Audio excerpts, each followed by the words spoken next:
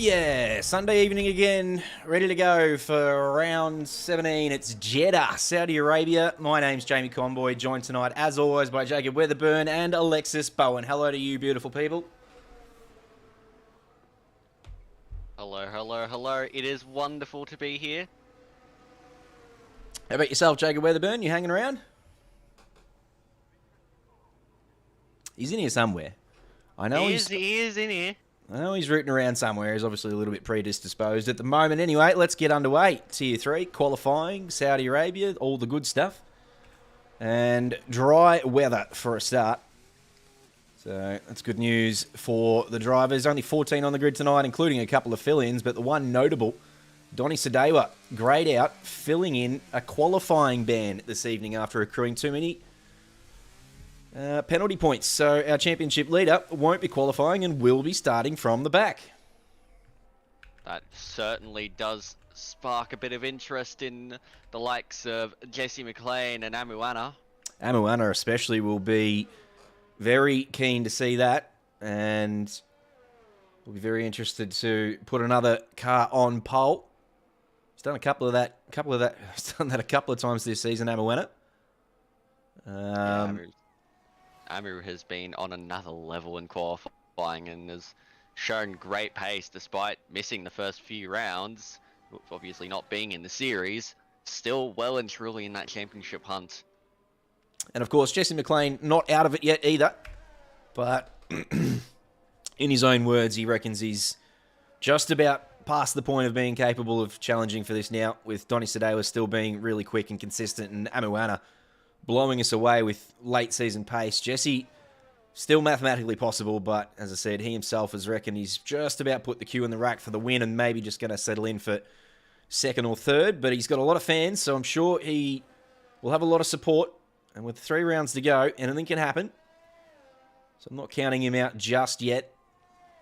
Good evening, all. There he is. How are we? Good, mate. Where have you been? What are you up to? So I've done a year, mate. I've been sitting here wondering why my push-to-talk button's not working, and then realised I haven't actually turned my wheelbase on. There you go. Every week, one of us makes that mistake. Me more often than not, but glad to pass that buck on to you tonight. How's your Sunday been? Oh, mate, it's been 35 degrees today here in the Hunter. It's been a belter of a day. Yes! That sounds really good. What'd you do with the heat? Did you get out there and exercise in it, or find your way to a river or something, or...? Pretty much just sat at my parents' pool all day. Beautiful. Whipped the kids around there. They've swum all day. It's been fantastic. What about yourself, Alexis? We had a warm one yesterday. Yeah, it was warm yesterday. Really, I wasn't able to do too much as we see 29.9 from Keelan Dryberg. It was a warm one yesterday, although it didn't feel it as much up here. It was very humid, because I think when it hit 31 degrees, it still felt like 22 or something. Yeah, it was not as warm as I hoped it would be. The weather app said it was 28. It certainly didn't feel like that. It was a little disappointing, but hopefully summer now on the way, because it's taken a while to get here. Yeah, it's definitely taken its time down in Victoria. But as I said earlier, the weather in Saudi Arabia, at least for this evening, looking dry for Tier 3. So that's good news. We get to see everyone get their elbows out, hopefully, in the race. There's a lot of predictions for safety cars. Goodness gracious. The amount of safety... We reckon this is going to be another track with more safety cars than racing laps. Your thoughts on that, Alex? You wouldn't have done any practice here, of course. No, I've done literally 0 practice, and I'm going to be going into Tier 1 tonight with 0 practice. So that is going to be very interesting. But, I mean, you just look at the walls. They are so ominous, and the way that the track layout flows, one minor mistake, especially in these cars, will send you straight into the barrier, and that would be the end of your race. So it is very key for drivers to take it as carefully as possible in the race. But I would not be surprised if we see at least 3 safety cars per split. Yeah, I think that's probably correct. I think a lot of the safety cars you're going to see, I think, are going to be caused by drivers binning themselves, not necessarily hitting other people. As Alexa said, it's one of those tracks that if you get it wrong, you're pretty much in the wall before you even realise what the hell's happened. XLR8 is asking the real questions in chat. What is a diabolos? What is a diabolos? And I tell you what, as an aside, I actually have a follow-up question. Have we been pronouncing that correctly? Is it diabols? Because I've heard it pronounced diaboles. I don't know. I'm a little bit curious as to whether we've been butchering it forever or if it is diabols. But that's a great question, XLR8. I would like to know what a diabols is and where the origin of that name comes from. Of course, the great Ben Curtis is repping that one. It is a misspelled Diablos. Okay. From Final Fantasy VIII when I was a kid and just stuck with it. Well, there you go. That's why I've got no idea because I never played the Final Fantasy series. But there you go. That's the answer to your question. If it's... What'd you say it was? Diabolus. So does that make it Diaboles? Shit. We've been pronouncing it wrong the whole time. Well, have we? That is the question. I was about to say B-O-L-E definitely doesn't spell bowls, so...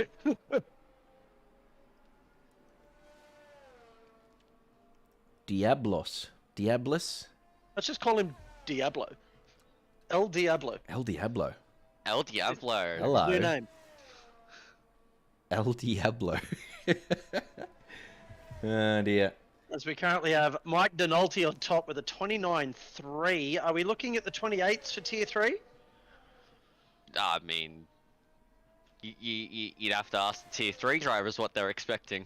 Well, seeing as we've got a 29.3 on the board already, I think you might be right, Jacob. We might just have one or two scrape into the 28s. A lot of times they're sort of round about the 30 mark. So those 30s you probably expect to improve to maybe a mid-29.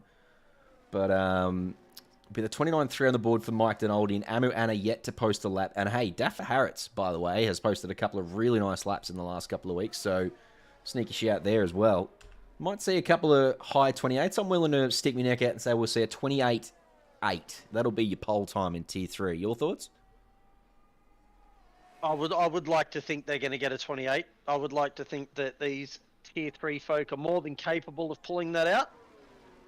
But I tell you what, I am interested to see Donny obviously serving his qualifying ban starting from the back. That man hasn't had to race through the field very much this season. So I'm very interested to see how he's going to go making up all these positions on such a tight track. Yeah, absolutely. It's not easy to make overtakes around here. In terms of qualifying time, I reckon a 28.6, just based on the pace that Amuana can show. So we've got 28.8, 28.6. What about yourself, Jacob? I'll say a 28.9. I reckon we'll just scrape in. All right. Looking forward to that. Still 9 minutes to go and a bit of track evolution, so still plenty of time. Well, here is Amuana, currently on a lap. Probably his second or third crack at a lap yet. Hasn't managed to get one right. Very easy to invalidate around here just with how fast you're going. And sets a purple sector 1 with a 32.3 or 32.5 or something like that. Oh, gets it nice up and close to the wall. That's beautiful. Hello to Nick Amone in chat too, by the way. Octane Online Racing's #1 commentator, runs EU and NA series in ACC and does all the hard work there, and he's just popped in a chat. I don't know what bloody time it is over there in the United States of America, but goodness gracious, it must be late. So, hello to you, Nick. Welcome to the stream. This has looked like a really tight lap from Anu, and as you said, he's got to put one on the board because I know there's 8 minutes to go, but there won't be too much time for improvement if he doesn't get one on the board here. So it may just be a little bit conservative through that middle sector, but hopefully this is still into the 29s, and then a reasonable banker will give him a chance to have a stab at something later. Don't worry about your banker. Bang! Yeah, 28.7. That looked rapid from Amuana. Wow. All right. Well, there you go. Keelan Dryberg improves to it a 29.3282 and pinches P2 from this man, Mike Donaldi, who's just coming around the final corner now. Let's see what he's got in him. This is an outlap, by the way, so won't be improving on this particular occasion. But let's jump on board for a lap of Saudi Arabia. It is a very flowy track through the middle sector. It's all sort of not really straights, but it's pretty flat out through there. Good to see Mike Donalty back too. He hasn't been around the last couple of rounds, missed a few here and there, so I'm glad to see him back out on track. Yeah, 100%. Another driver who, on his day, is well and truly capable of pole position and a race win, and would be right in the hunt for this championship if, as you said, Jacob, there's just been a couple of weeks where he hasn't been able to make it. If he had to put points on the board at those rounds, then certainly would still be in a shout of this championship. Sector 1 just looks so nice, doesn't it? Just flows so well. Mike's getting it very tight in here. He's doing great lap. I will say in Sector 1 it didn't quite look as fully hooked up as it probably could have been. The few moments where he maybe just ran a bit too wide that sort of compromised his entries, and that is very wide. That's such a deceiving corner, that one. And the way that the curbs are actually designed on this track, some have the white line on the... So some have the curb on the inside of the white line, some have the white line on the... I don't know. It's weird. Just the way that they have the curbs set up around this track. He's definitely pulled out of this lap. I don't know whether he's conserving battery, he's going to have another go, or if he's going to pull into the pit lane here. Looks like he's going to go around for one more. Some of these corners just seem very blind around this track. Good to see Armite Skuri's got out there on track. He was having some connection issues early on in this session. He disconnected and reconnected a couple of times, which is never, ever a good sign for the lobby. I don't know whether that's going to red flag it and maybe get a lobby reset or what the deal is there, but at least he's out there on track at the moment, so this will be his first crack at a lap.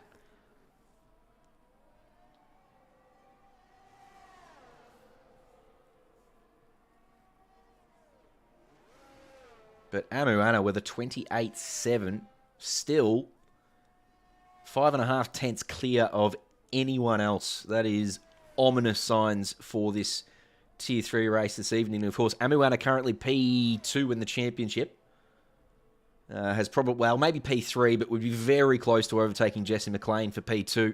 And is probably the only person who can challenge Donny Sadewa for the championship at this point. As you said, Jesse McLean still mathematically possible, but currently P7 at the moment, and has, as I said, himself said that he's probably not got the pace of Amuana and Donny Sadewa.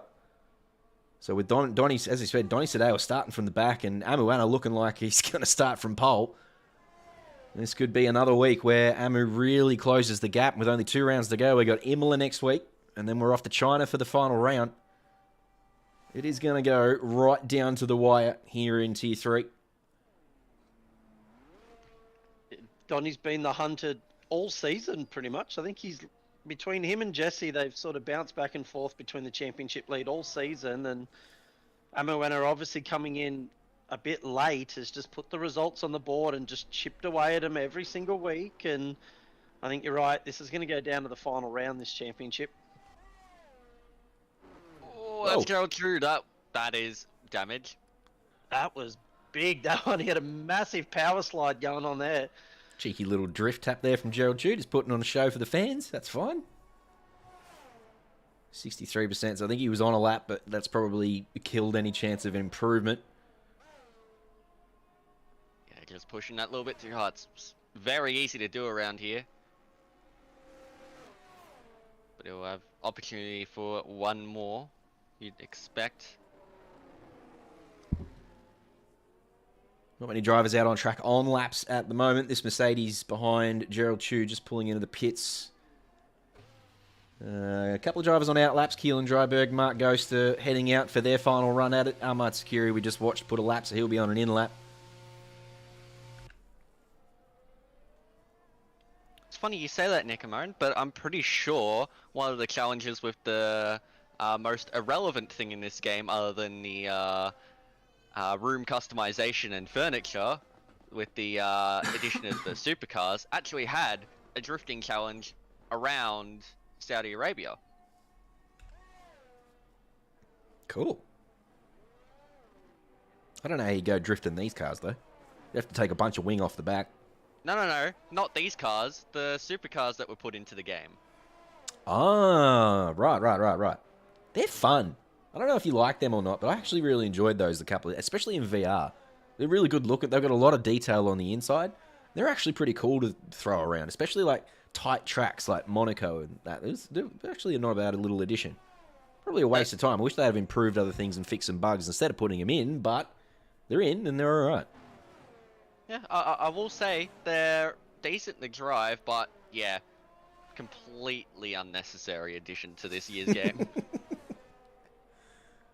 They were just trying to distract you from all the bugs the game has. Here, drive a supercar. That'll make you happy. That is a bit of wall.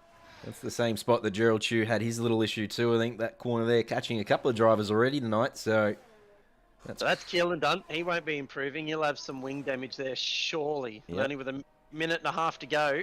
Yep. It's not enough time for him to get around. It's Mark Ghost here in the Haas on a 29.5 is his current best. Mark Ghost has been showing a bit of pace slowly throughout the season. He's been able to put in some stunning laps, but just hasn't been able to hook it together during a race. It's currently 3.5 tenths up, so looking to move up a few positions. If he can keep this kind of pace up, he might be on for a P2. Oh, it's back there. I've been trying to find the second sector timing line, and it's sort of just hidden there in the middle there, but I've just spotted it. Keelan Dryberg's retired. That's fair enough. We saw him ruin his final lap. Mark Ghost comes across and goes in a P2, finds 4 tenths on his PB. So with a 29.1, he moves up into P2. Still only the one driver in the 28s at the moment, and that's this man, Amuana, who's just come across the line to start his final flying lap, but he has, I think that's Gerald Chew just there in front of him. It is. So I don't know if Gerald's on a lap as well, or if he's just out here, he's going to give Amuana a tow. I'd expect Gerald to be on a lap. Yeah, definitely doesn't need it. He's not using any battery at all, Amu, but neither, is Gerald Chew. So, Bubbles was saying that this is a really good track for battery recovery, battery usage. So that might be why it doesn't look like they're necessarily pushing the battery too hard. Amu was slightly up on his first sector time. So we take a look back at Jerry Williams. He's about to cross the line. He's currently a 10th up. This could move him up ahead of teammate Keelan Dryberg. And it does. He goes up into P3. Well done. Yep, nice lap from Joe. He had a good week last week. Well, he was good pace-wise, but unfortunately he just got bullied in every race he participated in, and he unfortunately didn't get the result. He was on for a podium last week, remember, in Tier 3, and it all came unstuck for him. What has happened at the final corner? Amu has had to go through a yellow flag there. I'm not sure if that was someone spinning or getting out the way for him, but anyway, let's see if Amu can improve. What? What? Bang! What is that? He's a Take that! What? That's insanity. He Followed has... off. He said, "Stuff you guys. I'm going to go a second clear of everybody." As Gerald Chew decides to go no wing flat bang into the wall at the last corner. Righto, Gerald. You do you. You do But you, Chew. what a lap by Amuana. A 28.2. We were saying a 28.6 maybe. He's nearly gone and done a bloody 27. That is wow. Absolute insanity from Anuana. So remember that time, okay? 28.2. I want to see how that compares to Tier 2 and Tier 1. Because we know that Amuana's really quick, but hasn't put in a lap like that where he's been a second clear of anyone else. And I'm just interested to see how that fits into Tier 2 and maybe even Tier 1, a 28.2, because that is absolutely ridiculous. It's usually a second the gap all the way down to sort of around about P12. It's a second the gap to P3. Amuana has blown the field away with that 28.2. That is absolutely insane. Mark Ghost, pretty handy for P2. Joe Williams and Keelan Dryberg, the two Red Bulls, will be on the second row. And we could go through the rest of the top 10, but let's just focus on that lap from Amuana. 28.216. I'm going to take a little note on that because I am very interested to see how that fits into Tier 2 and Tier 1. I'm calling it now. That gets a top 3 in Tier 2. Top 3 tier 2. Yeah. I reckon that time puts him somewhere on the first 2 rows in the top 3 for tier 2. Probably not far away, I wouldn't think. That is absolutely bonkers. But he's got 25 laps or so to keep it off the wall now.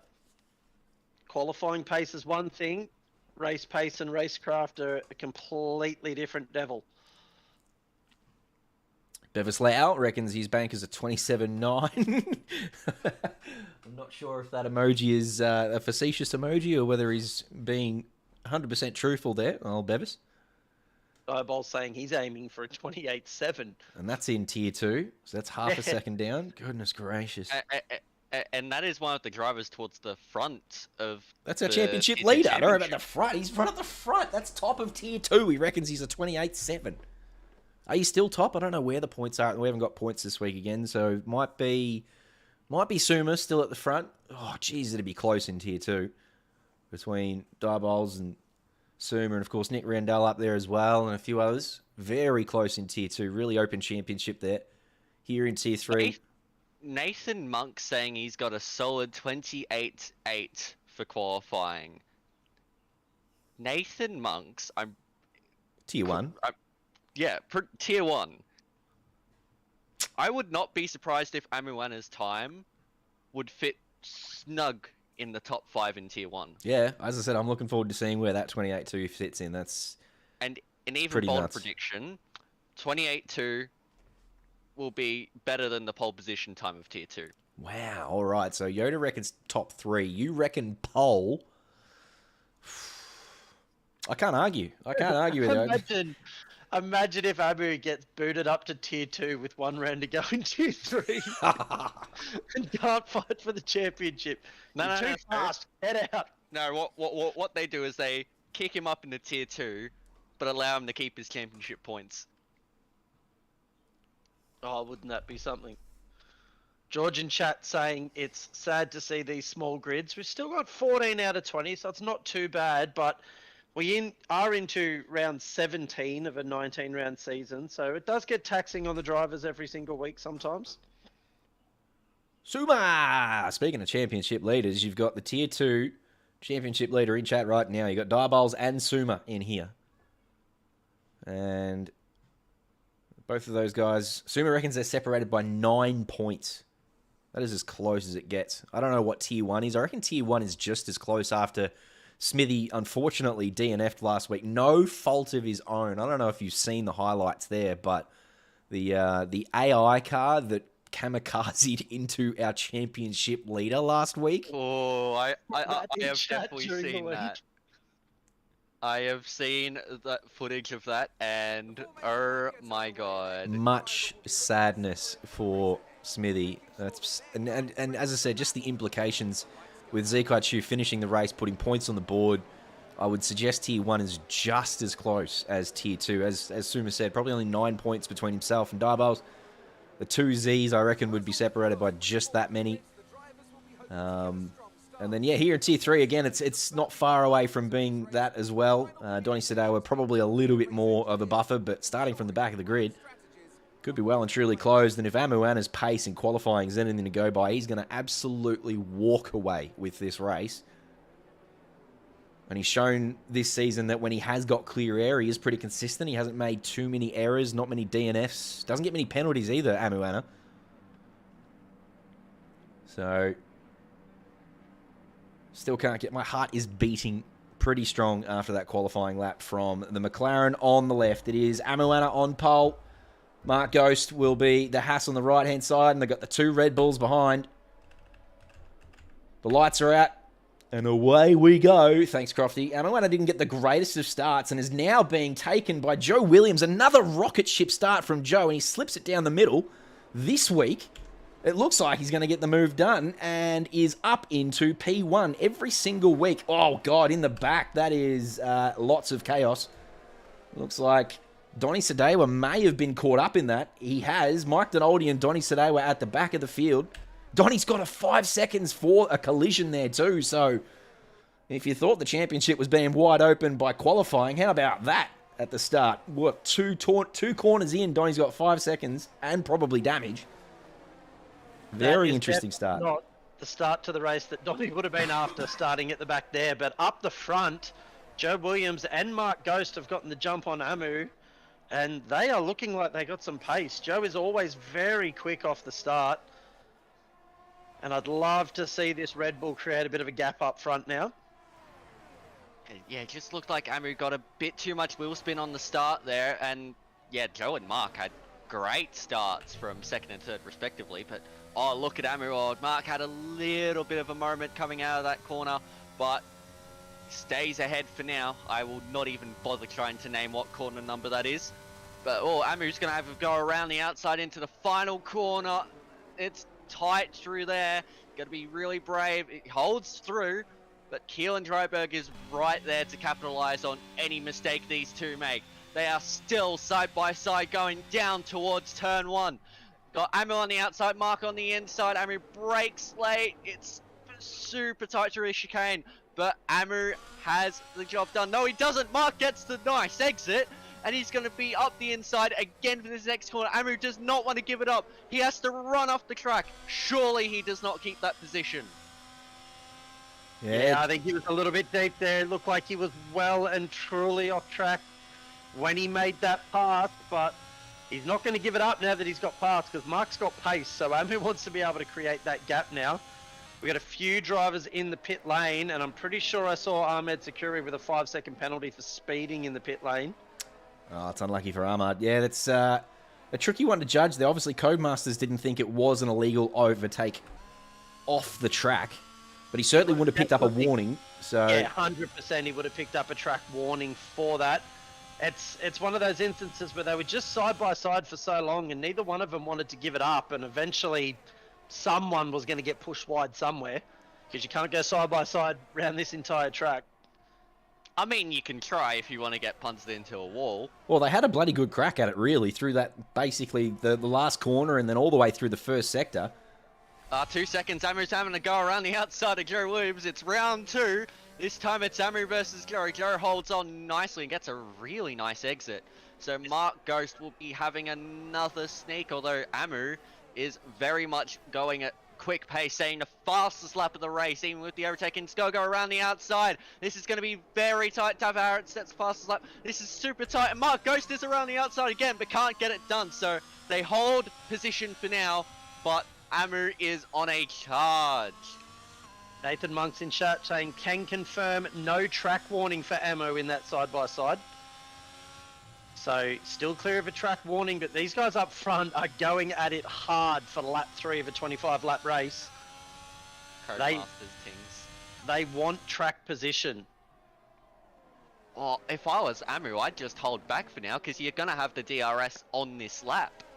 There's no need to push for a move. Oh, but Mark Ghost behind him's looking very, very pacey as well in that Haas. He Amu's obviously got more pace. Amu 100% has more pace. Look at how close he is to Joe Williams now. And he's broken out, and he's gonna get the move done. He's gonna have to go the long way around, but he's done it. Nice. There you go. So that little burst of DRS. Joe will have DRS down this next portion though. Yeah, it was almost... No, he won't. They must have been directly side by side when they went through there. Wow. So Joe's going to have it down there. Is it new detection point for the main straight or the same one? New detection point. Beautiful. So Joe will get it now. He might be able to have a run at Amu here into turn one. We could be looking at our third lap in a row at side by side through here. Joe's going to go to the inside. He's going to brake late. He got it pulled up, so that's very well done. They're side by side through turn two. Mark Ghost is right there behind them as well, but Joe Williams has managed to get that P1 back. It's a great battle between these three, and now, what's that done? Keelan Dryberg, Gerald True, and Jesse McLean are in this battle now. That's close. Nice catch. Mark's done that twice now. He's had that car snap on him twice. He's managed to catch it both times as Ahmed Sakuri sets the fastest lap of the race down there in P13. Yeah, nice time from Ahmed. But we've got a five-way battle here up front, maybe even six. If Jesse can just get himself onto the back of Gerald there. I reckon he's just close enough. But look at Amu We'll again. open up the DRS here and have another crack at Joe. Gonna get it done again. Oh, that was close. Doesn't Oh, quite what's that get done? It's done. opened the door for Mark Ghost. This is nuts. Now look at it. We've hardly had a time to breathe. These four have been going at it for the first 4 laps. There has been overtakes everywhere. Right into the last corner. Sorry to cut you off there, Jason. Nah, go for it. But everyone's going to get the DRS on Joe Williams here. Mark Ghost is going to aim to get into the slipstream. Mark missed out. Joe managed to get the DRS. But we're going to go 3 wide into turn 1. This is not the spot to do it, boys. Amu backs out. Smart decision there, but that invites Keelan Dryberg around the outside, who then has the inside for turn 2. He's going to move up into P3. So Amu's going to lose out there.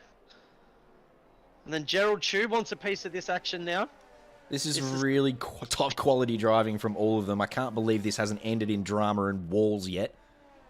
There's been absolutely no contact from anyone yet. It's been very clean and respectful. Really from everyone. good stuff. And very, very hard racing. But Amu got mugged there. He did the right thing and got out of it a few times, so they didn't go 3 wide. But unfortunately now finds himself down in P4. Oh, what's happened? Yellow flag. Looks like, we're going too wide there. I reckon there was a bit of contact between Mark Ghost and Keelan Dryberg. Either that or Mark just got a little loose or that, and Gerald's around. Unlucky Gerald. I reckon there was a little bit of contact there between himself and Mark Ghost too. Oh, goodness gracious. That was close, Gerald.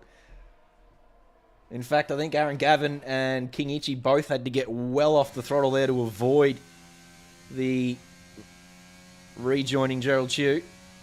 Oh, Ahmed Sakuri, 5-second penalty for severe collision with Mike Donalty. So that will tell you what those yellow flags were for in Sector 1. Looks like Ahmed Sakuri has a lot of damage because he's going very slow at the back. But meanwhile, up the front here, Amuana's back into P3. Mark Ghost has dropped down to P4. And he now wants a piece of Keelan Dryberg moving into turn 1. We're going to go side by side again. Maybe even 3 wide. Amu's going to get the double overtake here from P3 all the way up into P1. Has absolutely mugged the 2 Red Bulls down the main straight. That main straight DRS looks really strong. We've seen a couple of... I think that's the second double we've seen down there already. I have a feeling that will be Amuana off into the distance now. I was just about to say the exact same thing. Now that Amu can stretch his legs with clear air, these Red Bulls need to hold in that DRS range or they're just going to lose touch very, very quickly. Joe doesn't have a lot of battery though. He can't push as hard as the others around him, and he's already pretty much out of that DRS.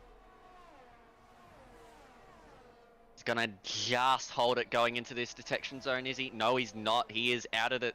He will not have DRS. Yep. Amu's had a really good first sector there. Hit every apex, used every curb on the exits, and absolutely smashed it. And he pulled a whole second before they got to the DRS zone, but now it is nearly 2 seconds the gap, and they've only gone through the second sector. Amu has absolutely walked away. Did really well to stay patient. Those battles through the first 4 laps could have very easily took a wing off him or ended his race prematurely. But he was patient. As Jacob said, he pulled out of a couple of moves. He was really smart, really intelligent. Didn't make anything 3 wide. The patience has paid off. He is now 2.5 seconds up the road and has done a 32.4 to be the fastest on track at the moment. Huge lap there from Anuana. Really good stuff. Safety car. We've got a safety car. Who's around? Ahmed Sakuri's DNF'd. So, oh, poor old Amu. 2.5 seconds clear. He's now been balked. But he's going to have that gap close all the way back up now. I would expect, Alexis might be able to correct me here, but everyone will probably pit now for the hard tyre. Yeah, everyone will be pitting for the hard tyre. We're 7 laps in, there's 18 laps to go. The hards should go to the end from here.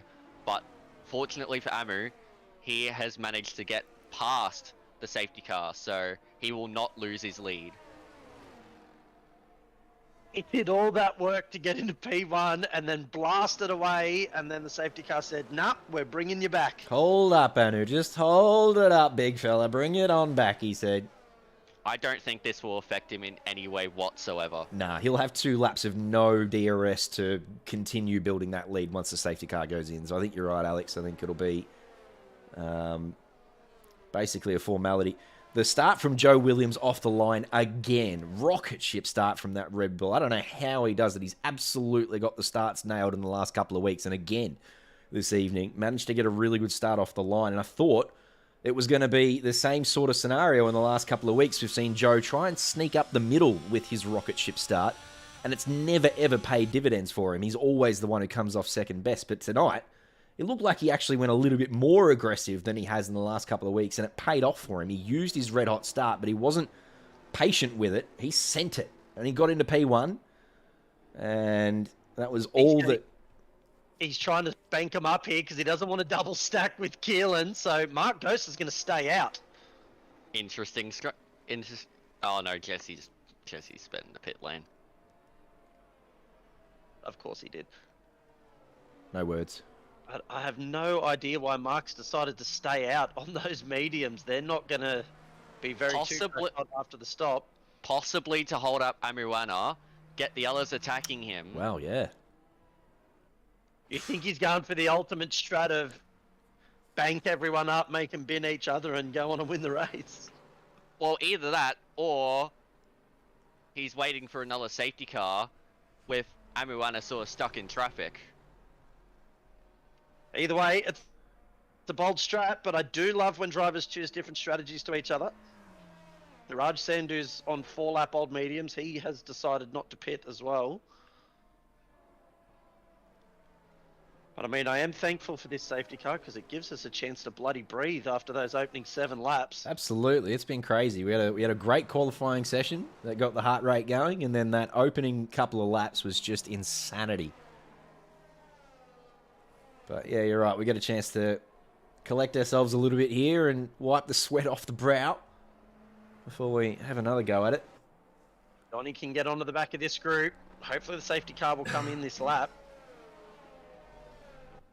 Yeah, really good safety car for Donny Sedewa on the hard tyre as well. So all not lost at this stage for Donny. Still at the back of the field. But one down with Ahmad Securi having DNF'd. Just to quickly answer George's question in chat, yes, Parc Ferme rules do apply between qualifying and race. You do have certain settings you can change, like tyre pressure. I think front wing is one of them, and little bits and pieces, but most of your setup is locked between qualifying and race.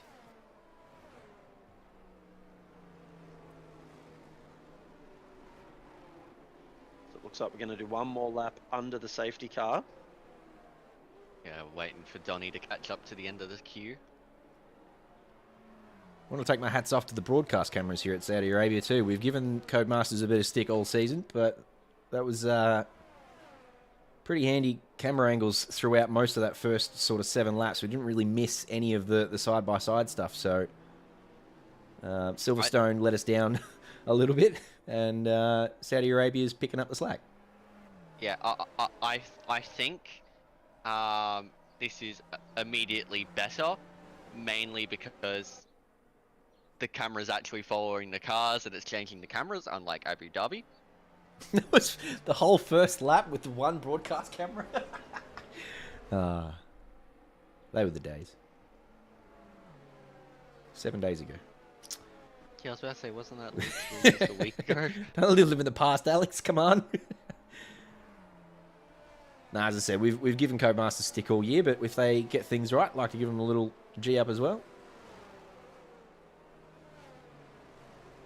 I don't. I still don't know how I feel about this track. I feel like I'm one of the very few people sitting on the fence. As I said, this is a polarizing track. People either love it or hate it. I don't love it or hate it.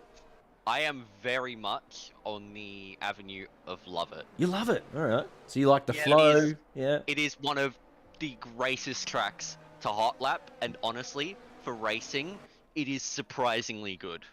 Like, you'd think of a layout like this, the racing would be dog shit terrible. It is actually insanely good to race on. Well, that was my opinion of the track. I was worried it was going to be another sort of like Monaco, Singapore-esque track where not much overtaking was going to be done. But after the first 7 laps of this race, my opinion is totally flipped on its head. As the safety car is going to come in this lap.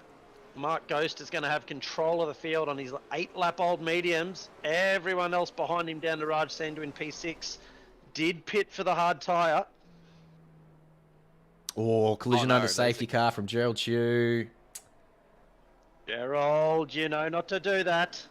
He's had a couple of whoopsies already this evening. And As Mark is gone. He's taken off straight out of the last corner. yeah, nice restart. In fact, the top three have really left Daffa Harris behind. He's the cork in the bottle back there. So good restart from Mark Ghost, but Amu and Keelan all over it, ready to go. Gerald doesn't seem to have too much damage as Jesse and Raj Sandhu are going side by side. Raj manages to maintain the position. Jesse on these fresh hards is... Oh, nearly gives him a bump up the back there. Don't want to be doing that there, otherwise that is a slam dunk penalty. Whoa. Oh, very wide by Amu and Keelan there. Whoa. Interesting interpretation of track limits, I will admit. See, I don't know. We said that was going to be a warning before, but then I think Diabols came in and said that there wasn't a warning. Was it Diabols or someone said there wasn't a warning for Amuana at that exact corner when he did that? It wasn't that corner. Oh, okay. That was a couple of corners back where Amu bumped a little bit wide. But I think blatantly running wide like that would be a warning, surely. So we've got Raj We are Sandhu. talking about Codemasters here. It is probably not a warning. It's Raj Sandhu's all over the back of Gerald Chew, who I don't know if he has any wing damage after that 5-second penalty from hitting Daffer under the safety car, but he's looking under pressure here from Raj, who's going to want to get this move done going into the last corner maybe, but he's got Jesse around the outside of him. Raj says no thank you. Gives him a little elbow. He wasn't given much space, Raj, by the way. Jesse sort of penned him into the wall there, but Raj got his elbows out and said, get out of here. Jesse got him down the straight, though. So he's clearly got a little less wing on that, or maybe just got a really good exit out the final corner, Jesse McLean's up in a P6 for Jesse. Of course, still running with that 5-second penalty they got for speeding in the pit lane on the safety car.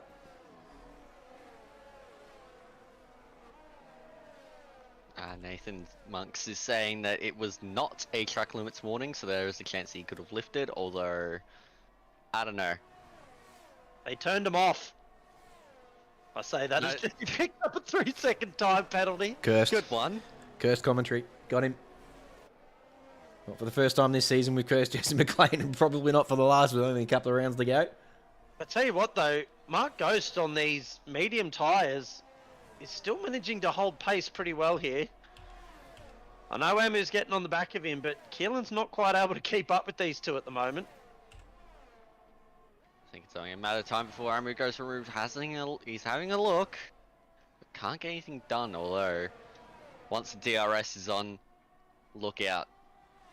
No, I think Amu's going to have a look into the last turn here if he can just tuck himself into the slipstream. He won't go from that far back. He is going to wait one more lap, get that DRS toe. Keelan's managed to get back in the fight here. Certainly a case of work smarter, not harder, as we see. Jesse McLean is dropping down. Yeah. Oh. Final corner. Oh, that's deep. That's a huge lock up there. He's done well to miss the back of the Haas there. But all that's done is it's invited Keelan Dryberg back into the equation. See, Mark Ghost has absolutely blown his battery in this first couple of laps, though, and that was really only to keep Amuana behind him, so not sure what sort of defense he'll be able to pull up once Amuana gets the DRS open and uses 100%. He's got 100% of his battery left, Amu, so he's got plenty left. As I said, Mark goes down under 20% at the moment, so he'll have nothing to defend from Amuana when he gets to this DRS straight up here. Should be pretty much a formality unless there's a safety car. Safety car! Who's that for? Is that for Jesse's spin, or there's no one around or DNF'd? I'm unsure what this safety car's for. I know Jesse's missing a front wing, but he's still moving, so Is he? another Codemaster's Definitely odd is. safety car, but hey, this helps Mark Ghost. He can pit now and get off these mediums. The only problem is he is going to go right to the back of the field. Yeah, that's exactly right. He's getting up back in last place, but he's not going to lose a bunch of time at least. Safety car for Jesse's wing half a lap after he lost it. Yeah, it's... Yeah, he lost it here at the last corner. So the fact Yeah. that he can get Nelly to the end of sector 1. But hey, we're going to bunch him back up and we're going to go again. Amuana's going to take the lead of the race. Yes, Nickamone, that's exactly what you saw. It is a goldfish helmet. We love it every week. There's actually a couple of them out. Amu's got one, but I think there's a few other drivers in Tier 2 and Tier 1 who've got it as well. So, yeah, don't worry about fixing bugs, but we've got the greatest cosmetics coming out for you. We've got, supercars and couches and goldfish helmets. All the important best stuff. addition to this game. Yeah. Wouldn't it be amazing if they brought out a range of helmets that were just different animals? An elephant helmet with a big trunk that hangs over the visor or something. Hangs over the halo down the front of the car. As they bunch themselves all back up, you got Amuana in P1, Keelan in P2, Daffa Harris in P3. I don't know whether... Oh no, Joe Williams has pitted again. I was like, surely the double stack hasn't hurt him that much, but he slapped on another set of medium tyres to go to the end here, but he's going to have to fight his way from P11 with Donny Sadewa in P12. Currently, it's Raj Sander who's the lead driver who's done 2 stops. Which is pretty standard from Raj Sander to have done 2 stops and still be leading the way of those drivers. So good work from him. Donny Sadewa has done 3 stops, as has Ocean Colangello. So those drivers, unfortunately, not able to move up the field as much as they wanted to, simply because they've had too many stops. So with only 12 laps to go, hopefully they can have a nice, smooth finish to this one. Raj will do at least 1 more stop. 2's not enough for him. Nah, he'll be doing 2 more stops in this race. Mark my words. He'll do a 4 stop and still win.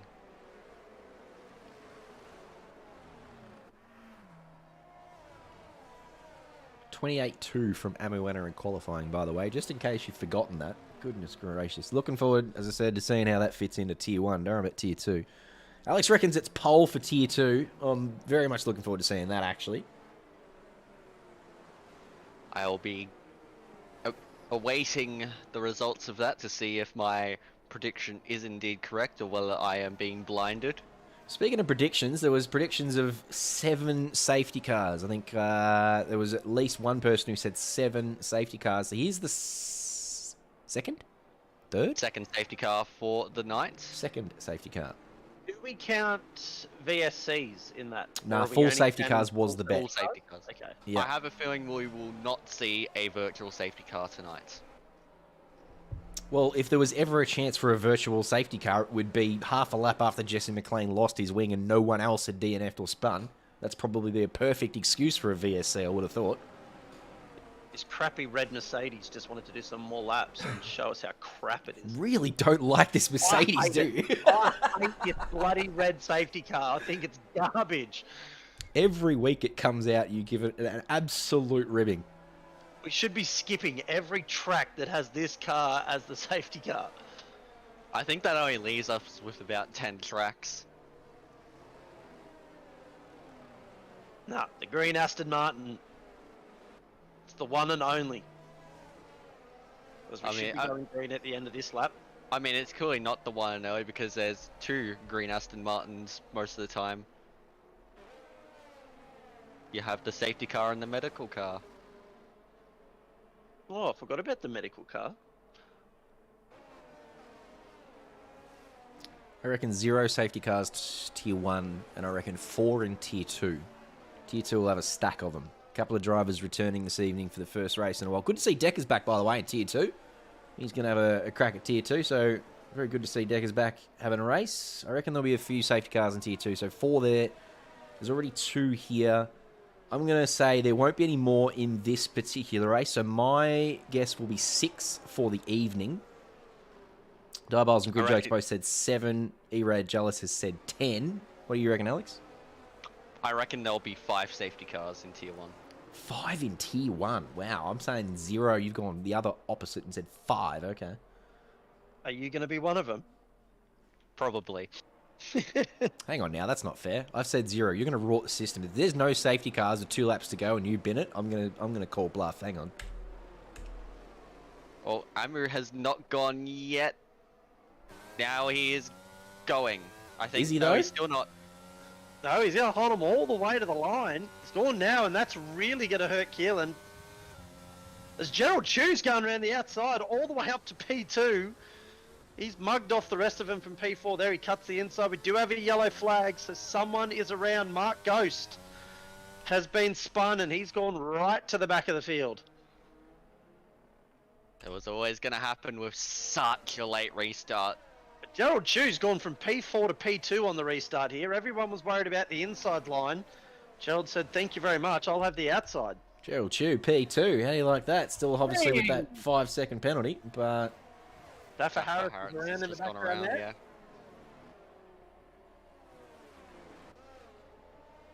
Joe Williams has had a poor restart from the safety car as well. I don't know where exactly he was at the safety car restart, but he's down there at the back of the field with Mark Ghost and Daffer Harris at the moment. So not working out for Joe, who got that great start off the line and moved himself up into P1 for the first couple of laps.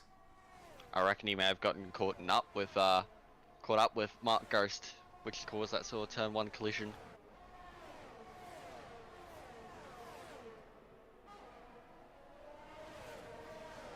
Ten laps to go. It has been a really good watch so far. And if this is anything to go by, Tier 2 and Tier 1, look out.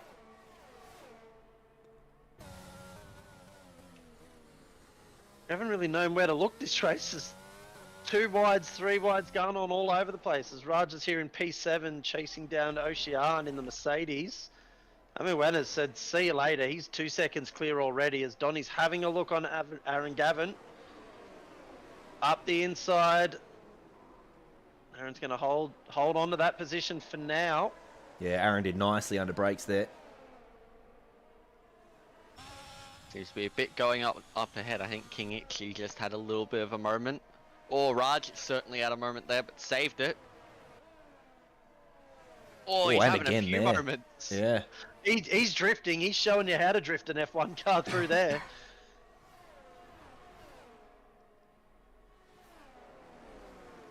So you've got Joe Williams is in the pits again. So at SA he's had to change his front wing. So maybe he was the reason Mark Ghost was turned around at turn 1. Hamu's had a great restart. Just driving around out here by himself now. Can we have another safety car? Yeah, the battle between Keelan and Gerald here. Gerald's obviously carrying that 5-second penalty. Ocean's done nicely to move up to P5. And now here comes Raj on Madness. And Madness is looking to get back ahead of Ocean possibly. Ocean defending the inside nicely. Madness going a little bit wide, missing the apex. Says, I'll leave this door open for you, Raj Sandhu, if you want to sneak on through. And indeed, he takes that opportunity and says, thank you very much. Whoa! Who's that? Jesse McLean straight through the middle. How did he find that sort of straight line speed? Goodness gracious. Soft tires. My God, I wasn't expecting to see Williams poke its nose in there, but what a move by Jesse. Gets the double overtake into turn 1. Oh, but he's used all of his battery low. Oh, but this is not... Oh, touched. Oh, no. And dead. No, that is a DNF, and that will be another safety car, surely. If we got a safety... Yep, there it is. Oh, that is really unfortunate for Jesse. He was looking mega quick on those soft tyres. He just sort of cut the nose off Raj there in that left-hander. Yeah, he sort of just drifted across him. There was still a little bit of overlap there, and unfortunately Raj, obviously with nowhere to go, turned him around and put him in the wall. Can't blame. Yeah, I can't really blame Jesse for that one, though. It would have been tough to tell that Raj was right there sort of on his rear wheel, but that's just very, very unfortunate. Yeah, absolutely. Just a unfortunate set of circumstances there. As you said, what a nice move, though, up through turn 1. Well, even before they got to turn 1, he got both those overtakes done. But, I mean, you dare say now that's pretty much officially over for Jesse McLean's title challenge. Yep, I think so too, unfortunately. For our man Jesse, that'll probably just about wrap up his chances, as you said, Alex, with only 2 races to go. Needed to put points on the board, needed to close the gap, really. and was probably in a position to do that, hanging around up there in the top 4 or 5. And Donny probably hasn't moved through the field as fast as he wanted to. Probably been caught up in a couple of incidents, and obviously with the safety cars slowing and halting proceedings as well. Donny's up in a P8 now, but it's taken him a while to get there. With only 7 laps to go, he probably wasn't with a shot of getting past Jesse McLean on those soft tyres, but he will now. Speaking of Jesse McLean, he is in the chat and is not happy. Yeah, unlucky, mate. Frustration warranted.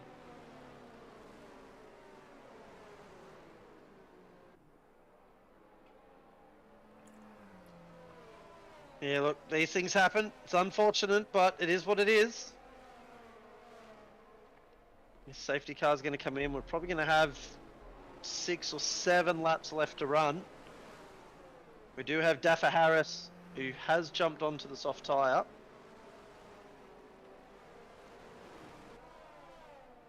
Jesse not sitting on the fence in terms of what he thinks of Jeddah, that's for sure.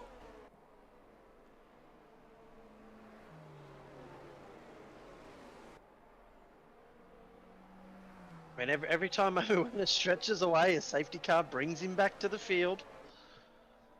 But it definitely doesn't look like anyone's got the race pace to keep up with him, though. Amu's just on another level.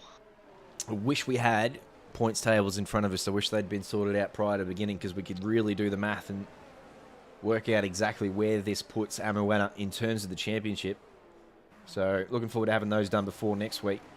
But with Donny today, we're down in P8 and Amu currently in P1. You would suggest there's a fairly large chunk of points coming Amoana's way. He'll cut into that margin again, as he has done for most of this season since joining late. Be even more interesting if we get double points for the final round. I don't think that's being talked about yet, but it'll be nice to see, just to like really make the championship spicy. We had a chat about it last week, and whilst I was originally in agreement that it's a good idea and it would spice it up and be really cool, Bender was the one who tempered my enthusiasm and just said, look, if it was planned at the start of the season and everyone was aware of it, then sure, fair enough. But just spring that with only 2 or 3 weeks to go probably isn't the greatest idea. Yeah, that's fair enough. And Jesse's saying 161 points is the gap between Amu and Donny, so like we wouldn't be needed anyways. 161 points, not that many, when a race win will net you 100. Of course, there's points on offer for qualifying on pole, which Amu would have picked up. And there's points for the fastest lap as well, which I'm sure Amuan has got at the moment. Indeed he does, up there with a 32.4. So a couple of soft runners out there at the moment. Daffa Harrits and Raj Sandhu, the most prominent of those. So they may be able to pinch the purple lap from Amuana in these last couple of laps, as long as they don't get tangled up with each other's business.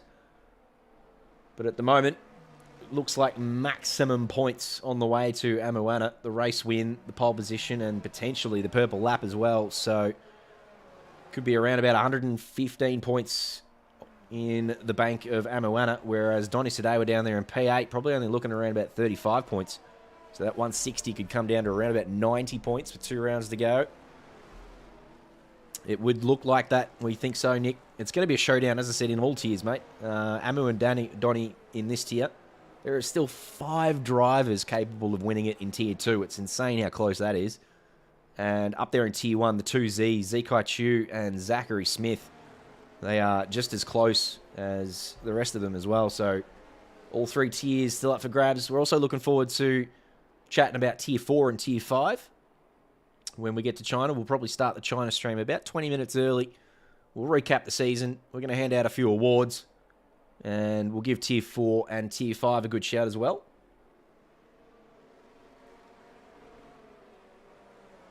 Amu's gone a lot earlier this time. He's off. Not waiting around this time. He's got a great restart there. Gerald Chu doing his best to keep up. Breaks deep. And cuts into the margin a little bit. But Yeah, Amuana will probably walk away with this one now with only 5 laps to go. Gerald will be pretty happy with a podium if he can hang on to that. Daffer's around in the back.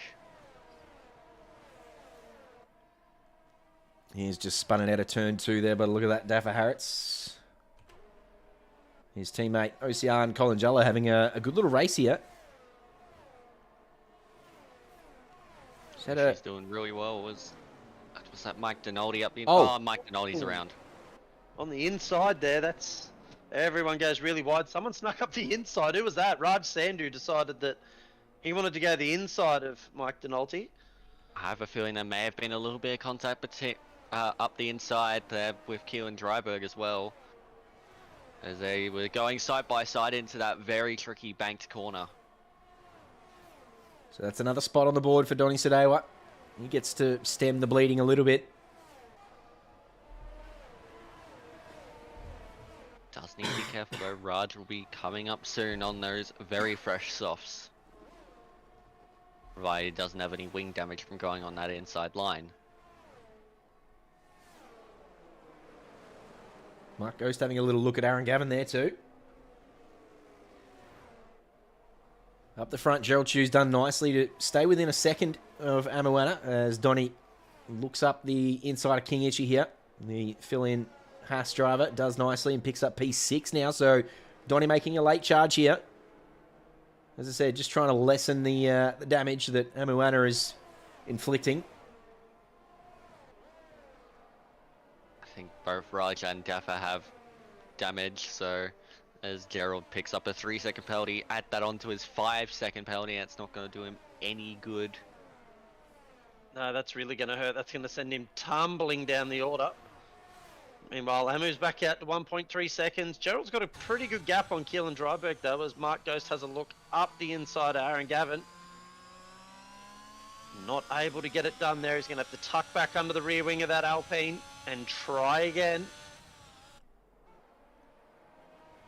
At least this week the Alpines are staying straight. Yeah, they seem to like this track much better than they did Abu Dhabi. Announce Gerald win. Was that a curse from you, Grid Jokes? I reckon that might be. I reckon he picked up that 3-second penalty as soon as you said that. Oh, no, who's that? Aaron Gavin has come unstuck, and now he's facing backwards.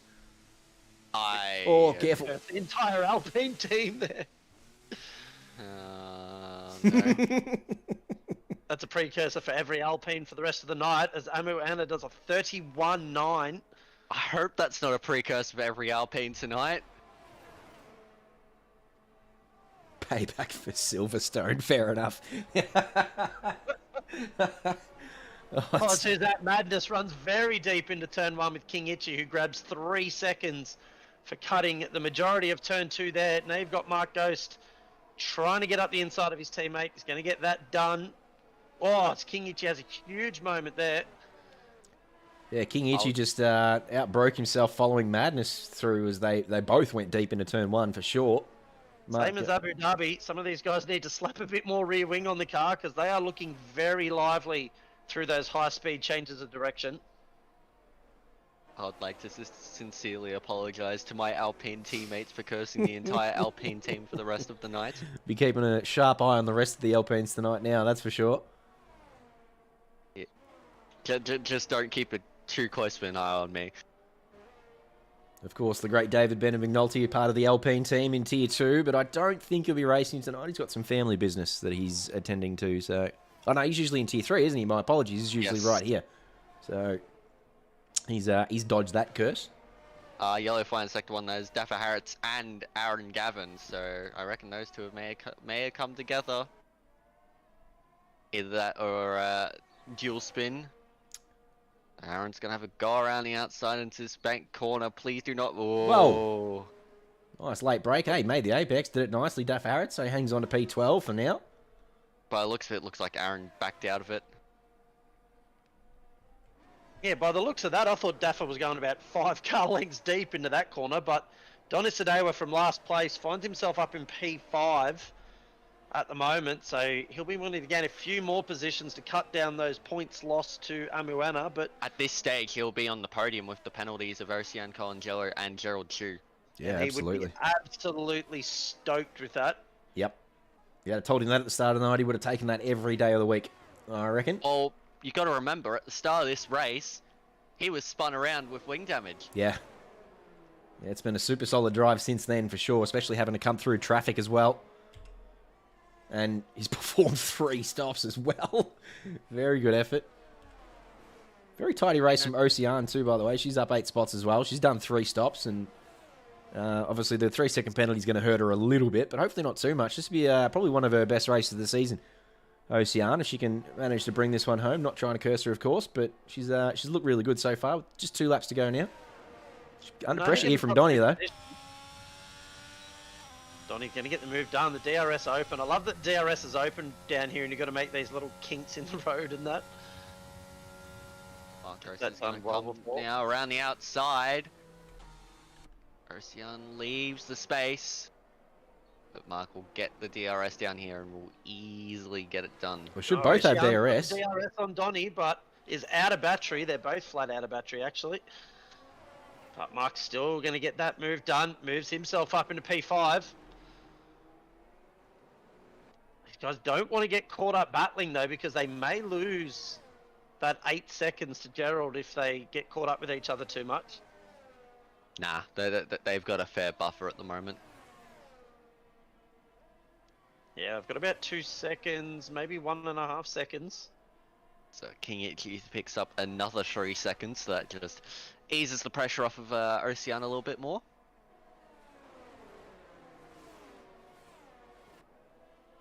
Yep. So it's been a very subdued second half of this race, hasn't it? Yeah, it's been a bit of a battle of attrition in the second half. A couple of drivers making some errors, and so that first half was super exciting, so it had a lot to live up to the second half. But now the cream really rising to the top here in the second half with Amuana just walking away up the front there, and Donny Sadeo coming nicely through the field in this second stint. He's had a really good second stint. Nick Amone pointing out he's an animal. What a recovery drive. Yeah, spot on. He's the championship leader for a reason. He's been super solid. Never really blows us away with his pace, Donny Sadeo. He's been on pole a couple of times, but certainly not 8/10 clear of anyone else like Amuana is on his day. But Mark Ghost is going for a move now and has the move done on Donny Sadeo. Yeah, nice. So final lap now. Amuana leading the way. Gerald Chew, 3.5 seconds behind, but also with 8 seconds worth of penalties. That's really going to hurt him, send him crumbling through the field. Keelan Dryberg on for another P2 here. He's had a very good second half of the season, the Red Bull driver. His Red Bull teammate, Joe Williams, grabs 3 seconds for corner cutting. His first 3 second of the evening probably going to cost him P9. Joe really got hurt with that double stack in the first safety car. And just hasn't quite been able to recover from there. So that's very unfortunate. But Mark Ghost up here in P4. Keelan's making some inroads in the last couple of laps on Gerald there for P2. I know Gerald's got the penalties. Stafford Harris does the fastest lap of the race with a 31.3 on those soft tyres. Oh, and then gets absolutely dive bombed by Aaron Gavin. And Aaron spins it around for his troubles. Nice pirouette. Nice little one there. Yep. That's an interesting way to take turn 1 and 2. But the question is, how crucial will those points be in the championship? Well, I mean, we know Donny sort of dropped back behind Mark Ghost, but lack of fastest lap points could affect the end of the championship as Amu comes across the line. And pinches purple. Nice. Couldn't have had a better race, Amuana. Gerald does the patented take his wing off on the front line. Donny's going to have a look. He's just going to miss out. 0.05 at the line from Donny Sadewa. Almost getting on the podium, sorry. And that is as close as it gets for Donny Sadewa and Mark Ghost. Mark hangs on to a podium. He'll be very happy with that. But Amuana, all night long. Pole position, fastest lap, and the win. Maximum points for Amuana.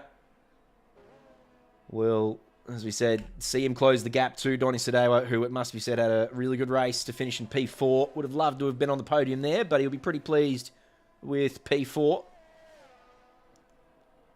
Keelan Dryberg, really solid race. P2, no penalties nets him that P2. Mark Ghost as well, with no penalties, hangs on to the podium. Gerald Chu, really nice work to come across the line in P2. Couple of nice moves and a double overtake as well for Gerald, but a massive stack of penalties sees him falls back to P5. But it is Amuana, the winner of this one. Donny Sadewa is the Codemasters driver of the day. I'd almost pay that if we haven't given it to him a couple of times already this season, but tonight I'm probably going to give it to Ocean for having probably her best result of the season. But a 20... Sorry? I'm going to give mine to Mark Ghost. He made an unlikely strategy work out in the end. Yeah, nice. Obviously, he did not pit during the first safety car. And considering I'm pretty sure he had a spin after one of the safety car restarts as well, so to still get back up there and nab a podium, that's fantastic drive from him. Yep, speaking of podiums, Keelan Dryberg pretty happy in P2, giving Amuana a nice shower. Amu, really strong tonight. What a performance from pole position. He wins and takes the purple lap as well. I don't think we've seen many of those this season. The, what do we call those? The crown of something, the whole basket of... what? Clean sweep. Clean sweep, something like that. We don't see many of those. But certainly one tonight. If that doesn't say, hey, I'm coming for the championship, I don't know what does. Plenty of penalties down here. Probably not as many safety cars as was predicted. Certainly Jared reckons there's going to be 10 for the evening, so off to a slow start. Round about 6 or 7 looks to be about the pace we're on. But no one has the pace of Amuana here at Saudi Arabia. As I said, looking forward to Tier 2 and Tier 1, seeing where that 28.2 fits in. 31.1, a very handy race pace lap, especially considering it was on worn tyres. That was the last lap of the race that he picked that up too. So great stuff. Amuana, Keelan Dryberg, and Mark Ghost on the podium here in Tier 3. And that'll be it. Let's head over to Tier 2. We'll chuck a few tunes on. 6:14 at the moment. Jesus, a very short and sharp race. To fill in some time between now and 6:30. I wonder if we get Amu up here to have a chat about that. I wonder if that's a potential possibility. I might go chuck a few DMs out there and see if we can get someone to come up here and talk us through what happened there in Tier 3. I think Amuana would be a really welcome addition. So I might go find that out. Until then, I'll just put some tunes on for you, beautiful people, about some 80s synth.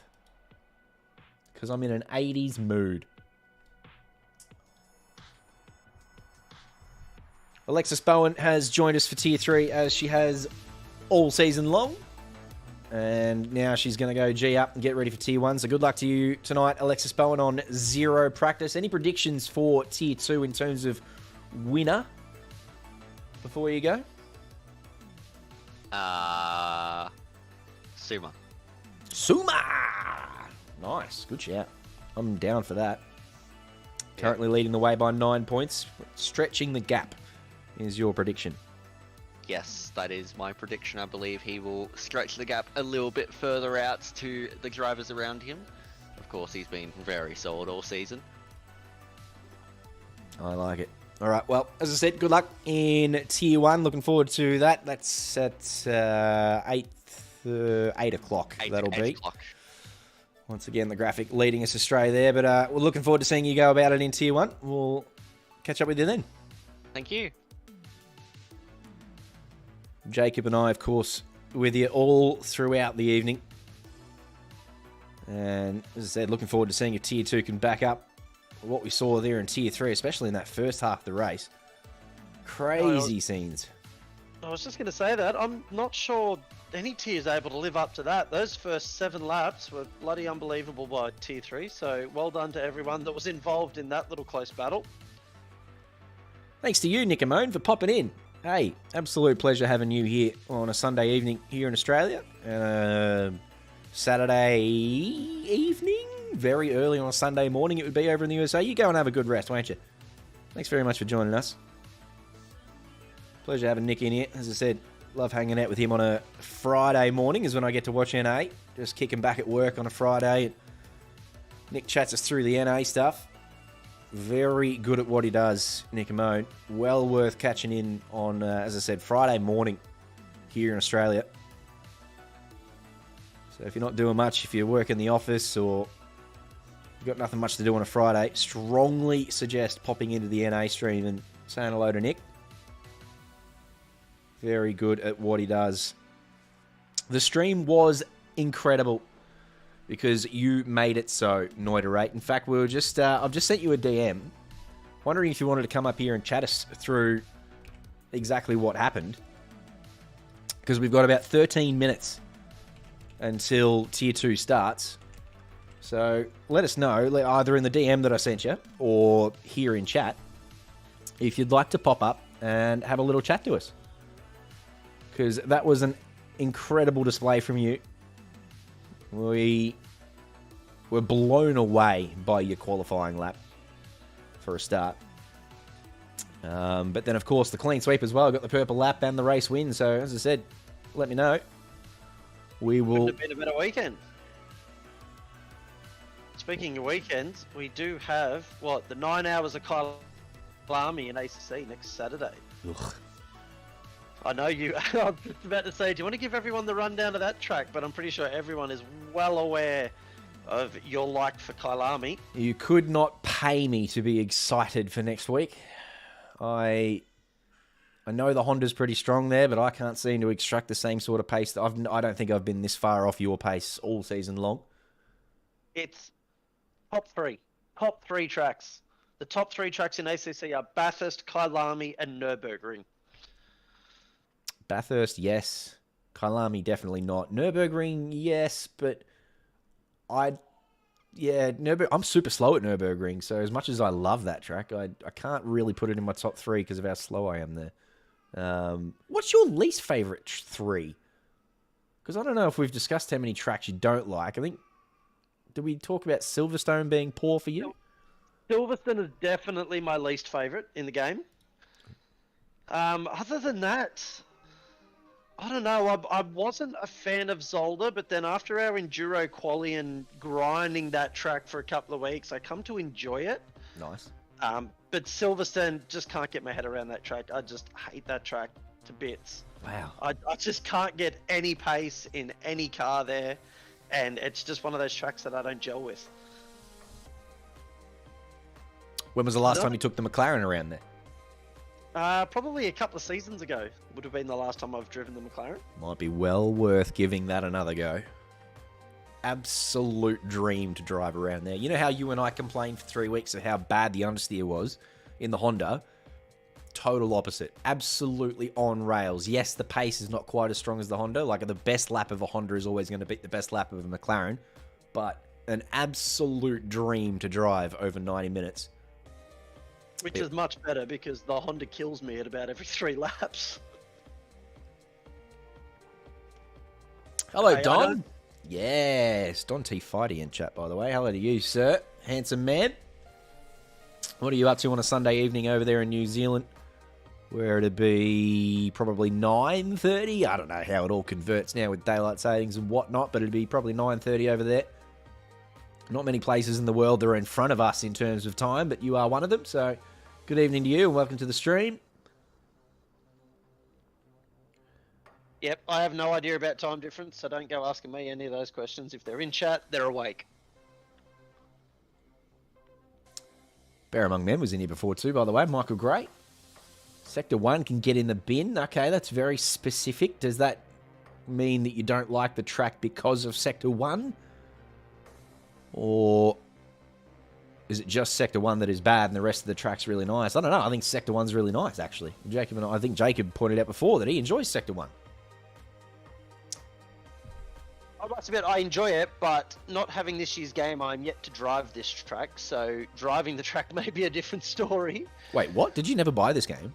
I still have not brought this game, no. I was all set to buy it, and then everyone started complaining about the bugs, and I just thought, you know what, I'm not racing, so I'm not going to waste my money. But I have decided that at the conclusion of this season, I will be jumping back into the car for next season, so I guess I will have to buy the game and start practicing. Nice. So we're going to do like a mid-season F2 series or something. There's something on the cards that hasn't quite been voted on yet. Deckers is going to put together a poll. But yeah, that'd be well worth a shout. And then jumping back in the car for next season. Yeah, nice. I might do something similar. Just fit into sort of tier 4 or something. You've always been a bit quicker than me here in this one. I can't believe you don't own the game yet, though. All right. That makes sense, though. As you said, like at the start of the season, it was all, you know, bad news and negative reviews. Just watching it every single week, I'm just starting to get the itch. I miss it. But I would love to drive some F2s, because in F1 21, I loved F2 racing in that. I thought it was better than the F1 cars. F2 is really good in VR. I don't know if anyone out there's got VR, but if you're going to do the F2 series, which Grid Jokes looks like he's going to, do it in VR. The F2 cars are so much fun in VR. I just love with F2 that, you know, well, in 21 it was that, you know, a lot of the setup stuff was locked, so it just come down to driver ability rather than who could set the car up better. Yep. And I love racing cars if it's just a locked setup, and it just comes down to how much pace can everyone extract out of the exact same setup. Yeah, absolutely. I think there's a lot of people in OI like that too. I think we could probably utilise Spec Series a bit stronger, but yeah, the F2 Series mid-season, a chance to do that. If indeed that is what we vote for, it's certainly a very popular option. Has been in the chat room most of this week. A lot of people enjoy the F2, so I think that'll get a lot of votes, that's for sure. Looking at the attendance sheets for here in Tier 2, it does look like we have the OG pairing back in the McLaren of Neil Alexander and Frank Frankfurt. Oi, let's go. Good. So it's great to see Neil back after a few weeks off. I know he's been having some issues here and there, health-wise and whatnot, but it's good to see him back in the seat and racing again. So Neil and Deckers both back on board for Tier 2. That's good. It'll be interesting to see how they go, because obviously, as you said, Neil with some health shit and Deckers with his house moving shit. So both of those probably without much practice. But Neil really enjoys this track, so he'll be looking forward to it. He's probably done a little bit of practice today in preparation, and Decker's not sure how he feels about the track, but he'll just be glad to be behind the wheel again.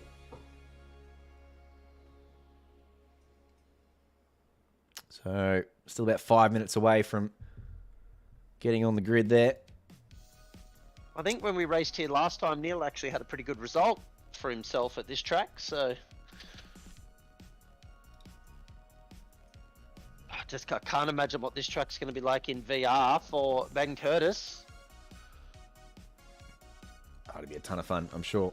Hello, George. Are you racing, George? George picked up the game a while ago, and he's in here every bloody week asking questions. Absolutely agree. He's made this point a couple of times where we should have... Oh, no, sorry. I thought we were going to talk about assists. So George is like me, where he drives without assists, and we should have a no assist league, but I just don't know how many... I don't know how many drivers there is out there who drive with no assists. And I'm talking like no racing line, no anything. I know Smithy drives with no assist, no racing line. I'm not sure how many others there is.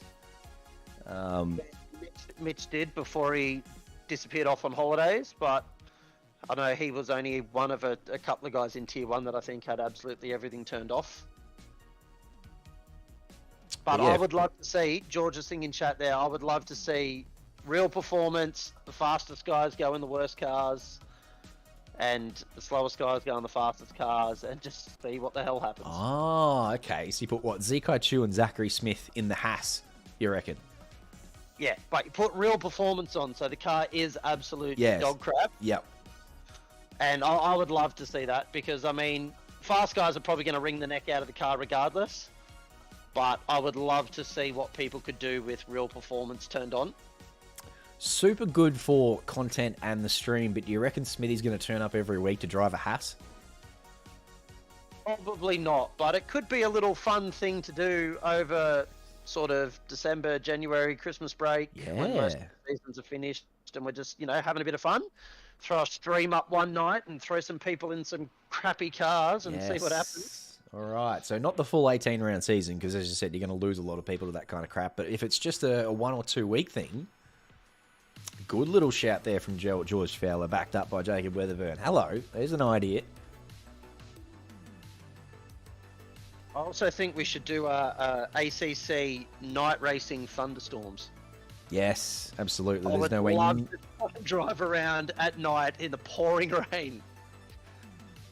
Yeah, we don't do anywhere near enough night driving, that's for sure. Don't know how many computers would be able to keep up with the demands that would be put on the processors and whatnot by the nighttime / heavy rain. Would be a fair bit of graphics input there required. I know a lot of the tracks in ACC don't have a lot of lighting at them, so a lot of the tracks, I don't know how it would be in the pouring rain as well. It would be very, very difficult to see at night time, especially if you have a bit of a front end bingle and your headlights disappear. That's half the fun though, isn't it? It's all about fun. That's what we're here for. We're not playing for sheep stations. Get out there and enjoy it. The wet and wild race that we did, the GT4s at Bathurst, as part of the 12-hour weekend that we did last week, that was the most fun I reckon I've had. It wasn't at night, but it was absolutely belting down in that GT4 race, and that was some of the most fun I've ever had. Yeah, I would agree with that. That's probably the most fun race I've been a part of. As we're less than 2 minutes away now from Tier 2. Time flies when you're having fun. Yep, a couple of ticks have lit up. Looks to be a pretty reasonable grid here. Around about the same as what we had in Tier 3. Looks to be about maybe 14, 15 drivers. Two notable absences from the list here at the moment. Obviously, we're still waiting. We've still got 2 minutes. But Neil Alexander and Declan Hollingshead both missing from this list. Unless I haven't scrolled down. No, there's nowhere to scroll down here. So both of those missing from the grid at the moment. So I don't know if they're joining late or they've had a late out. Ben Curtis is here, that's for sure. As is Corbin Hanna, as is Robert Wenzel, as is Andre McLeod, and as is Nick Randall. They are the top 5. Gerald Chew's backing it up. He's up here having another go. Jared Ellis is doing what he did last week, dropping down here from Tier 1 to participate in Tier 2's race. Gerald's going for his patented 3-race night. Is he? I wonder if he does that again. Oh, Gerald Chew, he loves it. Surely racing this track 3 times in a row. That's what, 75 laps if you finish every race. That's going to take it out of you on a track like this. Daffer Harritz is also backing it up from Tier 3 and has jumped in the McLaren. So I wonder if that means that Neil is indeed a late out. So Daffer and Franco will be teaming up for Team McLaren by the look of it. 2 Mercedes, Bodie Mick, Corbin Hanna. They've been pretty solid this season. Both of those two have shown up for almost every week. Michael Gray and Momo, the 2 Ferraris, in that category as well, showing up almost every week. Andre McLeod and Ben Curtis would be a good shout for drivers. In fact, I believe those two have shown up to literally every single race,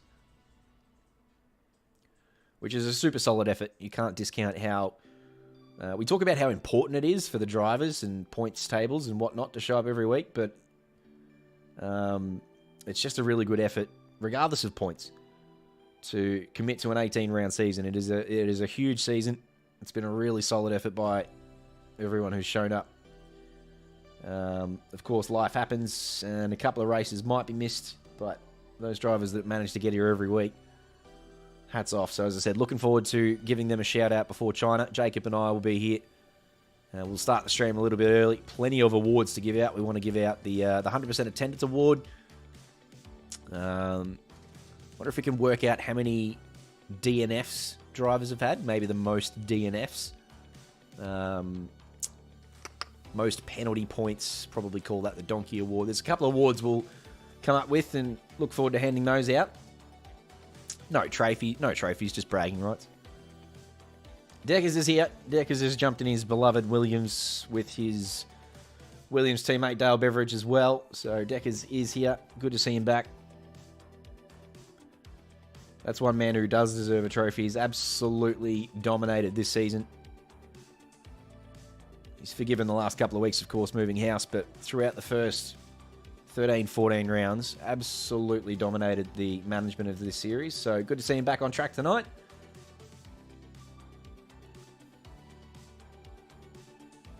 Who's your pick for pole position? Andre McLeod. Very hard to go past Andre. Nick Randall would be very close, and Robert Wenzel on his day, he's got the pace. But yeah, I'm going with Andre McLeod. Call it a safe bet, but he's very quick over one lap. And every now and then he backs that up with a good race as well. So it won't be tonight, of course, because Alex Bowen has completely cursed the Alpine team. So Andre's bound to find the wall at some point tonight. But hopefully not during qualifying, because, yeah, that is my bet for pole position. Andre McLeod, your thoughts? I was going to go with Robert Wenzel. Suma! I mean, I know it's another probably someone would say safe bet out there, but that man's had some pace this season. But I'm still extremely interested to see where Amu Anna's 28.2 from Tier 3 stacks up on the grid here with Tier 2. Well, I kind of want to back out now, and I want to say Amu Anna on pole. Andre McLeod will be quickest in Tier 2 with a 28.3, and Amu Anna will therefore be on pole. You reckon that 28.2 would stick him on pole? I reckon. I now that I've seen how fast Amu was in Tier 3, won the race, pole position, purple lap at the end, had everything. I just think that is clearly Amu saying, this is my track. And yeah, I'm going to... Alex called that too, so I'm not trying to steal the thunder of Alex. Alex was very much the first to have called that. But yeah, with you saying that Amu will be in the top 3, Alex saying it'll be a pole position lap.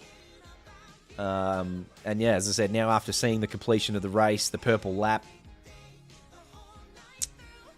yep, I'm gonna change mine, and I reckon Amu's on pole. All right, let's get into it. Actually, I want to leave this song. I want to leave this song. This is good. This is a good tune. Oh, your tunes are always banging. Thinking about you. Good stuff. Oh, I wish I was born in the 80s. Just missed out.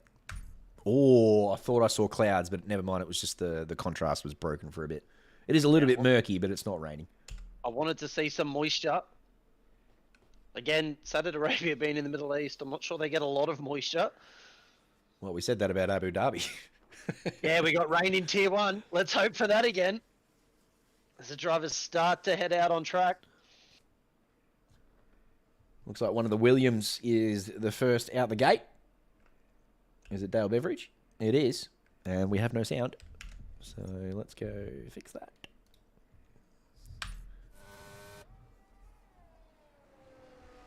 And we'll get some telemetry up for you beautiful people as well.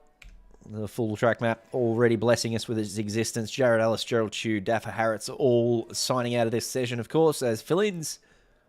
And a grid of 18 here in Tier 2. Good little number. But as I said before, all the important players are here.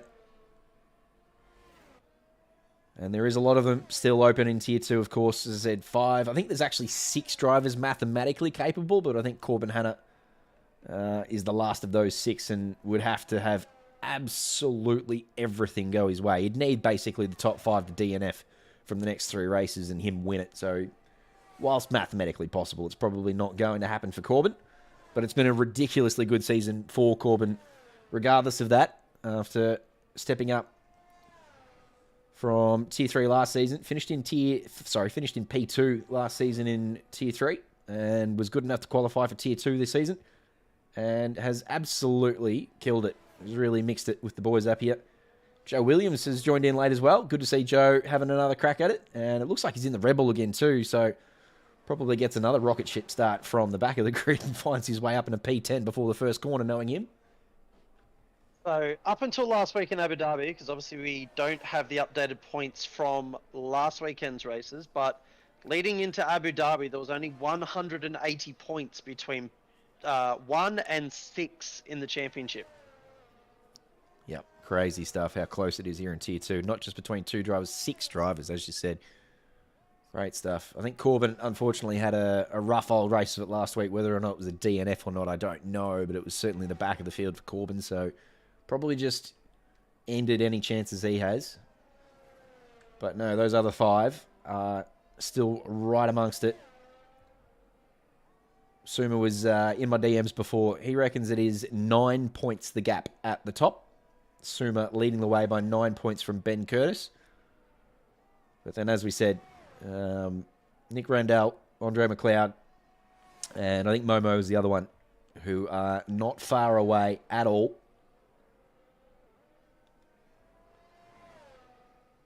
So, another interesting evening on the cards here in Tier 2, for sure. We have a few cars coming around now to set their banking laps. It'll be interesting to see what they can pull out on the first lap. Kennethang is going to be the first one to have a crack at it. No, he's not. Dale Beveridge was the first one. I thought that was an outlap for Dale Beveridge. I don't know how he's managed to do a 29 on an outlap. Did I just miss a lap? Am I hallucinating? Surely that was an outlap from Dale Beveridge. We only just started our first laps. He's just done a 129. Oh no. What? How long is a qualifying session? 16 minutes? 18. Oh my god, I'm actually hallucinating. All right, well, the times are now coming through. My apologies. So that 28.2 might get broken relatively quickly. We're already at a 28.6 Yeah. for Momo's flying lap, so surely he's got some more in the tank there. There you go. All right, well, P2 in the championship, Ben Curtis. He's coming around the final corner now. Once he got in him, yeah, a couple of 28.6s already on the board. Ben goes to P4 with a 29.1. Bevis Lau in chat said he thought his banker would be around a 27.9, and he's done a 28.6 so far. So he will be expecting to go a lot quicker than that. I do think that was a facetious grin that he put in there on his emoji, though. I think he was just saying, Yeah. I think he was trying a little porker. You talk a big game, I expect you to deliver. Yep, fair enough, too. You call it 27, I want to see it. Raj Sandhu's come in here and filled up the grid, so we've got a full complement of 20 drivers here in Tier 2. Good stuff. Good to see. Of course, as we said, Joe Williams, Raj Sandhu, Jared Ellis, Gerald Chu, Luke Bannister, and Daffer Harris all greyed out. They will not participate in qualifying as fill-ins, so they will all start from the back of the grid. But as I said, good to see a full 20 out there for this one, which only increases the chances of safety cars. So how many did we have for Tier 3? 4? We had 14, we had 2 DNFs, we had 3 safety cars. 3 safety cars. Yep. So I reckon there'll be, yeah, if I said 6 total, so there's going to be 3 here and 0 in Tier 1. 0 in Tier 1. Yep, I'm sticking to that. There will be no safety cars Tier 1. Are you calling no DNFs in Tier 1 as well? Yes, I am. Yep. Yes, sir, I am. That's a big call, especially with the way Zachary Smith got DNF'd last week. Oh, don't remind me. And it was this man who DNF'd him. Well, I say this man, obviously not. It was the AI. But Nick Randall had some hardware issues last week when he filled in for Tier 1. Of course, had a really good race in Tier 2 where I believe he... Well, he definitely finished in the top half of the field anyway. So he had a really good race in Tier 2. Clearly had the pace at that track, but then I think he had some hardware. I don't know if his wheel rotation or so. I read something somewhere. He had some hardware issues. And so therefore he retired in the pits and the AI sent him back out on track. And his AI kamikazed the championship leader. You can't script it. You cannot write that kind of crap. It was almost like that Haas just had it out for his car. They just turned straight into him. Yep. Yeah, there's 2 other cars who snuck through okay. And then, I don't know if the AI got spooked by seeing 2 cars fly past. And as you said, it did a right-angled turn straight into the path of Zachary Smith. It was painful to watch. We didn't get to see it live. And it was weird because at the time we thought it was, Zachary Smith making an uncharacteristic error. But I keep reminding everyone not to underestimate that man. He doesn't make many errors. And indeed, it wasn't his fault at all. He put up a replay of his own perspective after the race. And it was the saddest thing I've ever seen. See where Nick Randall slots himself, coming into the final corner now.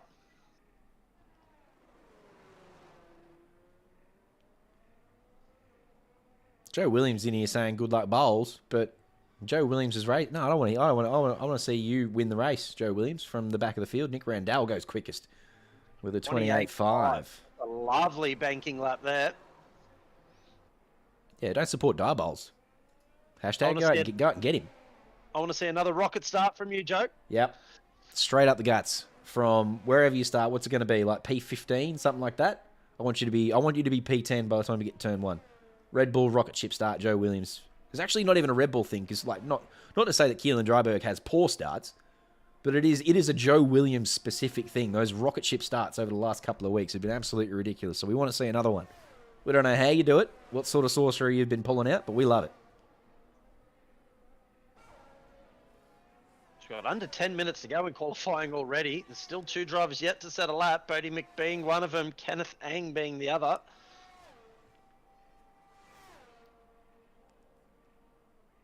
Bodie Mick should be coming across. This lap's obviously an out lap. Well, we'll say that, but he's down to 40% battery, but he's going to do a 150 something, so that's definitely not it. This could be a lap from Kenneth, though. 123 as he rounded the final corner. It's not going to be a 28, but... Oh, it is going to be a 28. It is a 28.6. The start-finish line is nowhere near where I thought it was there. I thought it was... It's actually, okay, so it might be one of those tracks where you cross the line at the back of the grid, but you start from the front of the grid.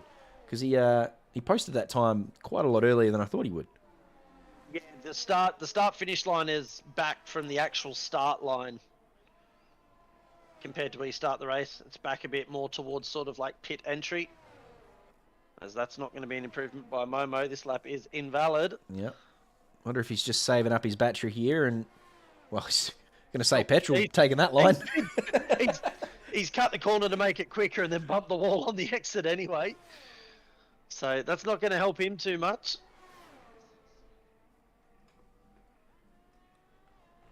Where do you stand? Oh, and he's around anyway. He's off the rear end of that car there. Oh, a few cars coming through. He's moved on the Mercedes. I was just about to say, where do you stand on cutting corners to make your outlap faster? No, big no. Absolutely not. Yeah, absolutely. That's exactly how I stand as well. No, I actually think that's written into the rule book. Of course, the F1 series doesn't have its own rule book, but we have one for the ACC series, and I'm pretty sure it is written into that rule book that to if you get spotted doing that, it'll be a big whack. So I don't think that was necessarily the case for Momo there. I don't know whether it was or not, and I'm certainly not going to judge, but no, it's not on for sure. No, I'm not. Yeah, I'm not saying he deliberately did it there, but I have seen drivers in the past try to just take a sneaky corner cut here and there to get round to start their last flying lap. A couple of in-laps here for Andre McLeod and Robert Wenzel, both on their way in, I reckon. Bevis Lau, about halfway through his battery. He's got the DRS open here, so he's probably on one. As he comes up to the final corner. It's a nice final corner, this, actually. There's plenty of lines through there, and a good exit for a nice long straight. I think he's coming into the pits here. No, just using all of the track is Bevis, and for good measure, a 28.4. We are getting close to that 28.2, but Amuana still holding pole. Bevis Lau is quickest here in Tier 2 at the moment. Nice lap from him, and plenty of drivers now in the 28s. There's 5 of them in total, and those 5 have separated themselves from the rest of the field, actually. They are about half a second clear of the rest of the field, the top 5, so some improvement to be made by Ben Curtis and Robert Wenzel if they want to compete tonight for sure. But a good lap there from Bevis. That's a nice one. What did he say? 27.9. He's only half a second off that, is Bevis. I'd love to see someone into the 27s. Not sure we'll get it here in Tier 2. There's a lot of time to find if someone's going to get close to it. But Kenneth Ang's the first out of those sort of 5 drivers in the 28s to head on out for the last lot of flying laps. Nick Randall will surely be... He's invalidated this one. He might have enough time to jump into pits and slap on a fresh set. Keelan Dryberg reckons Joe Williams is going to finish P8. How far can Joe Williams climb in Tier 2 is the bet here. P8 from Keelan Dryberg. I'm going to say P11 for Joe Williams here in Tier 2. So I'll have you $5 if you want to play with me. Trying to take his lunch money. $5 worth of milk. Probably net you about 4 litres at this economy. What are we up to? Bevis has done his lap. Nick Randall's 100% battery. As we said, we think he's probably going to come in here, but he may be just saving battery to have another crack at it here. But it is a risk. If he goes here, he probably doesn't have time for one more. So he does indeed come into the pit lane and going to put on some fresh boots and have one more crack at it. But basically everyone sitting in the pits or on an out lap at the moment, so not a great deal we can bring it. Other than Dale just cruising around here protecting his tyres on his out lap at the moment. 4 minutes to go in this session. Amu's time would still be P1. That's right, George Fowler. And I still think he's probably going to hang on. I don't know how much more improvement these fellas have in them. It was a 2:18, if I remember correctly. I did take a note of it, but I've lost that now. But I'm pretty sure it was a 28.218. If indeed we need to go to the 1,000th, which is a possibility. Yeah, I've still got, what, 2.5 tenths to find to beat that Tier 3 time of 28.2, so I'm not sure if anyone's going to be able to find that much time on their last flyer.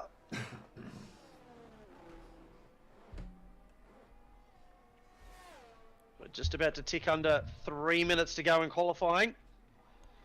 Dale Beveridge currently down here in P8.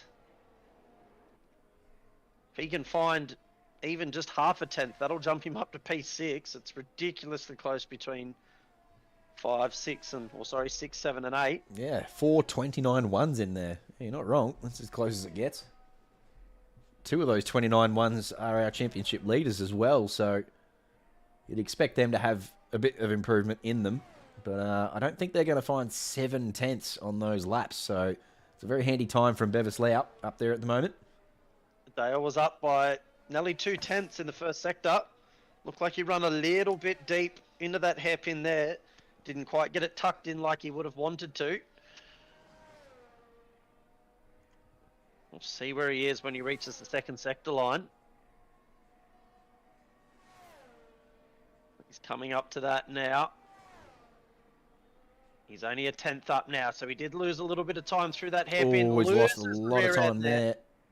That is definitely not the ideal line. He does well to just let it roll to get out of the way of everyone. He's got his teammate coming up to the broken wing across the road here too, so Decker's just got to navigate this carefully.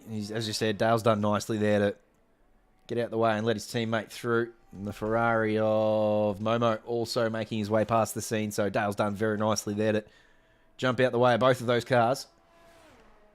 Jump back on board with Deckers and see how this lap finishes off for him. He finds 4 tenths and joins in the 29.1s. And five drivers in the 29.1s at the moment. It's 5, yeah. It's pretty nuts. Pretty nuts. I wonder if Franco can join in. He's got to find 4 tenths. And if he wants to join in on the 29.1s. Andre McLeod. 28.3. So we're getting closer to that 28.2. He takes over pole position. Franco doesn't improve on that lap. It might have been an out lap. Out lap, I think. Yep. He's got someone right in front of him now as well. It's an Alfa Romeo. It's be Claire Tate.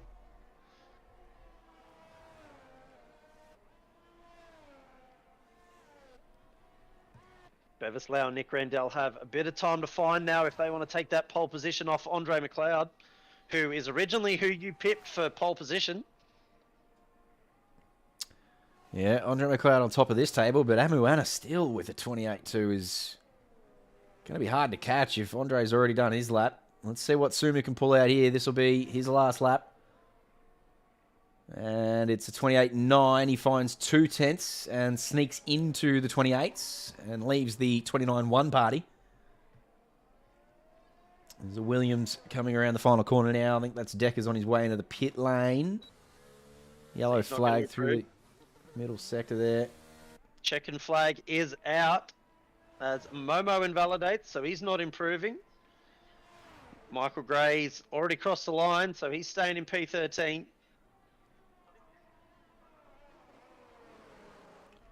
Andre has finished him, so he's on the way into the pit lane here. That was the Clarté Alfa Romeo. Clarté jumps up to P6. Nice. Franco finds a 10th or 2, but not enough to get in the 29.1 party. So a 29.3 is good enough for P11. Anything and Bevislau finishing off their laps now. Bevis jumped into the pit lane, so he didn't want anything to do with whatever that final lap was. There's not many drivers now who are going to be capable of improving. Kenneth Hang's one of them. He did it. He's done it.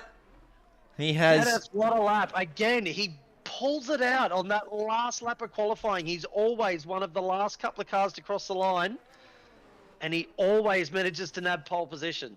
Yep, he's done it Robert again. Wenzel's still going to finish off a lap, but he's decided to pit, so he doesn't want any part of that. Ben Curtis coming around the final corner, I believe, is your last driver, but he's 12 seconds down. So it's not going to be it. That is qualifying done. Kenneth Ang with a 28.1. Nick Randell jumped in there with a 28.2 as well for P2. Oh, Clarté just got 5-place grid penalty there right at the end too for blocking. I don't think I've ever seen those words on a Codemasters game. Like After the checkered flag, though. Yeah. Wouldn't have had control of the car. Yep. I'm not sure what happened there, but it was Franco was behind Clarté, and as you said, it would have been AI controlled. So again, I don't know if we're going to see a grid restart there for Claire, because that's pretty unfair if indeed that is what happened.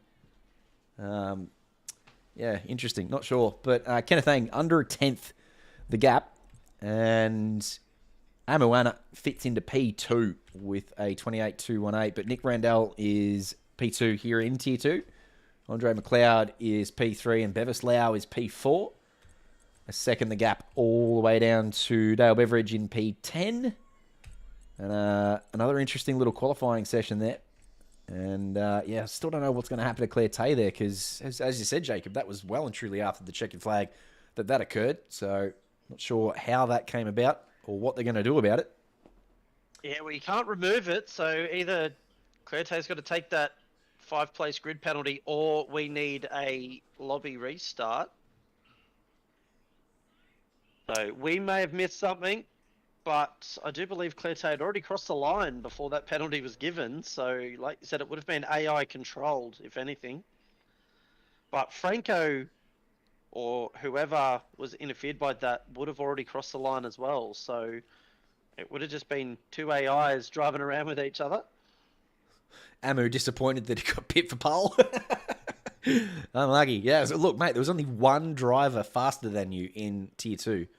So that just goes to show how ridiculously quick you were tonight. I would not be too displeased with P2 in Tier 2, that's for sure. But as Jacob said, Kenneth Ang does it again, comes across the line on one of the very final laps of the session and pinches pole.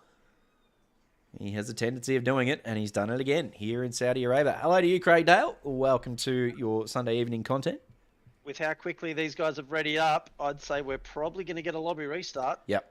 But this is always fun. If we get a lobby restart, they generally try and bin themselves in the most creative of ways. So let's see how they go down here in a turn one.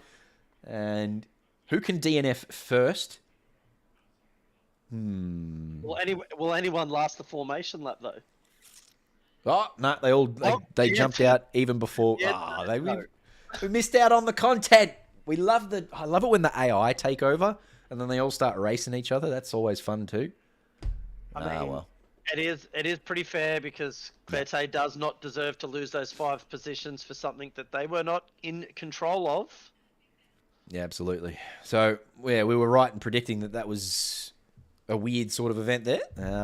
Yeah.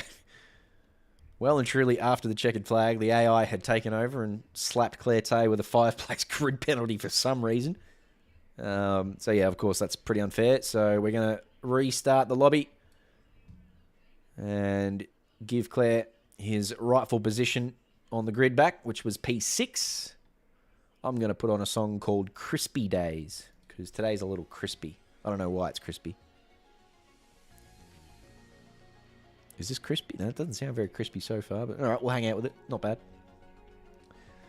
Shouldn't be too long before we get underway for Tier 2. It never takes long to restart the grid. They'll just have to set up the grid manually, of course. Yeah, they'll be pretty quick. They don't usually waste a lot of time. We'll be on the grid and racing very soon.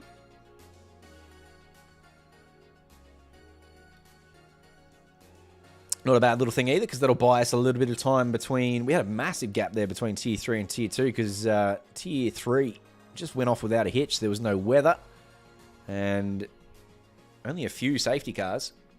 So, yeah, there would have been a pretty large gap between Tier 2 and Tier 1 as well. So this will eat into a little bit of that time, which is nice. And, of course, Tier 1 coming up at 8 o'clock, not 8:30, as you see there on your screen. So 8 o'clock will be Tier 1. As I said, the battle between Zikai Chu and Zachary Smith. It's going to go right down to the wire in China, that's for sure, in all three tiers. But no tier is as close as Tier 1 between those two. They've been locked at the hip all season long, the two Zs. While we wait for Tier 2 to set up the grid, what are your thoughts on Denny Rick going back to Red Bull?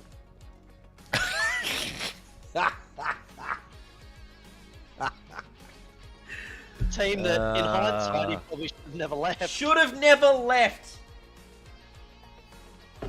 Said it from the start. He needed to get over his ego and say, all right, it's okay being a number 2 driver in what is clearly the strongest team on the grid. At least they were then, and then obviously Mercedes had a couple of years of dominance, but at the time they were very strong, and he should have said, you know what, I'm going to have the potential to win races here, and if I've got to be Max's number 2 for a while to see that through and make a bunch of money, then so be it. Should have never left. So the fact that that's come full circle and now he's left for better opportunities, he's ended up back there as the 3rd driver, that's just...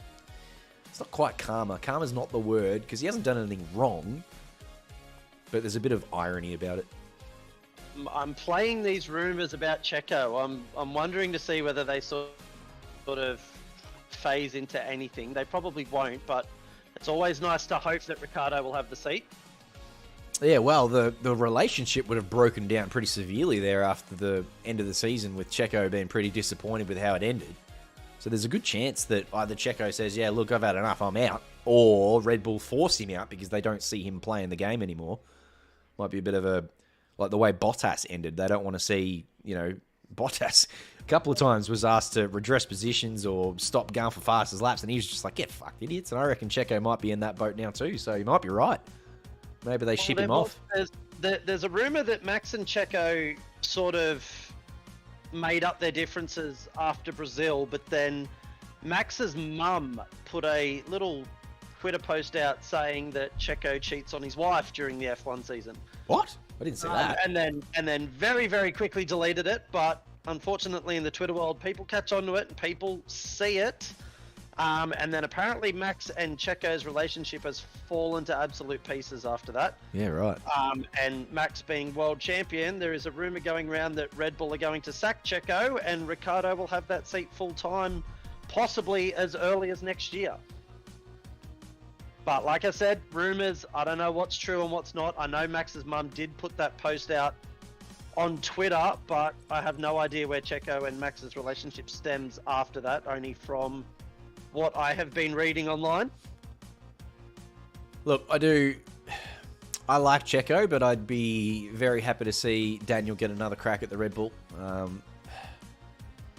If, hopefully the car drives better for him, because obviously he couldn't drive his way around the problems that the McLaren has. It's not a particularly strong car. Even Lando says that it's not suiting his driving style, and he manages to pull the points out. I'd love to see Danny Rick get another crack at being successful, and to have 2 Australians on the grid at the same time would be really good as well, because obviously Piastri's in the McLaren now.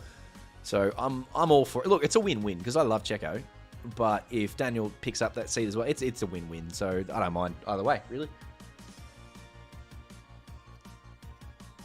And then you've got Jack Doohan in there now, the reserve driver for Alpine as well. So it's nice to see a bunch of Australian drivers all up the pointy end of F1 and F2 at the same time. There's plenty of Aussies to support all across the world at the moment. The NBA is full of Aussies at the moment. Loving watching Giddy go about his business.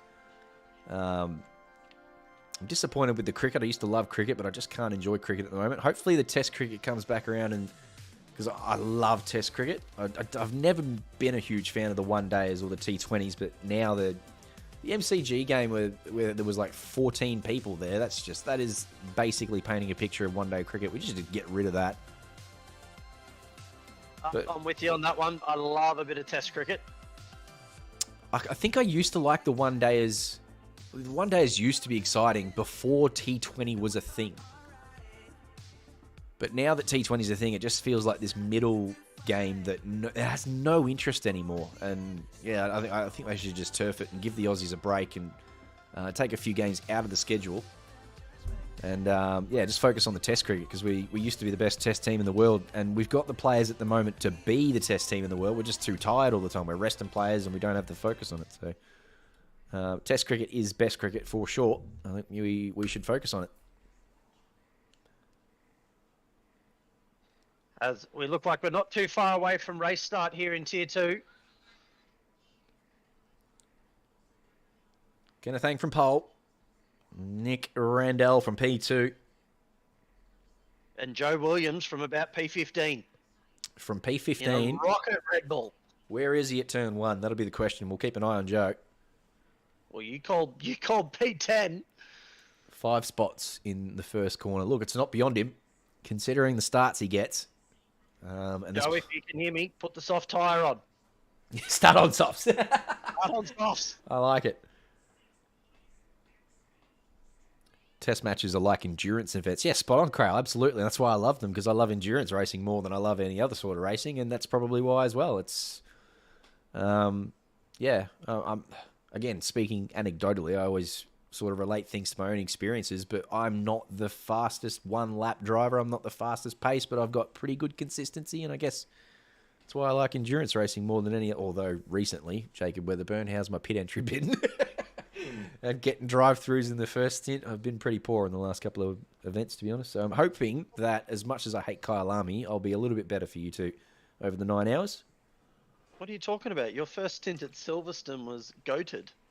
Was that the one where I got 4 warnings and a drive-through in the first stint? You managed to make 3 warnings, a drive-through, and then get done for speeding in pit lane. Yeah, and got damage because I fucking hit the wall. Couldn't have done much better. Because I hit the wall on the way into the pit lane. Absolutely. In F1 terms, that's a grand slam, mate. You did everything. I'll tell you what else I did too is midweek when we went to Silverstone in the McLaren, and I had a really good... I actually got 10 seconds for speeding in the pit lane again, even though the whole in-lap on my way into the pit lane, all I could think about was you and Gibbo. And I was like, if I get speeding in the pit lane here, I'm not going to do it. I'm gonna make sure that I don't speed into the pit lane. And all I could think about was you two. And I still sped in there. I was going at fucking 82. It wasn't even close. What is wrong with me? Mate, honestly, when I'm going into the pit lane at Kyalami, you need to be screaming at me the whole way in. For some reason, I just lose focus on my way in there. I'm not sure what's going on. Quickly before race start, Noiterate, OOR, ACC, we have our Rookie Series and our Sprint Series as well, which are much shorter events compared to endurance racing. So if you are thinking about jumping into ACC, jump on in and give it a crack. Absolutely, mate. If you think the F1 content's good, and we've got 5 tiers that is pretty good, ACC is even better. There's a lot more effort that goes into the ACC series, and there's more drivers, it's all good, mate. Seriously, if you want to get involved in ACC, OOR's the place to do it, that's for sure. And as Jacob said, there's long races and short races and casual races and everything in between. So, yep, if you're thinking of getting into an ACC series, jump in the Discord. All the sign-up info's in there. Give yourself the roles and get amongst it. But for now, kick back, cup of tea, whatever you got. It's time for Tier 2. Jacob Weatherburn's going to take us down to Turn 1, and we're going to keep a very special eye on Joe Williams, the Red Bull at the back of the grid there. I'm not sure whether that's Joe or the other Red Bull, but it looks like both Red Bulls are down the back there somewhere. So good luck to Joe. Good luck to you, Jacob Burn. Let's go tier 2. As we wait for those 5 red lights. And away we go, not held very long at all. Everyone seems to have got a very good start there. There's an Aston Martin's dive to the inside. We're going to get 3 wide at the back of the field as there's contact. And oh no, it's ended in disaster. That'll be a safety car. Dead. Ben Curtis, 5-second penalty. Severe collision. And we have a full course safety car. So we didn't even get through turn 1 on my call. Our championship leader, Ben Curtis, has a 5-second penalty for a severe collision, and Clerté is dead. I wonder if Clerté would have rather not go through the lobby restart, just take the 5-position grid penalty and not get murdered at turn 1. But Joe Williams is P8. Goat Williams. The Red Bull, he's gone all the way to P8. Stuff your P10. I can do you 2 better. Oh, Joe, what have you done? How many did you go up? 6 positions. We started in P14 and up to P8. Absolute scenes. Luke Bannister's up 6 as well from P18 to P12. Jared Ellis is up 7 into P9. So it's a few drivers there. Nick Randell's down 15. Dale Beveridge down 8. Deckers on his return to racing is down 6. Deckers and turn 1 shenanigans. That's been a theme this season. That poor bloke's been shafted a couple of times at turn 1. Does anyone pit now to get off the mediums? Do the hards go 24 laps? A couple of drivers starting on softs, interestingly enough. This man is one of them. Yeah, no, I don't think so. I don't want the hards to go for 95% of the race, so no, not yet for me. Clerté in chat. Hello, unlucky. Probably would have rather stayed 5 positions back by the start you got there. Ben Curtis is, I guarantee you, one of the most gentlemanly and safe drivers in OOR. So that will, first of all, I can guarantee you that it was a mistake. And secondly, I am very confident Ben will jump in your DMs after the race and apologise for whatever happened there. We didn't get the greatest angle of what happened. We sort of appeared on the scene and you were already dead. But yeah, I assure you Ben would be regretting that. And we'll apologise to you after, if indeed there was something to apologise there for. It seems like you're pretty upset by it. And as I said, we didn't get to see it. But no, not the way you wanted to get this race underway, for sure. And hey, tell us, what happened? How did you get the 5-place grid penalty? Because Jacob and I both think that you would probably have been AI when you got that penalty. It was well after the checkered flag. So explain to us, if you know, how you managed to pick up a 5-place grid penalty in the first place.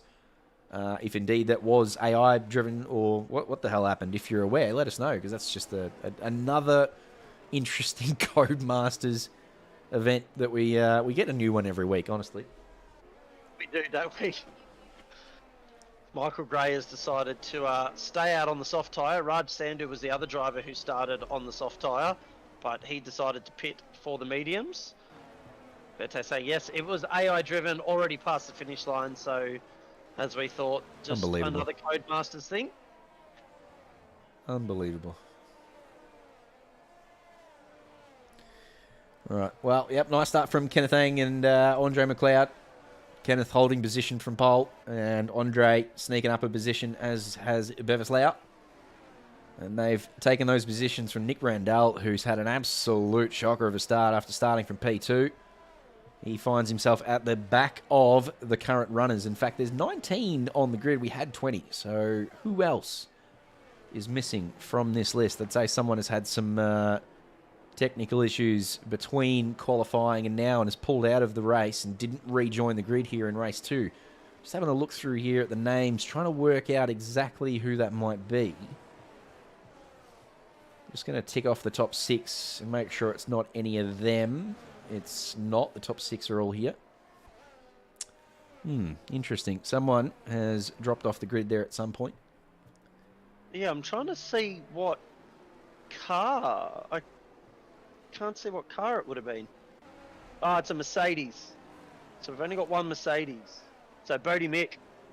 Indeed. Oh, poor old Bodie Mick. Goodness, what has he got to do to get his hardware working? Probably another pedal issue for Bodie tonight by the look of that. Yeah, that's a man that has had absolutely no luck whatsoever this season. Keelan's taking my bloody milk money. Absolutely he is. Joe Williams up to P5. How did he get up there? A couple of cars probably pitted, didn't they? Yeah, okay, one stop for a few drivers down there. So he's gone from the back of the grid to P5. Don't worry about your rocket ship. He's now teleporting. He's evolved. What are we doing, Joe? Goodness gracious.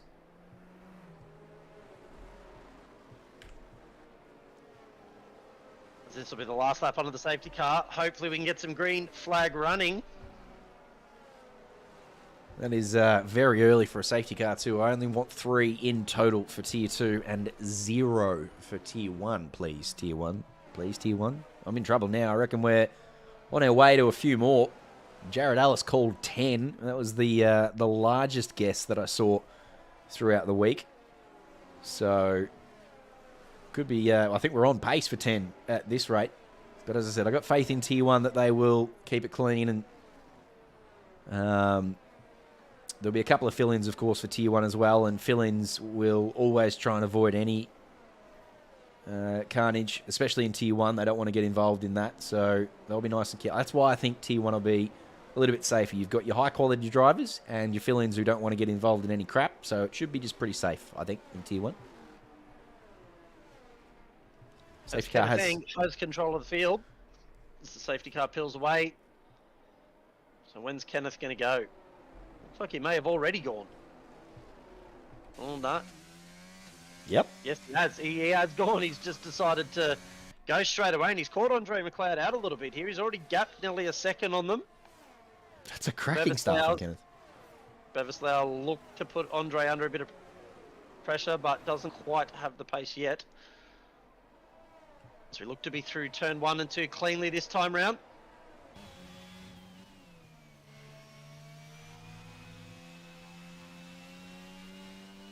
Bevislau is going to try and get past Andre here pretty quickly, I think. He might want to try and tack onto the back of Kenneth for an AlphaTauri 1-2.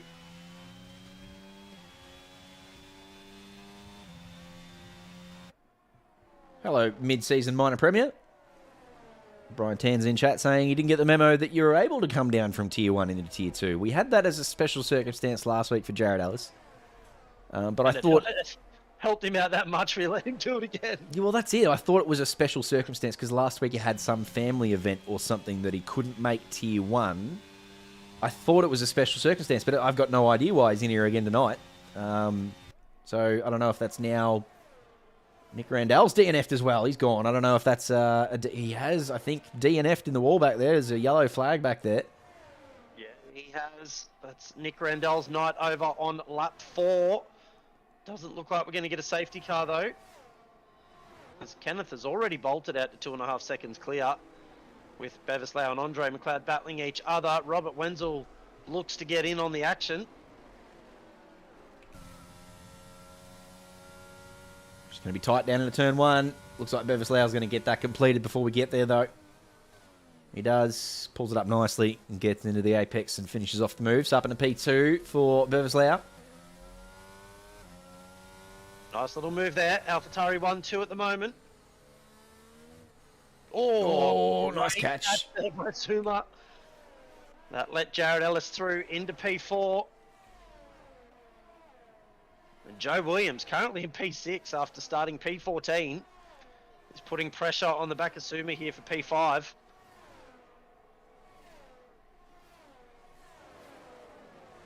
So that's a night that's gone from bad to worse to really bloody garbage for Nick Randall. He got pipped for pole position from Kenneth Ang, and then he got sent to the back of the field at turn 1, and then he DNF'd on lap 4. So there he is. GG to his championship hopes, mate. It's not over yet, but that's certainly not going to help your cause, for sure. Still a couple of rounds to go after this. Anything can happen. Absolutely, and there's still 20 laps to go in this race, mate. There's been plenty of safety cars all evening, so we know Suma and Curtis and the rest of them are all bloody good drivers, but anything can happen in these last 20 laps. So whilst we don't wish for bad luck for any driver, I certainly wouldn't be giving up hope just yet. As Jacob said, Curtis is currently down there in P17 at the moment, so yep. DRS enabled now, so we should start to see some overtakes happening now. We'll have a bit of a DRS train.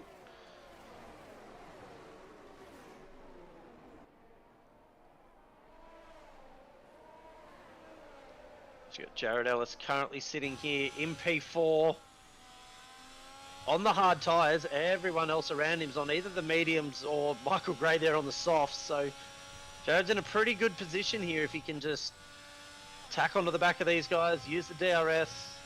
They'll help him along. And then hopefully he doesn't get another safety car because that'll really ruin things for him. Just going to stay on board with Jared here. Nick Randell pretty upset with the 360 in the wall at a corner he hasn't spun in before, which we're coming up to now. This is where he DNF'd around about here. So there's a heavy braking zone there, and it is a sharp little corner. Again, we didn't see it on stream, mate, so I'm not sure exactly what happened, but it can be pretty frustrating when you've put in a bunch of practice and nothing goes wrong right up until that point. Lap 4, mate, that's pretty rough. So unlucky to you tonight, as I said. Still 2 races to go. Jacob and I will both be supporting you through the last 2 races, that's for sure. Don't give up hope just yet. Your pace has been ridiculous throughout the latter half of this season especially, but all throughout the season, really. So Jared's got pace on these hards. He made a good little move there for P3 and he's managed to consolidate that move through the next DRS zone. Andre wasn't able to get on the back of him. He's not going to get a look up the inside here too. So Jared's looking really quick on the hard tyres here in the Haas.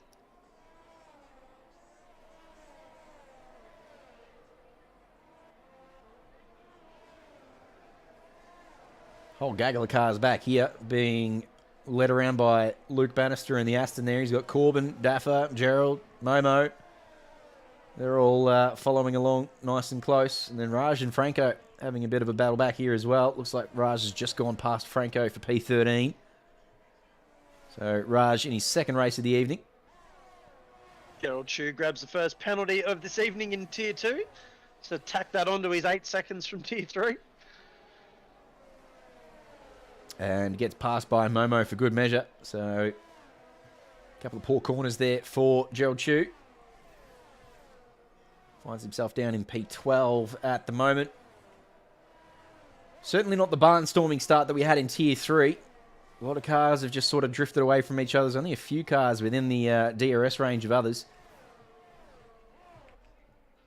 And after the chaotic start down into Turn 1, it really has just sort of petered out here a little bit. Momo's going to have a crack at Daffer. He got a nice little run out of that last corner and just put himself around the outside of Daffer. Daffer's going to have the inside down here into the final corner. But nice and late on the brakes from Momo. Hangs it around the outside and finishes off that move. So up into the top 10 for Jaya Eng. Yeah, lovely little move. We've seen a few moves happen around the outside of the last turn there. He's forced to defend here into Turn 1. Daffer's not going to be able to go deep enough on the brakes to do anything about that. Sector 1 yellow. Looks like Franco, unfortunately, has come a cropper there at Turn 1. He's very deep there into Turn 1. So whether he just missed his braking marker or got turned around, I'm not sure. Dale Beveridge is back there with him. So maybe those two had a little bit of a come together. Phrasing.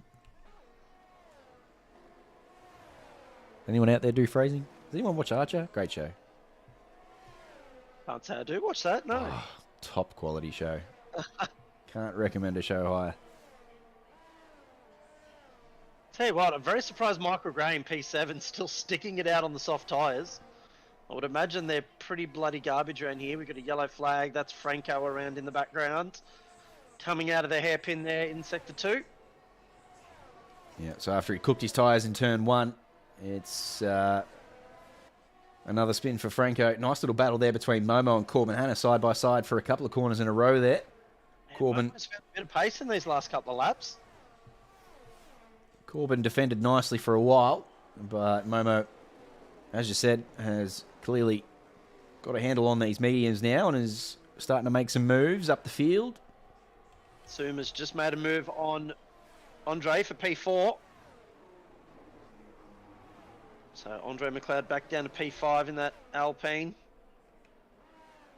Zuma's going to try and go after Jared Ellis, who's up 13 positions from starting, what, P16 on the grid. 14 now as he make... Oh, Bevis has had a spin. That's unfortunate for Bevis. He was doing very well there. currently sitting in P2. He's going to get absolutely mugged here by half the field. The 2 Ferrari drivers have done well to get around him there. Just squeezed on by, and Corbin Hanna now as well. Just having a little adventure around the outside. He has to brake too late though. And therefore can't complete the move. It's a cambered corner there too, so Bevis finding the inside camber. But a nice little run. Oh, that was close. Corbin not able to find his way through there. Just getting squeezed a little bit there by Bevis, but Bevis entitled to his line, so Corbin had to be careful he didn't put himself on the wall. He did nicely. The 2 Ferraris having a red-hot ding-dong up here now as they battle side by side after they both went past Bevis after his spin. But as I said, Jared Ellis up 14 spots now. He's clearly a little too quick for Tier 2. Keelan Dryberg's put in chat, it's almost as if Tier 1 drivers are faster than everyone else. Yeah, no, exactly. That's why he's in Tier 1. That's for sure. He's very, very fast, is Jared Ellis. So good to see him come down here and filling up the grid. But again, hopefully he doesn't get too involved in the battle for the championship, which is currently being fought out by Robert Wenzel and Andre McLeod at the moment here in P3 and P4. Michael Gray's finally had enough of those soft tyres. He's decided he's going to box. Robert Wenzel will be loving life up here at the moment, currently in P3, because he's 9 points clear in the top, but he's got Ben Curtis down there in P14. He's got Nick Randall having DNF'd. Momo in P8 is coming back through the field after a poor start. He's made up 4 or 5 spots in the last couple of laps, but he was P5 when this all got underway. And Dale Beveridge is DNF'd now too, so he's out. That might be another safety car. It is another safety car, just as Gerald's grabbed himself a second 3-second penalty. So that brings Kenneth Ang back into the clutches of the pack. He's built himself a 7-second gap. As I said, that's going to fall down sharply now, but Kenneth Ang, after putting it on pole, he's doing an ammo Anna here tonight. He's another driver who's clearly got a really good, strong hold on the flow of this track, and after 10 laps, had built himself a 7-second gap. So look out for him to do the same once the safety car period ends and he gets the chance to extend that gap again. Looks like he's ridiculously quick here, Kenneth Ang. But again, it shows the pace that Amawana had, because Kenneth Ang, whilst looking super fast here in Tier 2, only a 10th faster than Amawana on pole. What a blinding lap that was from Amawana. Yep, I think if there was a spot, a permanent spot in Tier 2, I do believe Amawana would have been moved up, but Tier 1 and Tier 2 are usually pretty full. Most drivers turn up week in, week out. The 2 Ferrari drivers, thankfully they didn't double stack, because Michael Gray pitted 1 lap earlier to get off those softs, so good timing from him to decide to pit. Where does he sneak into the field here, Michael Gray? It is P12 for the Bear Among Men. As everyone else comes out of the pit lane, he sneaks into a sandwich between Raj Sandhu and Declan Hollingshead. So everyone did decide to pit during that safety car, so everyone has made their mandatory stop now. Some drivers have made 2 stops. Raj has already made 2. He's back onto the medium tyres. Ben Curtis is on the medium tyres as well, and so is Jared Ellis. Safety car sort of come at the perfect time for him, so those drivers will be looking to get a move on after this safety car. Ben Curtis needs to make a bunch of positions. He doesn't want to lose too many points here to his championship rivals.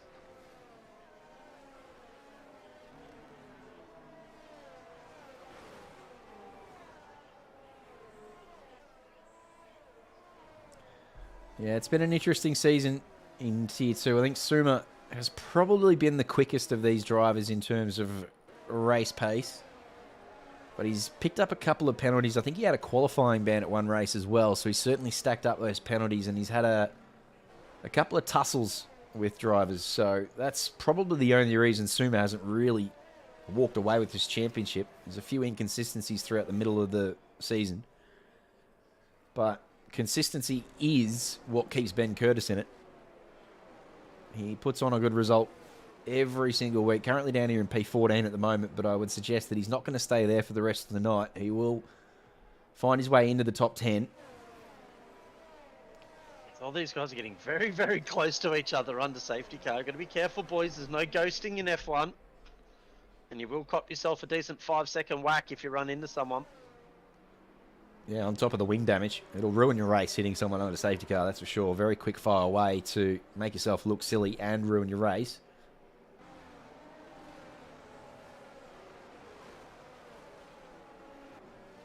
This should be the last lap under the safety car. So that's 2 safety cars, so we're up to what? That's 5 for the evening so far. Can those mediums last? I am not sure. Your guess is Yeah. as good as mine. I'd say they'd be pretty dog crap by the end of it, but they may get there. It just may not be fast. Just. That is exactly the word I would have used, Keelan Dryberg. Just. They're probably going to make it, but they will be 90% wear and they'll have no pace left in them. They'll be really struggling, so they'll be hoping for one more safety car, those medium runners, that's for sure.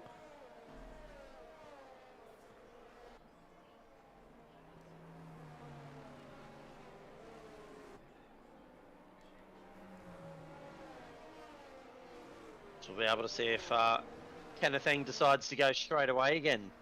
He pretty much went as early as he possibly could the first time round, so...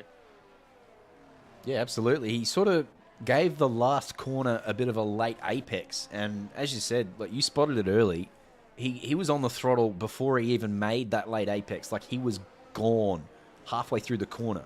So Jared Ellis will be ready for him this time, that's for sure. He won't be caught napping. Neither will Suma. So I would suggest that Kenneth Eng's probably going to go with a different strategy this time. I think he knows it's not going to work twice in a row. Let's have a go and see what happens here. Kenneth just holding him up, still warming his tyres here. Those hard tyres, of course, pretty difficult to get any heat into. Again, goes for the late apex here. But no, he knows. He knew straight away that Jared was right there on top of him. He was ready. So he thought, you know what? I'm just going to hang everyone up here a little bit. He's gone now, though. And again, he's got a good start. He has just caught Jared napping there a little bit. Not as badly as the first time. Jared was pretty ready for him. But again, Kenneth with a nice safety car restart. Back there, that's Joe Williams diving up the inside of Luke Bannister and Bevis Lau. In the background, Momo, Wow, dead. another championship rival gone. It's not going to be another safety car. No, but this is really playing out for the championship. Momo, Nick Randell, both dead now. Ben Curtis currently in P12. This is going to have big championship implications. Oh, who's that? Is that someone facing backwards back there, or am I just Luke hallucinating? Bannister. Yep. Yeah, Luke Bannister and the Aston Martin's pointing the wrong way. So a few drivers struggling with the restart here. Deckers is not one of those. He's had a really good start. Up the front, Jared has gone past Kenneth, and Kenneth has just ignored that corner. So he'll definitely have picked up a warning for that, but didn't look to make any moves on Jared. So Jared picks up the lead of the race on the superior tyre. He was probably expected to do that, but Kenneth, as we said earlier, pulled out a 7-second gap, so he's clearly got the pace. Now, whether or not he can replicate that pace on these hard tyres is a different story. But he'll just be aiming to stay within that second of Jared Ellis. And if he can get towed around, he'll know that he's got the tyre advantage towards the latter half of the race, Kenneth Eng. So won't be panicking just yet. Yeah, I'm not sure Jared's mediums will last all the way to the end, as Joe Williams is having a bit of a battle here with Bevis Lau. Tucks into that slipstream. That AlphaTauri's just pulling away down the straight.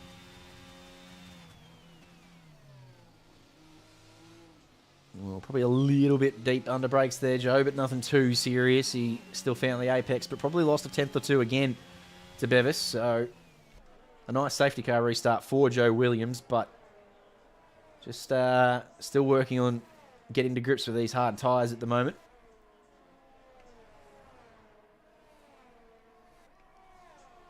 Yeah, Raj Sandhu there in P7 on the mediums. He's going to be hunting these guys down as well. He's going to want to get inside that 1 second when DRS opens up next lap.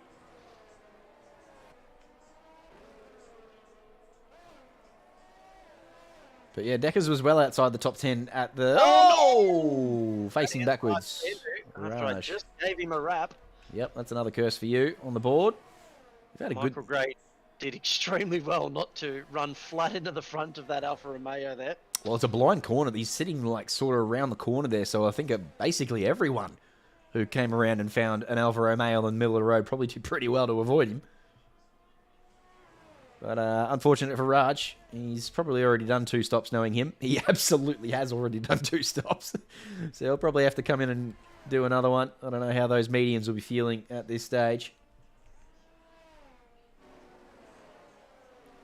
Jared Ellis goes purple with a 31.5. So out to a second and a half the gap now as DRS is opened. He's probably exhausted a little bit of battery. Indeed, he's down to 50%. But Kenneth is also on 49%, so both drivers using a fair bit of battery on the safety car restart. One trying to extend the gap, one trying to stay within it. They've pulled 2 seconds to Robert Wenzel in P3 though, so those two clearly have a lot more pace than anyone else. As Suma, Andre and Bevis are battling for that last spot on the podium currently.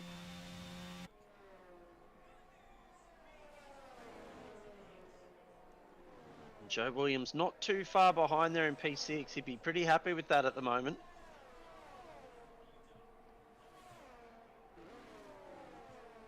Yeah, he's laughing away up here in Tier 2. Having a really good race here at the moment is hashtag.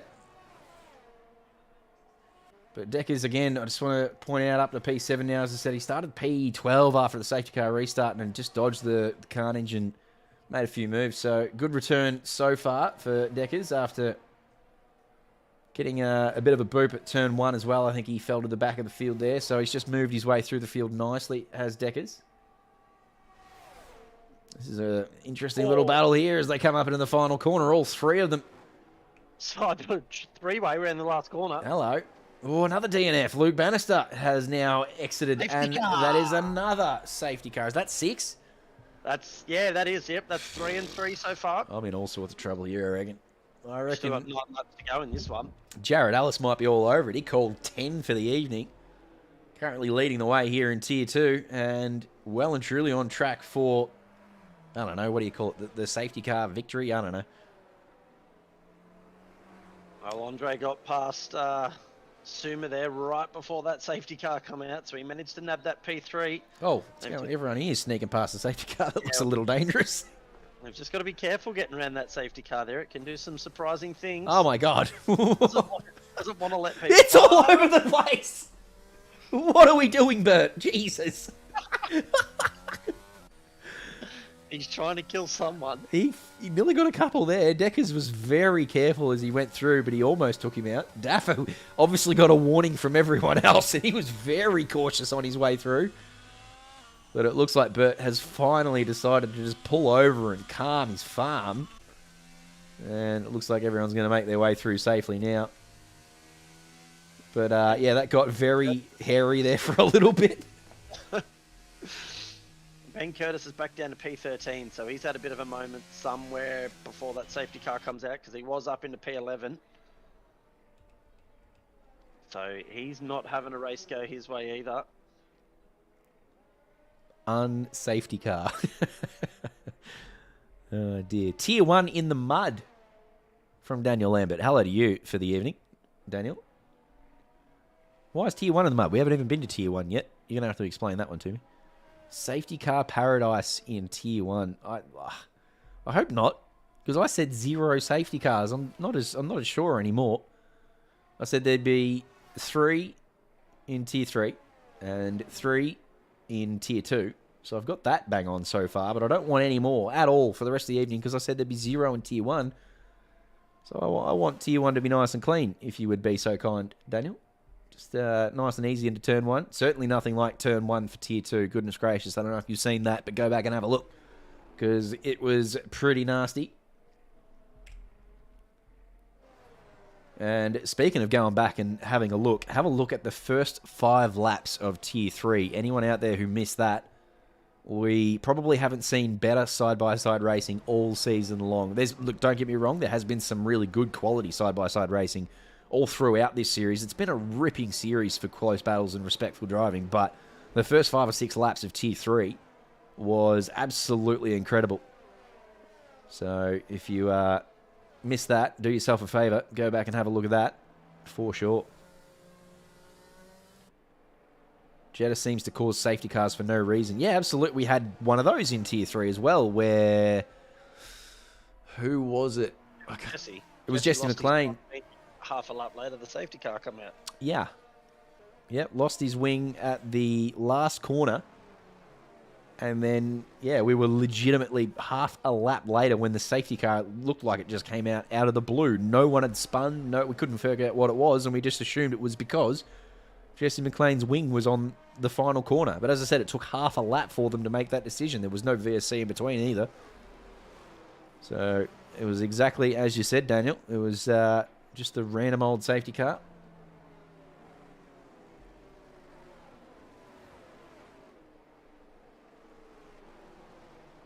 But, yeah, good to hear from you, mate. Thanks for popping in and having a look at Tier 2. It's been a very chaotic start. There's been plenty of DNFs and a couple of dubious moves that are, as I said, especially lap 1, turn 1.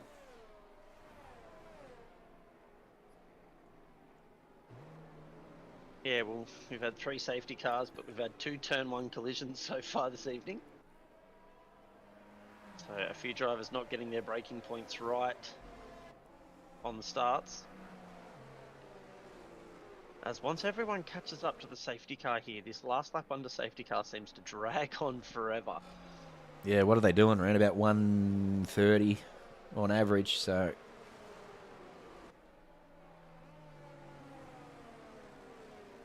Yeah, so Jared Ellis leading the way here at the moment.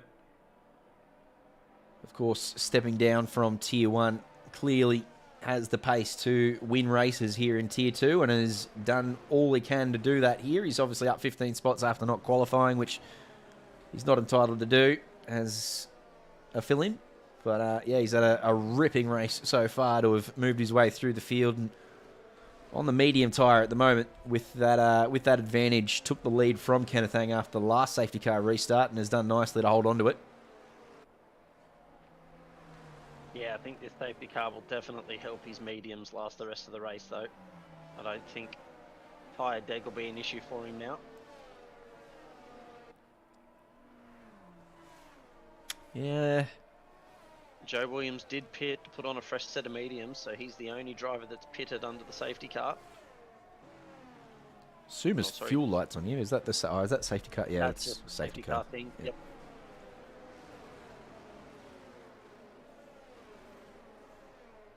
Safety car in this lap. We're going to have 7 laps to go.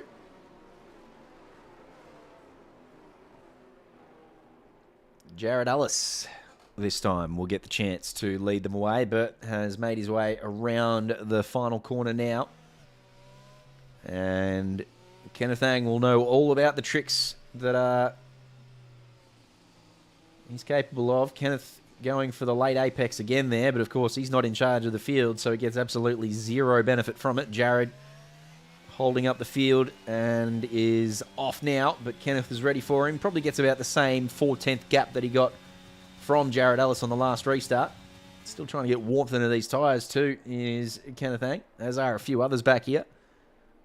As Daffa Harritz defends down the inside from Raj Sandhu and Joe Williams. Not able to successfully though.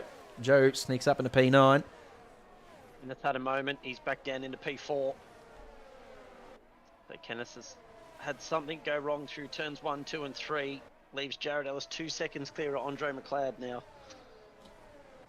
So Kenneth just unable to get some temperature into those hard tyres. It looks like he may have tagged a wall because he looks very, very slow, being overtaken by his teammate.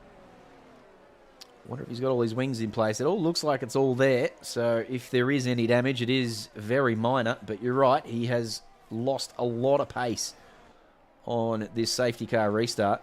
So we saw him trying to warm his tyres all the way down the home straight, even after the green flag had dropped. So he knew that there was an issue there. But hasn't played out really well for him in the first couple of corners. Poor old Kenneth. So back down to P5. And as you said, Jared Ellis enjoying a nice little bit of free space up there now on those medium tyres, but he'll want to, because those mediums will start to struggle towards the end. But if he can find, you know, sort of a 3-4 second gap, that won't be a factor. Joe just... here on the mediums, he's going to look to get a move on. He's going to want to get past Deckers as quick as he can. He wants to make the most of this tyre life. Sort of tuck under the rear wing of Deckers here. It's not going to get close enough for a move into turn 1.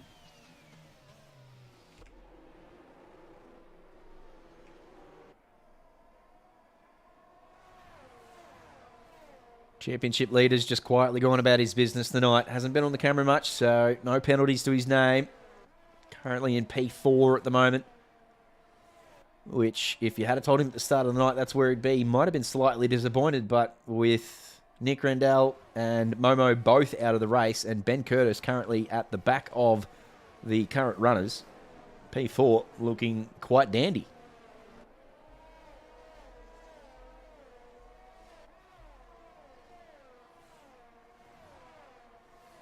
Who's your pick from here? With 5-6 laps to go, who do you think gets home from here? Jared Ellis. That's a curse.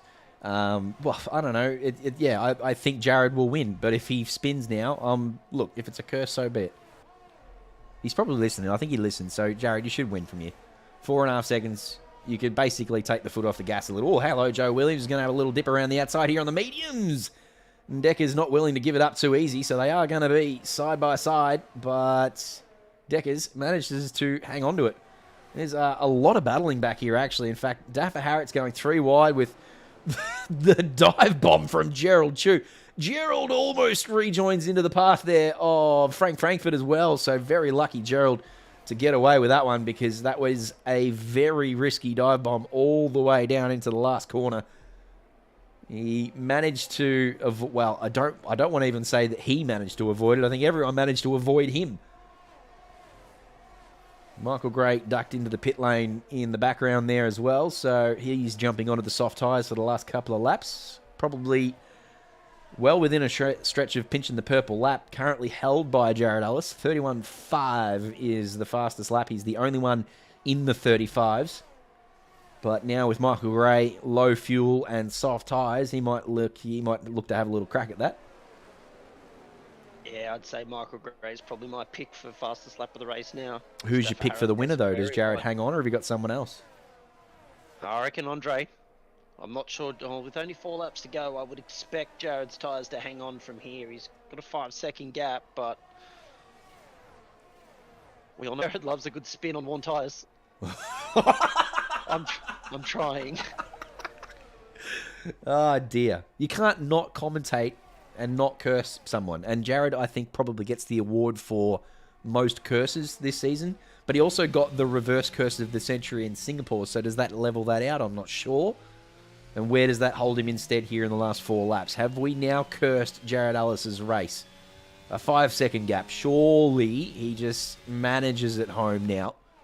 Evis Lau says, I'm taking P2, thank you. Well and truly gets that done before the braking zone. So he's on the march now. Can he do anything about this 5-second gap to Jared Ellis? 11 lap old hard, so tyre wear not a factor. He's got around about a third of his battery left, so that's not going to really help him too much. And obviously with no DRS assistance either, and the fact that he's got Andre McLeod behind him in DRS range and probably wants to get P2 back does Torterra, so that'll slow Bevis down as well. So again, that 4.8 second gap is now 4.6, but that's just about perfect for Jared. I think, as I said, he'll be happy to lose 0.2 a lap from here and just manage his way across the line. But yeah, no, I would think he's pretty safe from here. He's pretty good at managing gaps. But Bevis has sort of just walked away from Andre McLeod as well. He's outside of that DRS zone already. He's used a lot of battery, but these AlphaTauris have looked quick all evening. Andre critically managed to pinch DRS in that zone there. So whilst the gap was 1.2, it was less than a second at the detection point, which brought him within the second for this detection point. So he gets it again. So he is just hanging in there, Andre McLeod. He is managing to hang on to these DRS bursts. But there's no detection point throughout this entire first sector. So this will be it. If he can't stay, it's so close to a second. 9.8 tenths. Oh, it is. He's had a nice couple of first corners there, though. So it's back under 8 tenths now. And then again, there, he lost a bunch of times. So he's outside a second. He's probably going to lose out here, I think. And as you said, Bevis looking nice for a P2 here. Someone has just pinched the purple lap. Gerald Chu's grabbed 3 seconds. Again. Gerald's up to 9. Yeah, he's got a fair old stack of them now. But who? I think it might have been Michael Gray, surely. Yeah, 31.468. So 8 hundredths he pinches the purple lap by Michael Gray. But we did say he was capable, and he has gone ahead and done it. Yep, that's some free points for himself there.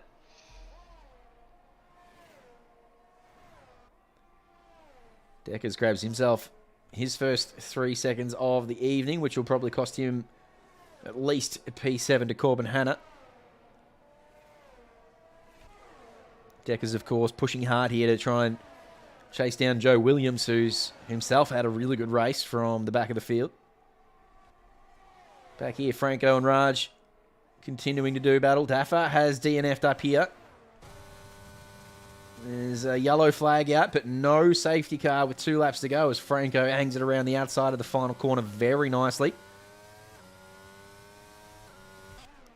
Michael Gray just passing the stricken McLaren there. Daffa Harris, yep. Yeah, Daffa Harris. So that was get past him there. The DNF. Jared grabs 3 seconds. Whoa. He's trying his best to lose this race. He's making that real spicy, isn't he? He's got 5.5 seconds, so it should still be in the books, but he's just given Bevis a sniff. The smallest of sniffs. Oh, no. He just wants to make it exciting for us. He's just doing well. Love that. Yeah, he's just bringing work here in Tier 2. Gerald Chu grabs another one. I think Gerald's 12 just... seconds, mate. Calm down. I think he's just given up on finding the apexes at this point, Gerald. I think if we jumped on board with him, he would be straight lining a lot of these corners with 2 laps to go and no cares in the world. But here, this is... all points are critical for Ben Curtis. He needs... He'd find his way back up into the top 10, and he's here battling for P8 with Corbin Hanna. He's going to get that move done. He's got the DRS wide open, so he should be able to make the move, and he does. So that's P8 for Ben Curtis. Can he catch up to Deckers there in P7? Well, he's just got to stay within that 3-second gap of him, and he will pick up P7. As I said, every point critical. Oh, Jared gets it back. He's turned it on. He heard that Michael Gray had pinched the purple. He said, I'm not having that. I'm going for the race win and the purple here. So that's probably how he picked up his 3-second penalty, just pushing that little bit of extra hardness to get that purple back, and he's done it. And on the final lap now, 6.5 seconds out the front. He's really looking good for a race win now. Ben Curtis, as I said, will be happy with P7 if he can hang on to that. And he's therefore only 3 spots behind Robert Wenzel. Franco on the last lap. That's never what you want to see. He's in the pit lane. He's retired in the pit lane there, Franco. Interesting. I thought that was a spin somewhere, but no, he's in the pit lane. He's gone into the pits and retired on the very last lap, has Franco. I wonder what's happened there. Of course, his AI is just going to come out and do a couple of victory sectors here. So that, of course, with everyone on the final lap, that's not going to cause any dramas like it did last week.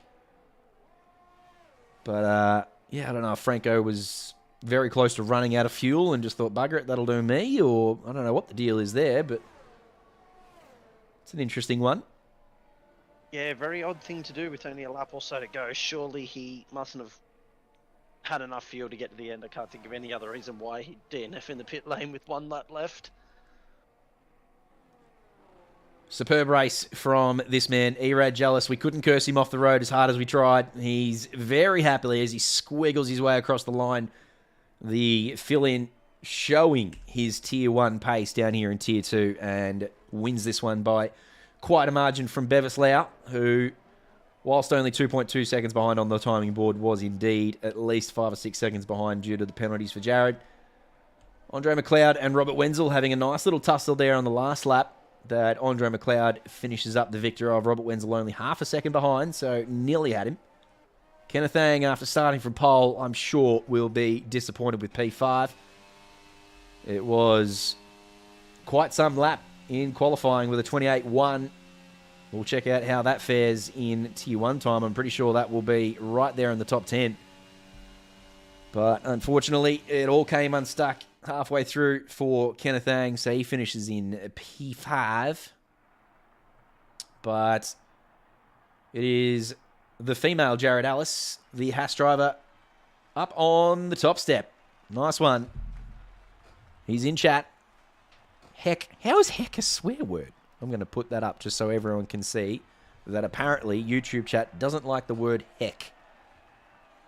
Heck you and your cursed chat. Hey, Jacob started it. You did so. you were the first one to try and curse him, and then I joined in because you'd already done it. Well done, Jared. There is your warm-up for Tier 1, mate. Are you racing in Tier 1 is my question, or are you've obviously couldn't race in Tier 1 last week, which is why we saw you in Tier 2. What's the deal this week? From P16 and the purple lap, that's a very, very tidy race for Jared Ellis, who wins here in Tier 2. A very solid performance, especially throughout that second sector. It looked like he had the pace, but he had to make his way through a couple of cars, but he did that. And once he did, he never looked back. Bevislau, P2 from P4, and Andre McLeod, a very solid race, starting in P3, finished in P3. Championship leader Robert Wenzel is P4 from P7. Kenneth Ang, as discussed, from pole, unfortunately, in P5. Joe Williams probably gets Jacob my driver of the day, I reckon. I don't know about you, Jacob. Yeah, Joe Williams is my driver of the day there. Absolutely. And he's just said in chat if I do way better in Tier 2. Ben Curtis, P7, Corbin Hanna, Declan Hollingshead on return, and Raj Sandhu complete the top 10 here in Tier 2. Yeah, great race for you, Joe Williams. We're very pleased with you. Lap 1, especially, but yeah, all throughout the race. Very handy. Keelan Dryberg wins the $5 worth of milk for predicting how high you would finish. Very nice. Grid Joke's very happy with his Haas teammate, Jared Ellis. So that's Tier 2 in the books for you. And as I said, that little grid reset's done us nicely because now we've only got the 5 minutes to waste until we get into Tier 1. How about that, Jared Ellis? Would you like to pop up in here for 5 minutes and talk us through what's going on in Tier 2? Or have you got to go get ready for Tier 1? You probably have to go get ready for Tier 1, so scratch that. Never mind. But let us know in chat, if you can, before you go, why you're in Tier 2. And if that is indeed been a rule change, because I thought you weren't allowed to do that. If that is indeed a rule change, I think there's a couple who were interested in doing that later on. So let us know if you've got the okay from the Great Deckers man that is acceptable. And if so, we should make that well known, because nothing wrong with having a few Tier 1 drivers back there in Tier 2 to fill up the grid. I'm all about that extra pace. But yes, go do it in Tier 1, that's for sure. Want to see you replicate that kind of performance again. Replicate it again? That's a double entendre. Stop doing that. What is this? Nah, I'm not a fan of this one. Milky Way Express. Let's put that on. That sounds pretty cool.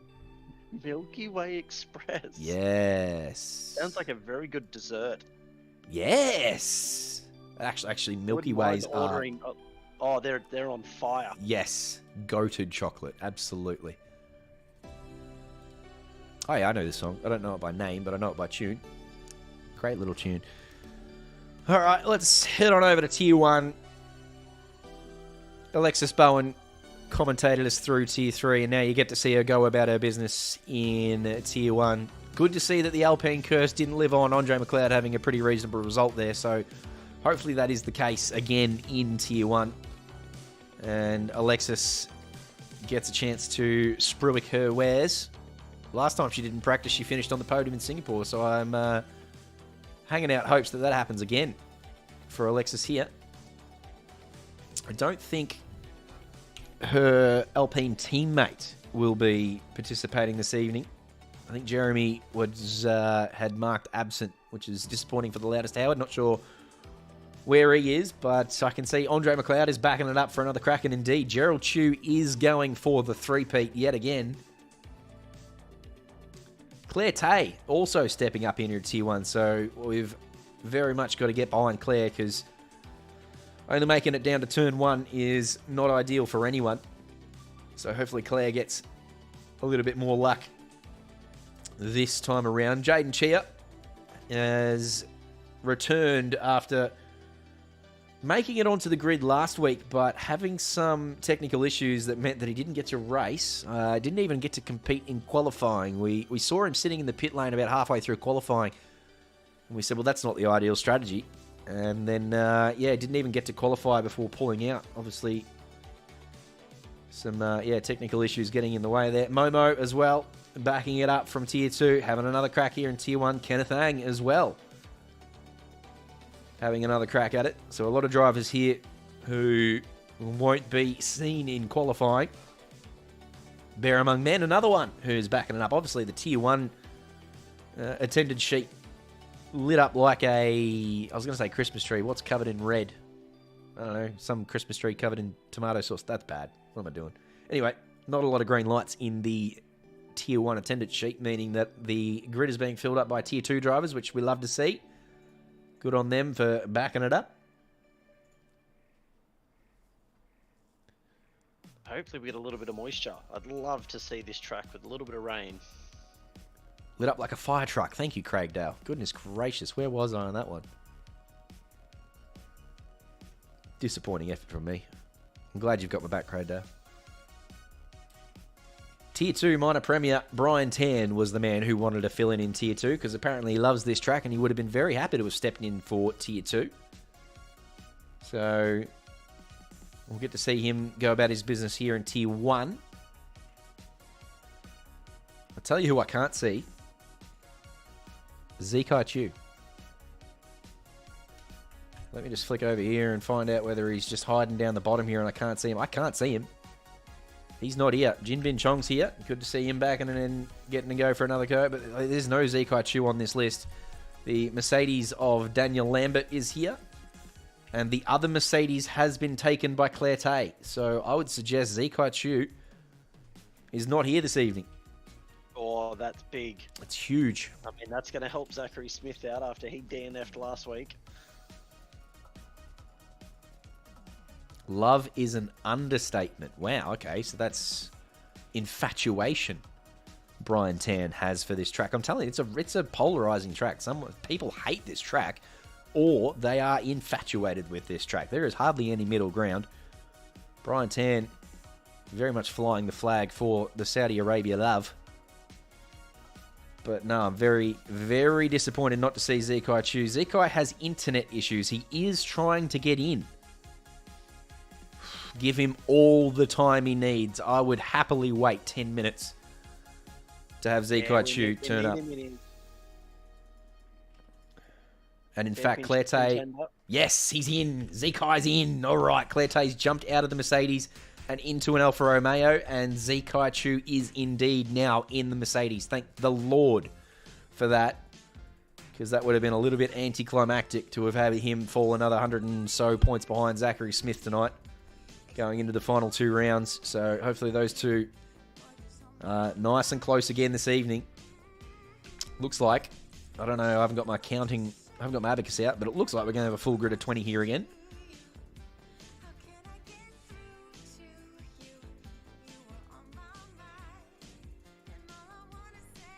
Good to see the full grids. Well done to everyone that obviously helps fill in each and every week as reserve drivers. Who goes for Ferrari? Random stuff. Well, you've got Momo, who loves his Ferrari. He will jump in the Ferrari every chance he can get. So Momo backing it up from Tier 2. He's in the Ferrari again. And, of course, Kyle Jackson, as he has been all season long, is leading the way for Ferrari. So Kyle Jackson and Momo are your 2 Ferrari drivers for this evening. Let's get ready. We are on our way to qualifying.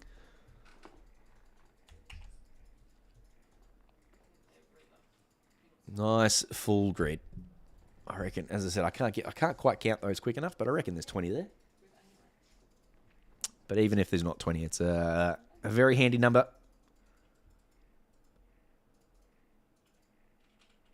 As the timer ticks down and we get ready to get into qualifying, what's the weather going to be?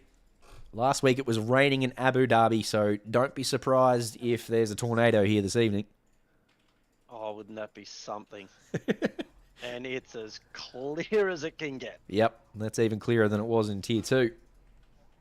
And we saw no moisture whatsoever in Tier 2. But we now get to see Jim Bin Chong in some dry weather have a crack at these Tier 1 lads. Yes, finally. Good. Yes, well, good shout from you. Absolutely. I was looking forward to it last week, and unfortunately it was raining, so we didn't get to. And he was probably off the pace in the rain, considering how quick he is in the dry. So, yeah, well spotted by you. Very interested to see what sort of pace Jim Bin's got. Finally, we get to see him qualifying in Tier 1 and whereabouts he fits in. So, cars just heading out on the track now. Looks like a couple of McLarens are the first out the gate.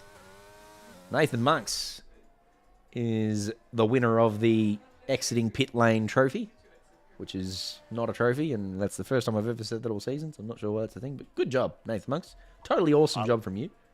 I like being the first one out on track. It's a good feeling. Yeah, agreed. Knowing that you've just got that free space in front of you, you don't have to try and create a gap. But look at the gap between the 4th car on track and the 5th car on track. No one else has decided to leave the bloody pit lane. Yeah, absolutely. The two McLarens straight out the gate, Nathan Monks and Caleb van der Eyden. Caleb van der Eyden after winning last week, by the way, after his debut win last week. So let's see how he goes this evening. The Aston Martin, I'm going to say that'll be Zachary Smith. It is. He's always very close to first out the gate, so he's second in line. And then one of the Haas drivers, it is Jared Ellis, who is 4th in line. So, yeah, those 4, as you said, Jacob, getting a red-hot start out the pit lane there. There is absolutely no one near him.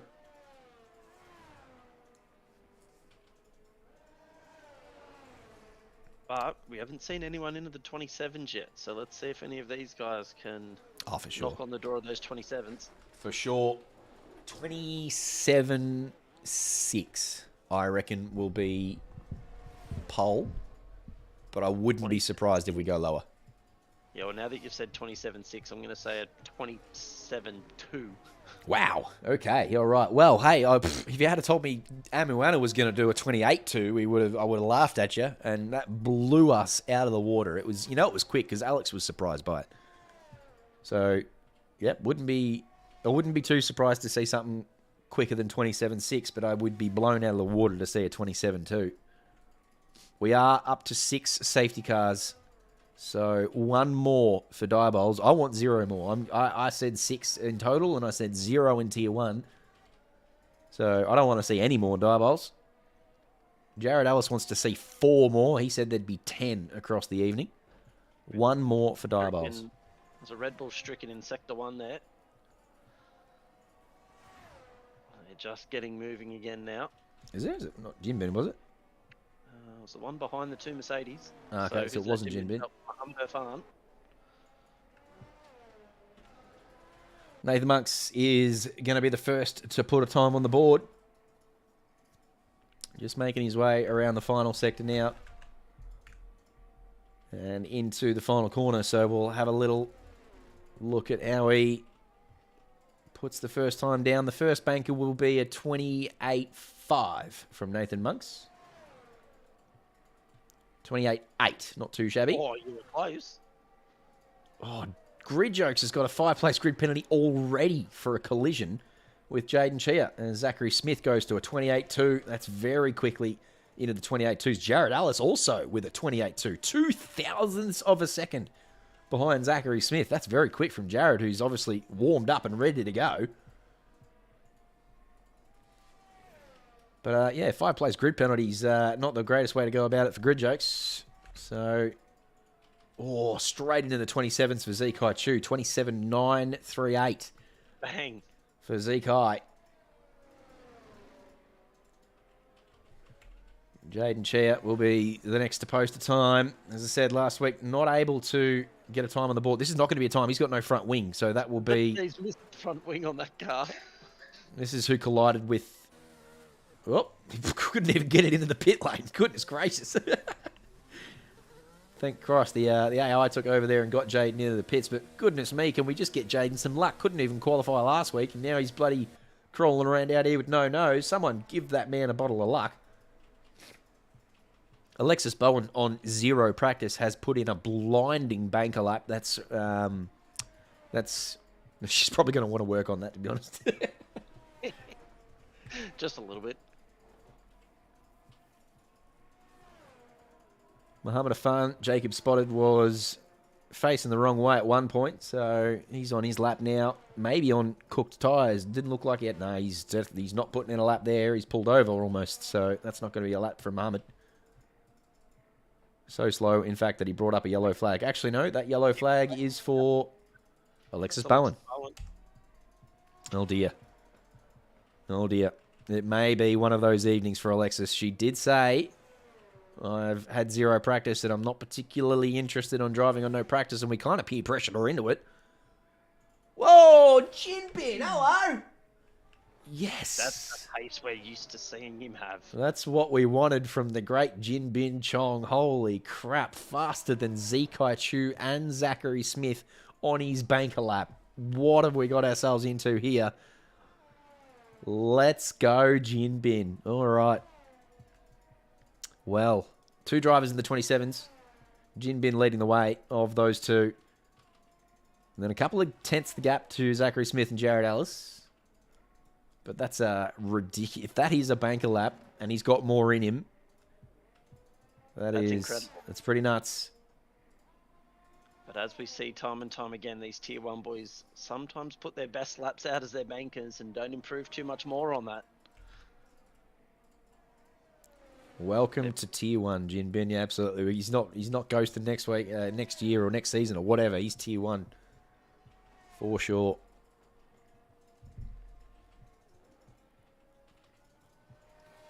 Still got 11 minutes to go here, and we've got 2 drivers into the 27s so far.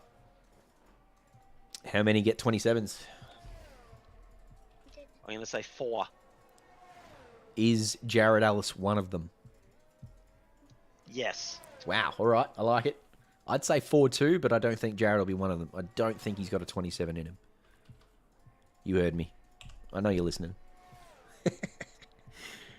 Apex Racing. He was in chat Tier 2. And here he goes. We're ready for Tier 1. One of the only drivers who is yet to post a lap. Actually, there's a fair handful of those, never mind.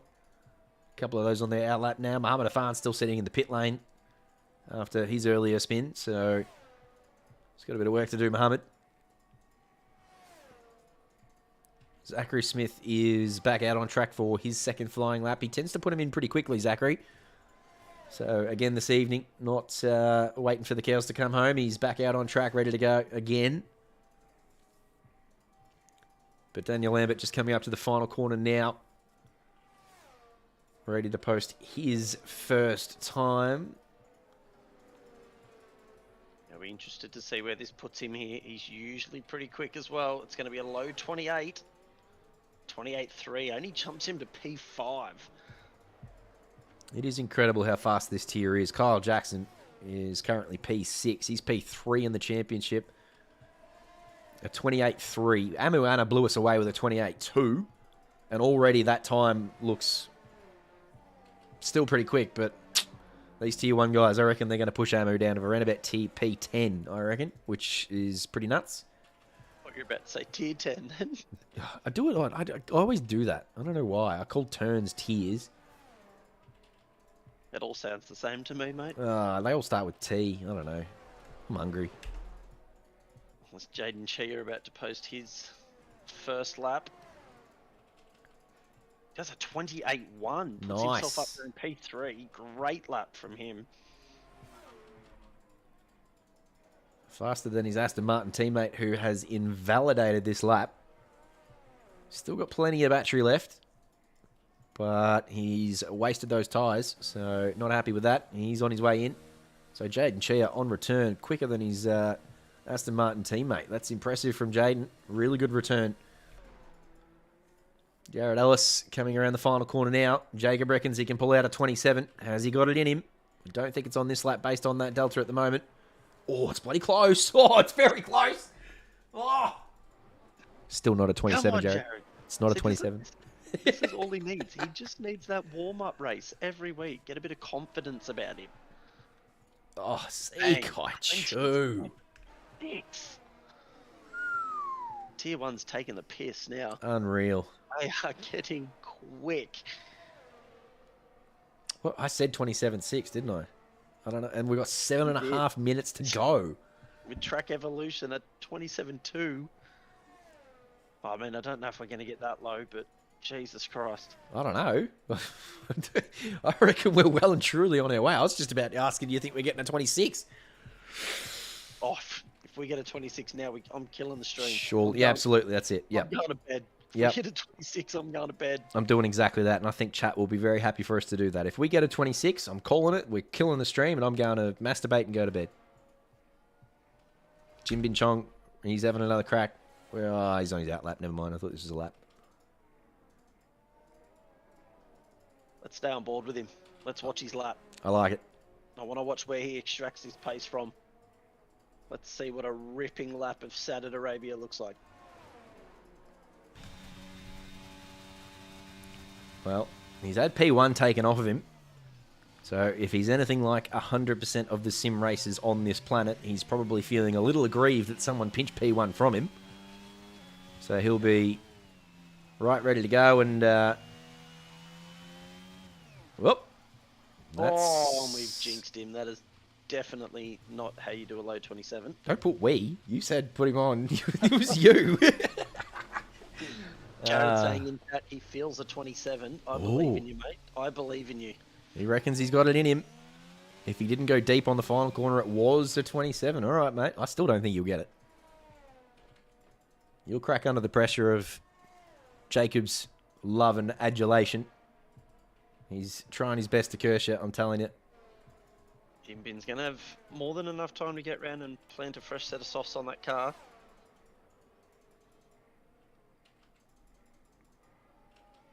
Alexis Bowen's still sitting there with that 136 in P13.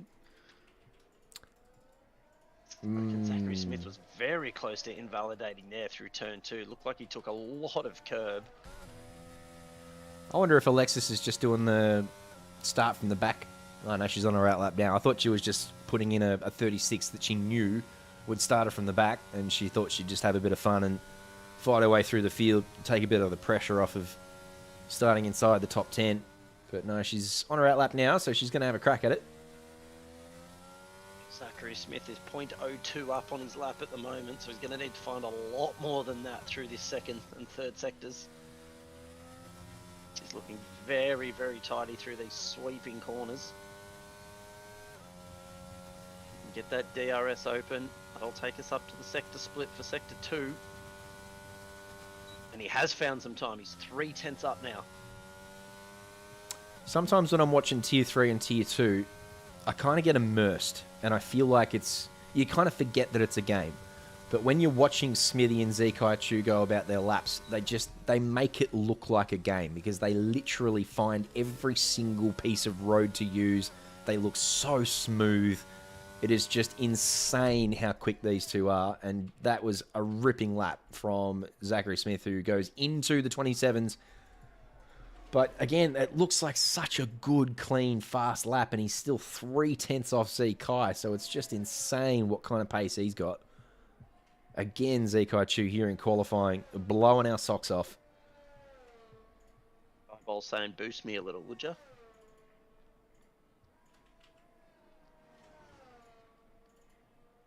And I'm talking What's that? about myself. Boost. Oh, right. I was like, what are you talking about? What? I was going to say, boost my self-esteem, would you? Yes, I can do that. I wonder if I can. No, you're at maximum. I don't know how to make you much louder, unless I do this. But then I'd probably have to turn the game noise down, because that'd be too loud. Hang on, let's go do that just a little bit. I'll turn volume up on my end if it makes any difference. No, just don't do anything yet. If this doesn't work, Diabols will let us know. But if that doesn't work, then you can go do what you want from your end. But hopefully that's made Jacob a little bit clearer. Wish someone had told us that earlier. We've been going with streaming for nearly 4 hours now. A bloody good Sunday afternoon, that is. 4 hours of F1. Absolutely.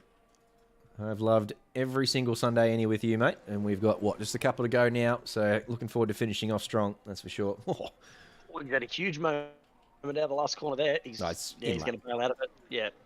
I thought it was, but... We just watched him do the 27.9, so yeah, he's just having a bit of fun out there. That's fine. How's Daniel going on? I think this is an in-lap 2 based on that battery usage in the first sector. Yeah, with two and a bit minutes to go, not many people are going to... Oh, I was about to say not many people. Chia does a 27.6. Yes. Yes, sir, Jaden Chia. He is not done with this. Thought it was a formality. I thought Zekai Chu had this wrapped up, but Jaden Chia says, don't forget about me. You can hear him. It was a little bit soft. It's slightly better, but could go up a little soon. All right, well, if that was slightly better, then this should blow your socks off. And if then this is too loud, then I'll just go to the middle. So Jacob should be nearly blowing your eardrums out now. Alexis has moved up into P4. Good shout. The Alpine driver is another to enter a 27 onto the board. Well, there's five drivers into your 27s. She is shocked with her own performance, apparently. Fair enough, too. 0 practice, 27.8's pretty bloody handy. Hey, that's good signs for the race, too, from Alexis. If everyone else out here's done practice and she's done none, if she starts to warm up into the race a little bit, what is the potential for Alex Bowen tonight?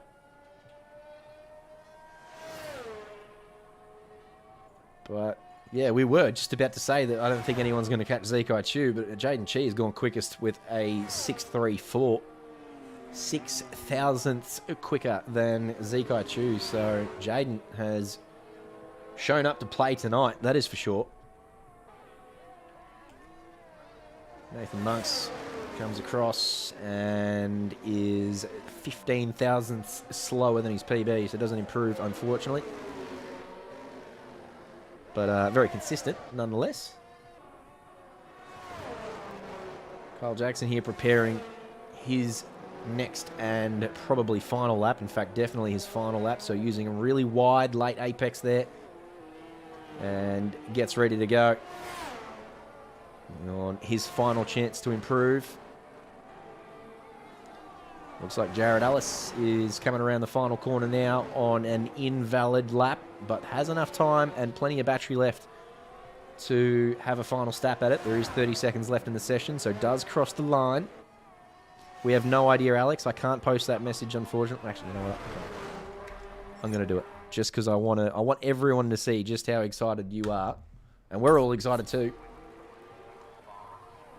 Cracking lap, 1:27.8 with 0 practice. We're just saying if you warm up, there's no telling what can happen for you in this race. So the checkered flag is out. Jaden Chia currently on pole with a 27.6 and has the checkered flag. So that's the time to beat. Daniel Lambert has also taken the checkered flag. On his way into the pit lane there. If we hit the second split, didn't see what it was for Zekai's time. Sorry, I skipped away at the wrong. He's 2.5 tenths up. Christ. We're looking at a 27.3 here if he can hold this together through the last sector.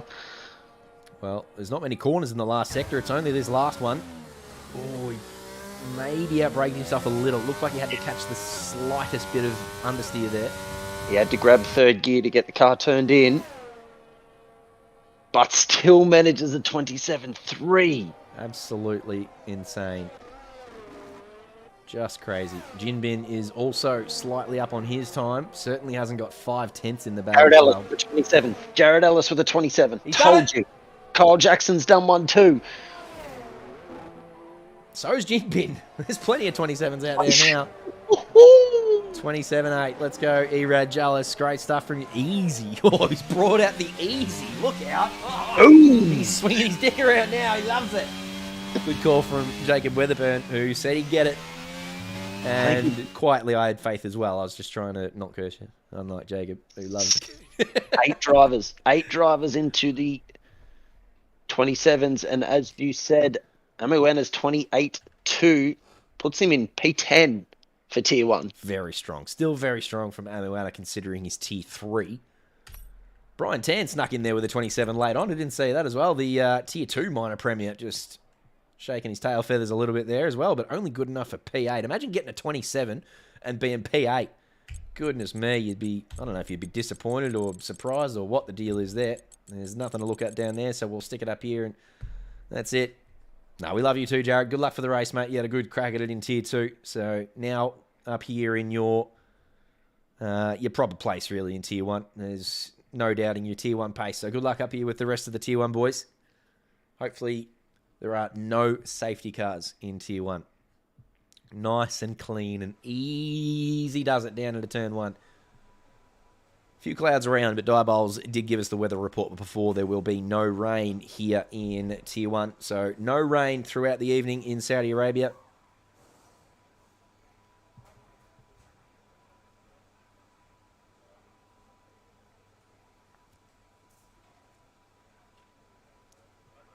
We wait for all these guys to sort themselves out. Let's hope we get past Turn 1 without a safety car this time. Oh, yeah, definitely. Without a doubt, as I said, plenty of fill-ins. There's, I think, 6 fill-ins, so they won't want to get mixed up in any sort of drama that causes trouble for the Tier 1 guys. And, yeah, the Tier 1 guys rarely make the sort of mistakes that bring out safety cars. So I think if we went, again, this would be impossible. I'm not going through every stream. But if we went back and checked out, I almost want to do it now that I've said that I can't do it. How many safety cars? Which tier had the most safety cars and which tier had the least amount of safety cars? My guess would be Tier 1 had the least. So we go back to round 1 and we watch every single stream. Yeah, we're gonna have to do it now, aren't we? We're gonna have to put in some hours. Well, honestly, we're gonna do these awards before China, so I reckon you and I do that. I reckon we spend even this week with no sprint series this week. Sure, maybe we just pick out a night this week and we get most of the bulk of that work done, and then we only have to do the last 2 weeks over the next 2 weeks. You watch the odd rounds, I'll watch the even rounds. Hey, sounds good. I like that. Done. Locked in. All right. What am I doing? The odd round. So round 1 in Hungary, round 3, etc., etc. Righto. I like it. Right. Well, that works for me because I work especially from Monday and Friday. I work from home, so I've got all day to do it. I don't know how you're going to manage it. You wake up at 4:30 in the morning and go and tell people how to lift weights and shit. You're not able to do it. I don't know where you're going to find the time.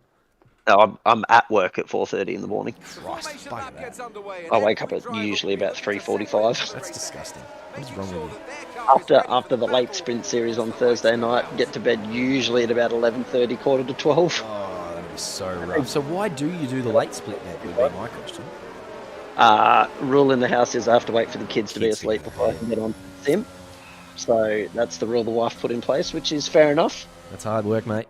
You're a hard worker. But this one's yours, mate, because I didn't get us past Turn 1 last time. I'm absolutely getting us through Turn 1 this time. Don't worry about that. You got no chance of seeing even a yellow flag down here in Turn 1. It is going to be as safe as houses. Jesus, it's not very often you see Zachary Smith on the 3rd row, but that is the case tonight. Jin Bin Chong just inserting himself into the top 4 there. We said all season long he's probably got the pace to be here, but how about 2nd row? Zekai Chu on your left, Jaden Chia on the right. 5 red lights. It's a long delay, probably the longest we've seen of the evening. A nice start from Zekai Chu. And Kyle Jackson also got a nice start. He's going to have a play down the inside here of Jaden Chia, I reckon. He's just about going to get that done, although Jaden Chia is hanging on, but I think Kyle Jackson's going to get it done. So nice start off the line from Kyle Jackson. Means that it is an Aston Martin 3-4. Back through the field, Alexis Bowen has had a poor start and is back down into P8 at the moment, but not terrible, and no yellow flags or safety cars critically. Oh, never mind. As soon as I said that, yellow flag, Jin Pin Chong, 5 seconds for a severe collision, and Momo is dead. Momo is dead. There's your safety car. I'm done. I'm out. Good night, ladies and gentlemen. It's only a VSC at the moment. Oh, is it? Yep. It is. It's not a full course safety car just yet. All right. Okay, we're still in it. We're barely still in it, but we are still in it. But Momo is dead. Jinbin has a 5-second penalty. Jaden Chee's been absolutely mugged off the start. Yeah, he didn't quite get the grip on the line, Jaden Cheer. He spun up the wheels a little bit. Kyle Jackson got a nice start. He was right up alongside him before they'd hit third gear. And that inside line into turn 1 means you've got to go around the outside of turn 2, but he navigated that pretty well. And now just tucks in behind Zekai Chu during this VSC. And as they wait for the lights to go green again, they'll be very happy up here in P2 after starting from P4. Brian Tan's had a nice start as well. Up a couple of spots. Caleb van der Reyden and Nathan Monks, the two McLarens, have also made up a few chunks. The VSC really slowing down there, all the cars through the final corner there. It's a long VSC too. We've seen shorter VSCs, that's for sure, but we are goodness me, what are we doing? Green flag racing again. Green flag racing, I think is what I was trying to spit out there for some ungodly reason. Nathan Monks has gone past Daniel Lambert on the restart and moves his way to join his McLaren teammate in P7 and P8, those two. 4 drivers in the pits at the moment, fixing that damage up. Still plenty of time to get themselves back into this race. Unfortunate for Jin Bin Chong, who we were looking forward to seeing him go about his business in Tier 1 in the dry. And after qualifying in the first 2 rows, it was looking really good for him, but obviously didn't make it through the first couple of corners there, and looks like he got together with Jared Ellis, so that'll be interesting to have a look at midweek. I'm pretty sure Jared will put up a replay of what happened there. Poor old Claire Tate as well, still down the back of the field even after... Oh, Daniel Lambert's left the session. That's not ideal for him. I saw his Mercedes just quickly vanish and then reappear again just before. And who's that around? Oh, it's Jaden Chia. I thought it was Smith. It is Jaden Chia, who's now I had going a to have to... heart-in-mouth moment there. I thought it was Zachary Smith that it was around, but he's going to have to sit there and wait for everybody to go by. Yeah. Be right to go now. Yeah. All the way back down to P15. So it's not the start to the race he wanted, obviously. That's the benefit of a full track map, ladies and gentlemen.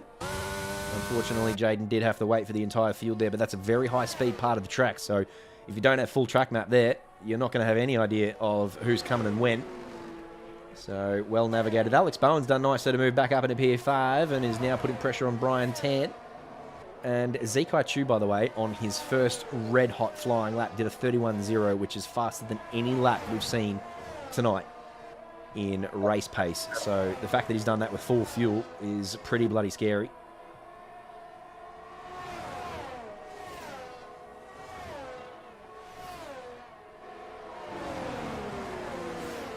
Good start for Grid Jokes too, by the way. Up there in P9 after dodging all the carnage. He's been disappointed with his pace in the second half of the season, Grid Jokes. Of course, after switching from pad to wheel. Obviously, that would take a lot of adjusting, getting used to pedals and wheel.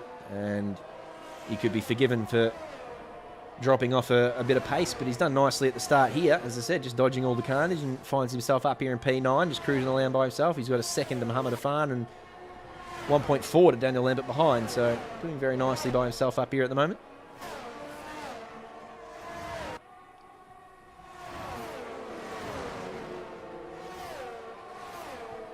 Good start from Zachary Smith. Nice and easy, up a couple of spots. He's just followed Kyle Jackson through the field, both of them up 2 spots. And now with the first use of DRS of the evening, gets it done well before the braking zone. And even though Kyle Jackson defended the inside, it was all too easy for Zachary Smith as he moves his way up into P2. Now, can he find a way to close the gap to Zekai Chu? Both drivers on the medium tyre, as well as Kyle Jackson and Alexis Bowen starting on the mediums. So 2.5 seconds is a pretty significant gap to try and make up with no DRS. Can he do it? We will find out over the next couple of laps. Zekai Chu, renowned for not using much battery, has gone through a fairly sizable chunk, so he is well aware that he needs to win tonight again to keep this battle with Zachary Smith going. But again, the two Zs at the top of the field. He's used way more battery than he normally would have here at front, but he does have a 2.5 second gap, so I think he'll just try and manage that gap now. Yeah. Jackson's Ferrari looked like it jumped around a little bit there. No, he's definitely having some connection issues. So Daniel Lambert's already had some issues. So I wonder if that's a lobby thing as opposed to a driver thing. Or again, I never forget what happened bloody back in Australia when we thought Suma was oh my god, he was up on the wall there. Kyle Jackson's wall riding. Yeah, so yeah, again, I wonder if it's us. It might be just a spectator thing. These guys might not be feeling or seeing any of this. But it is certainly fun to watch. Scott, he was literally wall riding, wasn't he? That was great. Oh dear. Never ceases to amaze us as we've got a little battle here. Michael Gray and Daniel Lambert going at it for P11. One is on the medium, the other is on the hard. Expect Michael Gray to get this move done down into turn 1. He's going to get it done before the start-finish line. Easy peasy. Zachary Smith is losing time to Zekai Chu out front. Got Brian Tan here battling for P5, trying to hunt down Alexis Bowen. He's got Caleb van der Reyden right on the back of him as well. Yeah, Caleb is on the medium tyre too, so I would suggest that he'll be continuing to apply pressure to Brian Tan over the next couple of laps when these mediums really start to benefit him. The one thing I can't get used to in this game is seeing these cars take hairpins and tight corners in bloody 4th gear. Yeah, it's insane. Like, in previous games, you'd have to be back down to the 2nd or 1st, but I have heard from drivers in this game that if you drop your gears too low in the corners, you just get mass wheel spin on exit. So a lot of them not using anything below 4th gear unless they need a little bit of help to get the car pulled up and turned in. Yeah, it's pretty nuts. I think, especially at the first part, the first life cycle, the first 6 months, everyone was saying if you use anything less than 4th, you're doing it wrong. Even at the Monaco hairpin, which is like 40 kilometers per hour and would in previous games have been 1st or 2nd gear. The fact that that corner was in 4th was a bit of a joke. So I do think that they had a patch where they tried to rectify a little bit of that. But it's still very much, you want to be around about 3rd or 4th gear in almost every corner. And you're right, honestly, you don't get used to it. It just looks weird. Because it's certainly not like that in real life. Yeah, I'd end up whacking my paddles too hard and I'd end up somewhere down in 2nd gear anyway. Daniel Lambert has rejoined now, so I'm just going to jump back here with him and cross our fingers for the great man and hope he hasn't got that bloody cold tyre scenario happening for him. It looks like he's being very cautious around here, but this could be an AI-controlled car until he finds a straight to retake control. So again, fingers crossed that his tyres are of an optimum temperature and not the negative 60 that we are used to seeing on reconnects. It looks like he's going along nicely at the moment, so hopefully he's avoided any sort of dramas there.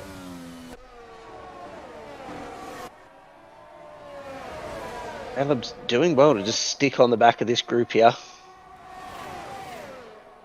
As they've really made some ground on Alexis here under the DRS. Brian Tan's going to be forced to go around the outside if he's going to look to have a move, but Caleb's going to have thought he was going to have a dive up the inside of Brian there.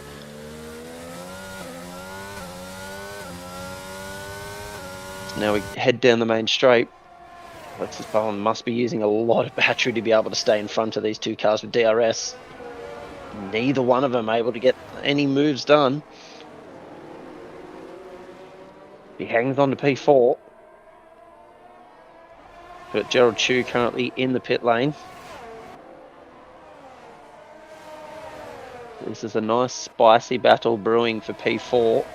Mohamed Irfan's closing in on the back of these three. He's not too far behind. Meanwhile, Zekai Chu's nearly out to 3.5 seconds out in front, so he's doing it easy tonight so far. Yeah, not the first time we've said that, though, this season.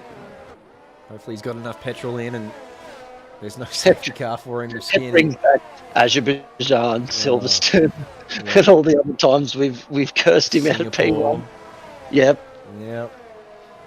All I think back is Jaden Chia in Mexico, where he binned it on the safety car restart. Yeah, it makes you wonder if he hadn't have made any of those mistakes, how far in front he'd be. And to say anyone could be that far in front of Zachary Smith is just insane, because Zachary obviously is one of our very, very top drivers here in OR, both in F1 and ACC. So the fact that someone is continuing to stretch this gap now. 3.5 seconds up the road is Zekai Chu. It's insane pace that he's got. And yeah, there is a couple more drivers who have similar sort of, like we've seen Jim Min Chong tonight demonstrate that he's got that kind of pace, but no one is consistent as Zekai Chu and Zachary Smith have been this season. And even with their consistency, they are not disprone. They are prone to errors. What would be the opposite of that? They're not unprone is not correct. I don't want to say that. That's a word now. No, it's not. No, we're not sticking with that. As Brian Ten's made his way past Alexis Bowen, who's tagged the wall at the rear end. Did she tag the wall? I didn't see the tag. Yeah, I think she tagged the inside wall and it unsettled the car on the change of direction. Right, unlucky. Oh well. All the wing and bits and pieces in place, so not the end of the world for Alexis, but she'll be disappointed with that mistake as she falls back to P9. Especially after she was most excited about her susceptible. Thank you, Wenza. Wenza, every single week comes in the chat and provides the goods. And again, spot on with that. Very, very sharp from you, Wenza. Thank you, kind sir. Great word, that. Susceptible. And spelt correctly, too, by the way. I wouldn't have a clue how to spell that. There's Nathan Monks slowly catching Mohammed Irfan as well. So we've got a nice battle brewing for P4 here. Yeah, that little spin from Alexis, I think, has slowed down at least Caleb van der Eyden. But he's caught back up to Brian Tan, and as I said, that gap before that Mohammed Irfan had with 1.7, that 8 tenths was just as Caleb got sort of upset by seeing Alex on the side of the road there, I think. So this is definitely a four-way battle now.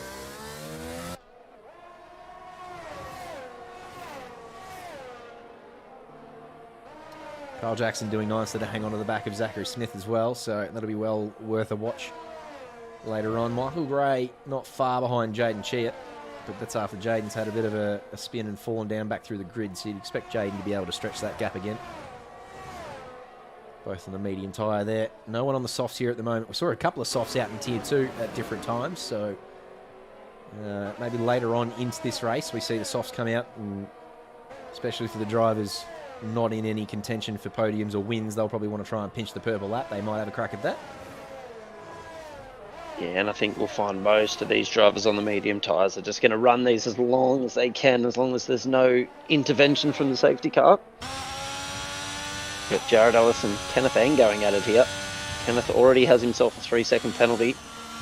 Ooh. Jared's giving him a little boot there on the exit. Careful, Jared.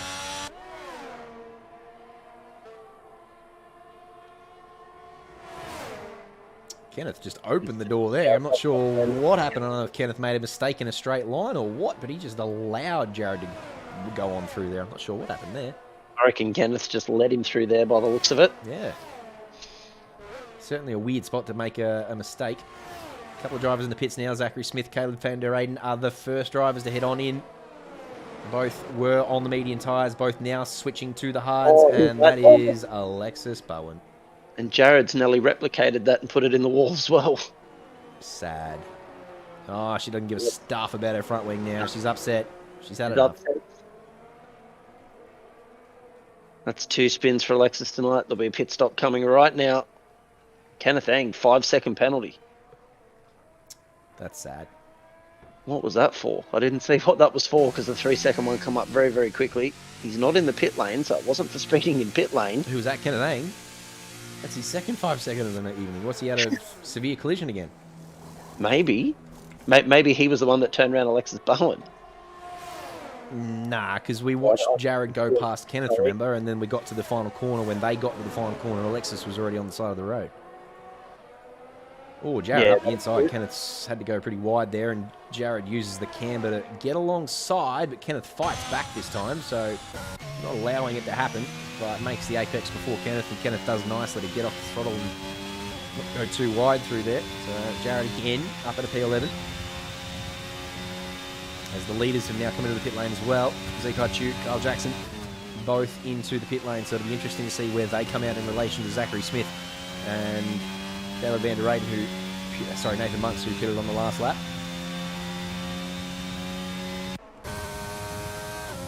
They're trying to cover off Zachary Smith.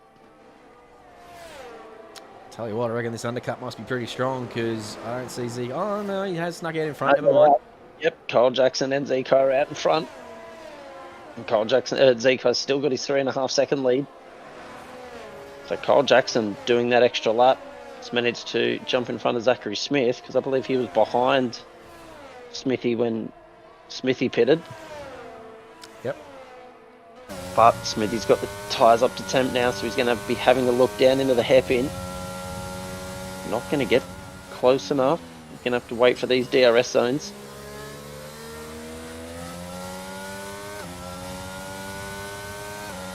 Nice bit of traction out of that hairpin there from Zachary Smith, but finds his way blocked by the very wide Kyle Jackson at the moment. He's got that car in the right places, but now with the DRS, you would assume that Zachary's just going to go wandering on through. Oh, he seems very tight to be going side by side through there with DRS open as he runs very deep in there after he gets the move done. Yeah, I think it's a very dangerous spot for DRS. Like, I mean, again, this is only computer games, it's not dangerous for us, but in real life, that is a dangerous spot for DRS, I reckon. Having any sort of bends and turns in a DRS zone is just a recipe for disaster, I would have thought, but I don't know, they seem to get away with it, so... Nathan Monk's 5-second penalty speeding in pit lane, so he's up there in P4. We've seen a lot of 5-second penalties here in Tier 1. No safety cars, though. No full safety cars, Jared Ellis. You're not getting anywhere near your 10. Diabol's only needs 1. Diabol's has probably paid Jared Ellis to cause 1, so Jared's going to put it into the wall now that I've said that. As he actually makes his way past Nathan Monks on the way out of the pit lane for Nathan, I think. So, would have been close there on the pit exit. Jared managing to pinch that spot. Looked like he got a little bit sideways there at 1.2, but managed to hang on to it and catch it. So, up in a P8 for Jared Ellis. Having a very good night of it here in Saudi Arabia. Not sure if he likes the track or not, but he's certainly pretty quick here, that's for sure.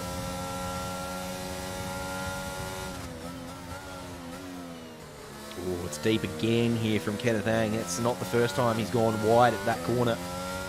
And again, it costs him a spot. Caleb van der Reyden now up into P10.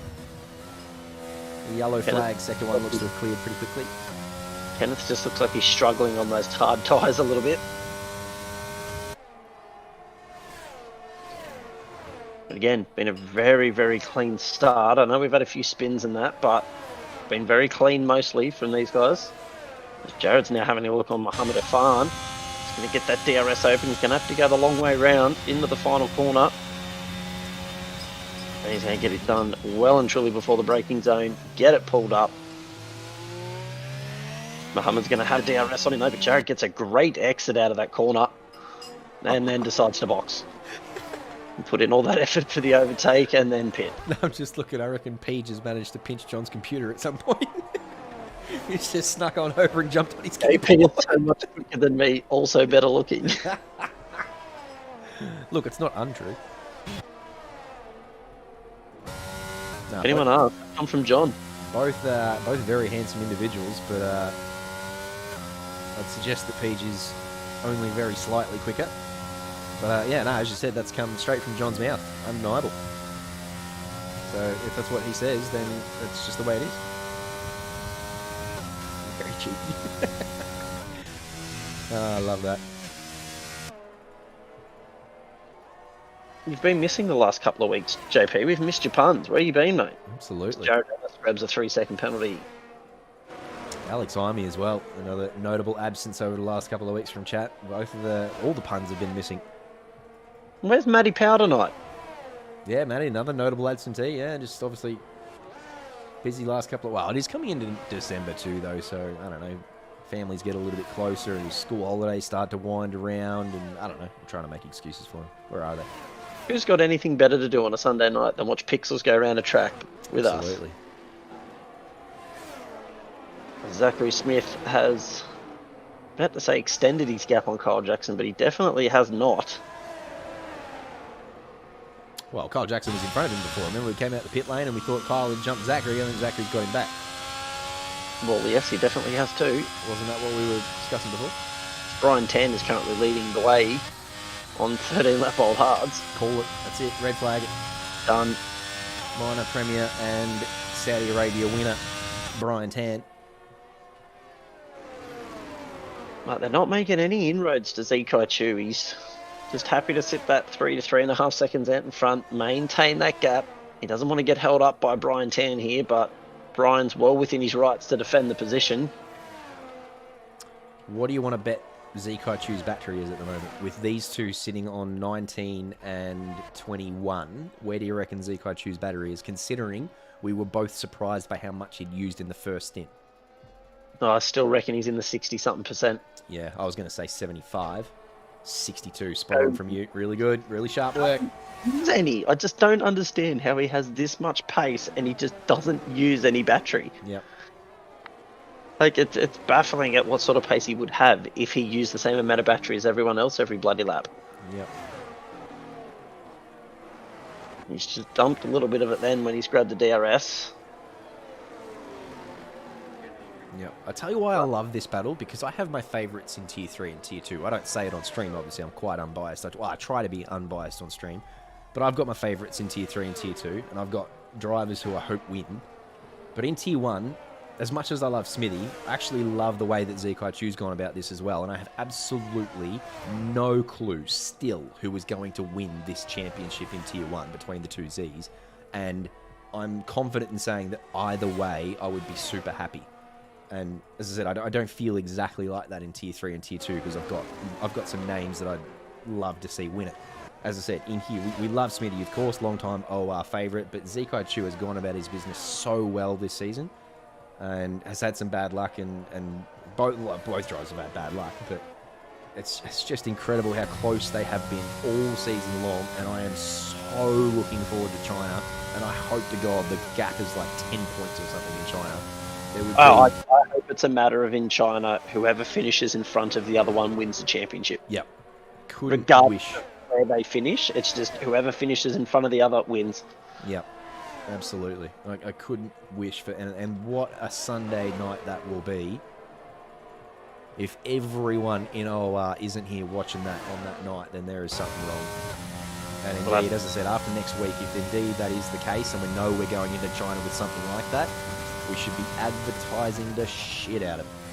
Oh, that's again... Oh, I thought it was going to be deep from Jake Chair, but no, he got that move done nicely up there on Grid Jakes. Yeah, if we've got 3 races and 3 championships yet to be decided, it's going to be a hell of an evening in China. Absolutely.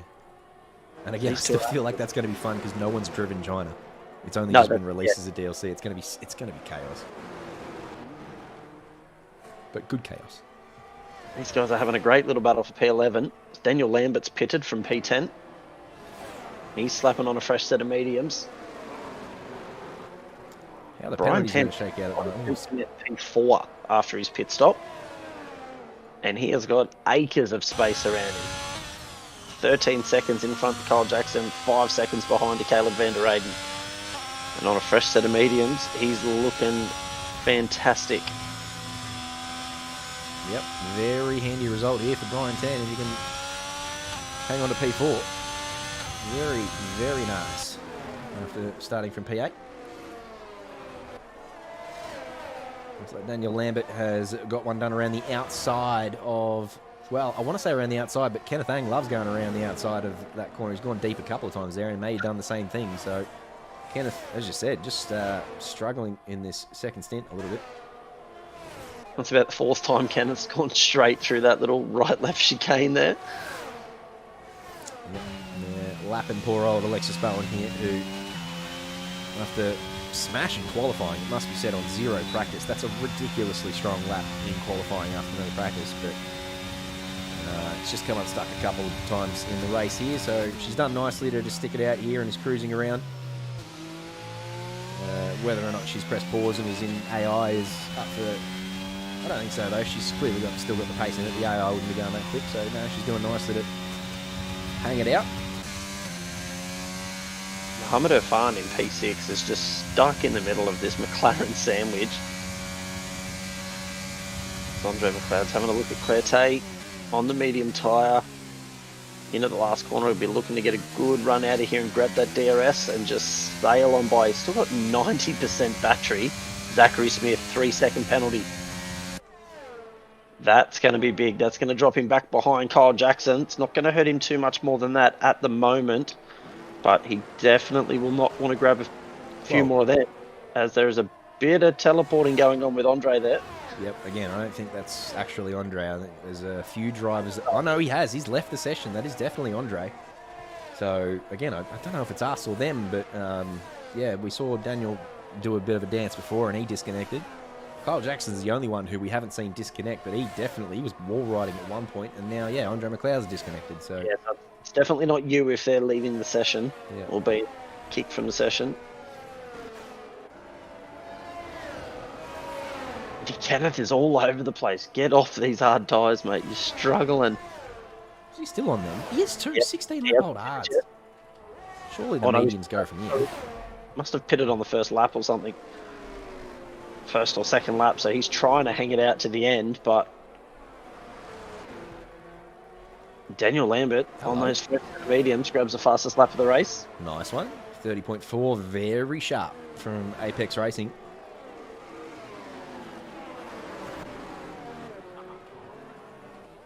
That gap has just come under 3 seconds. It's hovering bang on 3 seconds out to Zekai Chu, so they've pulled a little bit of time back on him. Kyle Jackson is absolutely flat out of battery, and he just needs to stay within 3 seconds of Zachary Smith. So he needs to try and hang in the DRS zone, which he will have to get back into because he's just fallen outside that 1 second. Yep, DRS detection point coming up as we enter the final corner, and he's now 1.5 seconds back. He's also teleporting a bit, so every time he teleports, it looks like it's costing him about half a second. That's obviously not the ideal strategy. As I said, he's the driver we saw before who was struggling with connection, but he hasn't disconnected, so I'm not sure what his issue is. That's going to help Smithy big time with that 3 second penalty. If he can just get out of that gap, negate that penalty, and still finish P2, he'll be very happy with that. Never mind. Now he has left the session, Kyle Jackson. So, yeah, definitely a couple of drivers out on the grid having connection issues this evening. Nathan Monk's gotten a run on Mohamed Irfani. He's finally gotten that overtake done. I'll say that, but Mohamed's sticking it in there on the inside. This has been going on for lap after lap. It finally looks like the McLaren's going to get the move done into turn 1.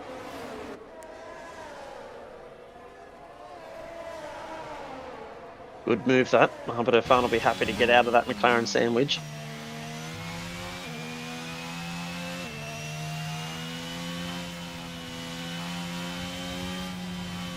And we're only 6 laps from the end. This race is flying by. The whole night's flying by. It's been really good racing, to be honest. I think we got set up nicely in Tier 3 with those opening couple of laps, and we got really excited. But even... It's not that it's been less exciting since then. Yes, it hasn't been quite as side-by-side as, speaking of side-by-side, Jared Ellison. Kenneth Ang having a crack down here. Kenneth has gone wide a couple of times through this corner, and at this time, not willing to commit too much to that, so Jared Ellis moves up to P11. But yeah, the racing's been good all night long. As I said, we got treated in the first half of Tier 3. I think Bowen's around in the background again at the hairpin. Someone's around. Well, her Alpine teammate just left the session as well, and Andre McLeod. No, it wasn't Andre. Oh, no, it wasn't Andre. So I think Alexis is around again. She's got another yellow flag in Sector 2. I wonder who the roast haste. Jesus Christ, I'm so hungry. The race host is for this session, because obviously it's an issue with the connection to them that a couple of drivers are having. I think it's usually Jared Ellis, isn't it? Yeah, usually. Yep. I don't know if he's hosting tonight again or not, but his internet's usually pretty darn good. Yeah, never had any problems with it before, so... Zekai out front's just extended that gap again, so when forced to press a little bit, he can still put some time on these guys behind him. It's bloody incredible how much time Kyle Jackson's lost. Like, yeah, I know. We were talking about how he was less than a second before, and now he's out to 8 seconds, so those disconnection issues. And this is really helping Brian Tan, because he's making up ground like you wouldn't believe on Kyle Jackson, so the longer Kyle takes to get back in, the more chance Brian 10 has of grabbing himself a podium. Can he catch him? 6 He seconds. was 13 seconds behind. Yeah, 5 laps to go. Medium tyres. No saying, hey, no reason he can't. If someone's in Brian Tan's ear, let him know that Kyle's struggling with connection issues. It's he's well and truly on for a podium if you can catch him. Carl Jackson's AI is still in control of the car, I reckon. Or maybe not now. He's starting to gain some time back. I'm not sure. Either way, Daniel Lambert's now in a McLaren sandwich. Torterra's left again. There's plenty of drivers out there now having connection issues. Hopefully, Zekai Chu and Zachary Smith managed to dodge all that. They look like they have so far. And it is interesting considering Zekai Chu only just made the race. He's looking like he wasn't going to make it. So, yeah, the fact that Zekai was the one who was having connection issues early on, but now himself and Zachary Smith up the front, as they so often are, and with none of the connection issues that some of these drivers are facing, looks like they're in for a good last couple of laps. Zachary Smith, as we said, with that 3-second penalty, is not going to harm him any 8.5 seconds up the road from Kyle Jackson. Looks like Alex Bowen again, and it's been a sad old race for Alex Bowen. She's having troubles at that corner every single lap now. I think these tyres have just absolutely had enough. Yeah. Love it a bit. Great qualifying lap, but sad, sad race. But if she brings it home, as we said every week, everyone who has a bad old race but continues to drive and brings it home, we love that. Driver of the day, Alexis Bowen, if she brings it home. And to be honest, there's not really anyone out there who's had a stonking race. Gridjoke's up 7 on his wheel. It was a bloody good effort in P10. Yeah, he'd be used to that, so that's fantastic. Is there anyone else in Tier 1 that plays on controller? I want to say Muhammad Afan, but I don't know that for sure. Can't think of anyone else who I'm sure of. Gerald Chu rings a bell, maybe? I'm not sure. No, I'm not sure of anyone else. Nathan Monks is on a controller. There you go. Oh, totally awesome. P7, so... Oh! Alexis Bowen really wallops the wall there. See that one. And 3 seconds on board as she cut that corner and then nearly put it into the wall there too, so... Come on, Alexis. 3 more laps. We're behind you. Loved your commentary in Tier 3. Loved your qualifying lap. We want to love seeing you finish this race, baby. Come on, bring it home. That's all we want. So absolutely no one is within a second of the car in front except for down to like P14, 15. Oh, and Jaden Chia here in P9. The rest of the gaps, everyone's just driving around. Kenneth Eng finally decides to pit. Finally, Kenneth. I couldn't bring him home. I mean, with 3 laps to go, surely you'd just bite the bullet and bring it home, wouldn't you? But no. Maybe gets on the softs here and goes for the fastest lap that Jim Bin Chong's just... Oh, no, that's Alex Bowen up ahead. What a view of that. You just managed to grab. Ben Curtis, 5-second penalty for severe collision with Andre McLeod. Well, Andre only just rejoined the session. Andre's disconnected and reconnected a couple of times over the last couple of laps, so that's an interesting one as well. Zekai Chu and Zachary Smith in the pits. What? Safety car. We have a safety car that's going to be out for 1 lap. Oh. For Kyle Jackson, 5-second penalty for speeding in pit lane. We have never seen a safety car at this point. It's literally going to do 1 lap and come in. Wow, that honestly, it scared the crap out of me because I didn't know there was a safety car. Again, no one's DNF, so that severe collision with Ben Curtis and Andre McLeod's brought a safety car out, even though it didn't spin anyone or anything. Wait, is this a full... It is! It is. This is cursed. I was spot on. I had 3, 3, and 0. And now this bullshit safety car's ruined everything. And Ben Curtis gets his wish with his number 7. No one's going to catch the safety car because it's going to do 1 lap and come in. And then we're going to have a 2-lap sprint with no DRS to the end. But this allows Zachary Smith a chance to have that crack. He's got that 3-second penalty. So even if he gets past, but this is going to hurt him big time because everyone behind him, although I'm not sure many other drivers are going to catch up because they're going to have to drive at a delta, I'm assuming.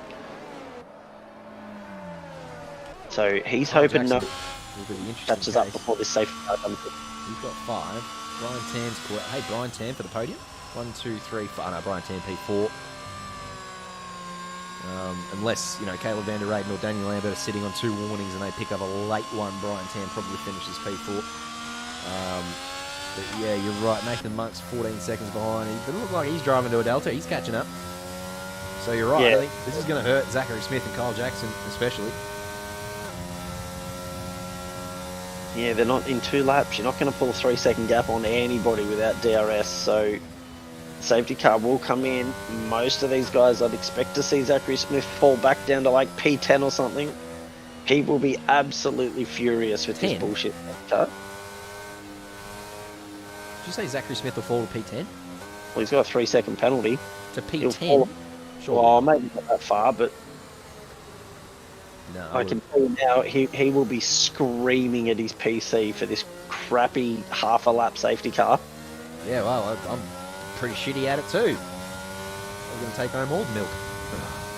Zekai's gone bang, jumped early. Zachary Smith was aware of it. We've got a 2-lap sprint to the end of this race. Daniel Lambert goes very deep, does well to avoid the back of Caleb van der Reyden there. Nathan Monk. I think. Brian Tan just gave Kyle Jackson a little helping hand through turn 2. As you've got your 5-second penalty, get the hell out of my way.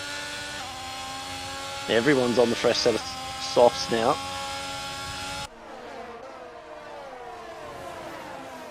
How is this going to play out? Zachary Smith is going to be pushing very hard to try and create a gap on anybody that he can, and he's already nearly got a second back to Caleb van der Reyden. Jaden Chi is having a look up the inside of Gerald Chu. He's going to get that move done on the soft tyre. As is Mohamed Afan, opportunistic move. As is Jared Ellis, who's just following Mohamed Afan through there. And Gerald Chu, I think, is going to get into a bit of contact there with Jared Ellis. That was ambitious from Jared, to say the least. Yeah, there's a corner. You have to take that. Could have been given a little bit more room there, Jared, I think, from Gerald Chu, who's probably upset with being overtaken 3 times in 2 corners. Back up the front here, Zachary Smith now, as you said, with a chance to pinch this on track. He's managed to gap Caleb van der Reyden in P3 by nearly 1.5 seconds in this lap. So if he can do that again next lap, he may only lose 1 or 2 positions. As Daniel Lambert gets past Caleb there, we're going 4 wide into turn 1 if we're not careful. Holy crap, here we go. Oh, here we are there. Oh my God. Oh, don't do this. It's the last lap, boys. They really did. It was a good effort. Brian Tan. He Caleb wants van der this Reyden. podium, Brian Tan. Oh, that Mercedes is teleporting too. That'd be bloody dubious coming up to that. Great little battle there, up into turn 1 and through 2 and 3. Brian Tan comes out the victor, and it looks like he's on for a podium now with the 3-second penalty. If he can stay within 3 seconds of Zachary Smith, it's currently 2.7 seconds, so it's going to be a bloody good lap from Brian Tan if he can pull it off. But up the front, Zachary Smith just following along. Kenneth Ang, hello, purple lap. That's a nice late one from Kenneth. On his soft tyres, eventually got off those hard tyres. Jacob had been screaming at him to get off them for 7 or 8 laps, and as soon as he did, bang, purple lap. Let's go. So I think Zachary Smith is only going to fall down to about P4, so he's managed to save himself a little bit. Oh, some contact there too. Oh, no. Jared Ellis has come onto a scene there. Was it? No, that wasn't Jared Ellis. It was Grid Jokes. Apologies. One of the hash drivers. Chia gets a 5-second penalty. For speed. This game, honestly, he was honest to God. That is a joke. DRS has been enabled as Zikachu comes across the line and grabs the checkered flag here in Tier 1 at Saudi Arabia. Daniel Lambert, his Mercedes teammate, is P2 because he managed to stay within the window and pip Zachary Smith by a 10th. As you said, Zachary Smith will be livid at that late safety car, which has cost him P2. But luckily enough, Zekai and Zachary had enough pace to stretch the gap. And of course, the battle between Brian Tan and Caleb van der Reyden and a few others as well would have helped stretch that gap. So Zachary Smith didn't lose out too badly. But yeah, he'll still be disappointed. All the points are necessary in this very close battle for Tier 1. So The fact that he's lost out of position there will be critical, I would suggest. Daniel Wong, how about that? 0.000005 was the gap between himself and Jared Ellis. And considering he had absolutely zero... In fact, look at the gaps there. Did you see that? Hang on, I can't wait to show you that. It was... I reckon I missed that. In fact, I'm very shitty now that I missed that while I was congratulating Zikai Chu on his win. Because I reckon 4 cars came across the line at the same time. We missed a 4-way battle to the line. And I apologise to everyone if indeed that was the case. Have a look at the gap here. Oh, no, wait. When we get to the results table. Zikai Chu, nice win. Looked very strong all night long. We said how he pulled out a gap and then managed to maintain that gap throughout most of the race. And we tried to curse him, but he was uncursable tonight. Looks a bit like George Russell up there tonight. I think he's changed character, to be honest. I don't think he's looked like that all season, unless I'm very much mistaken. No, I believe he's changed character. It definitely does not look like what he's looked like for most of the season. And it looks like George Russell, this one. Maybe yeah, it's a George Russell resemblance there. slightly darker hair, but other than that, that's George Russell. Zikai Chu, nice one. Have a look at the gap between... Get the penalties off. It's off. Where'd it go? 10, 3, 7, 0, 3, 7, 5, 3, 8, 8, 4, 1, 4, 6, 7, 6. We missed a 5-way battle to the line, and I apologise to everyone for missing that one. That is incredibly close between Jared Ellis and Gerald Chu. It's less than like 2/10 between the 5 of them as they cross the finish line. That's insane. So hopefully someone's going to replay it. I don't know if someone can pull out a replay, but that'd be nice. But anyway, Zikai Chu from pole, nice work. Daniel Lambert up from P9. That's very handy for a Mercedes from 1-2. Quick, get to the bottom before Deckers gets very upset. There we go. That's for you, Deckers. Love you. Oh, dear. Well, what an end to that one. Goodness me. The late safety car really waking us up and getting us to the line on that one, Jacob Weatherburn. There's always some spots in Tier 1. No matter what it is, there's always something towards the end of the race that just brings us back in. Yep, absolutely insane. We love Tier 1, and we love how close it is, and we are loving this series. If you're still here with us at the end of the night, make sure you join us next week as we head off to the second last round in Imola. And then the final round in China the week after. As we said, all 3 championships still open. And they were close at the start of tonight. I bet you they are even closer as we head into Imola next week. So we will have all the overlays, all the point standings, all the penalties in place, and we'll be ready for the last 2 rounds. Of course, ACC taking a week off this week for the Sprint Series and the Rookie Series. The Rookie's getting a nice little week off before we head off to Kyalami for the 9-hour next Saturday. So that is when we will see you next on a Saturday afternoon. Until then, my name's Jamie Conboy. Everyone, Jacob Weatherburn. Good night. It's been fantastic, and I will see you next week. Nice work, Jared Ellis. Really good from you. Really good from everyone tonight. Great racing. All right, you lot, have a good night. See you next week.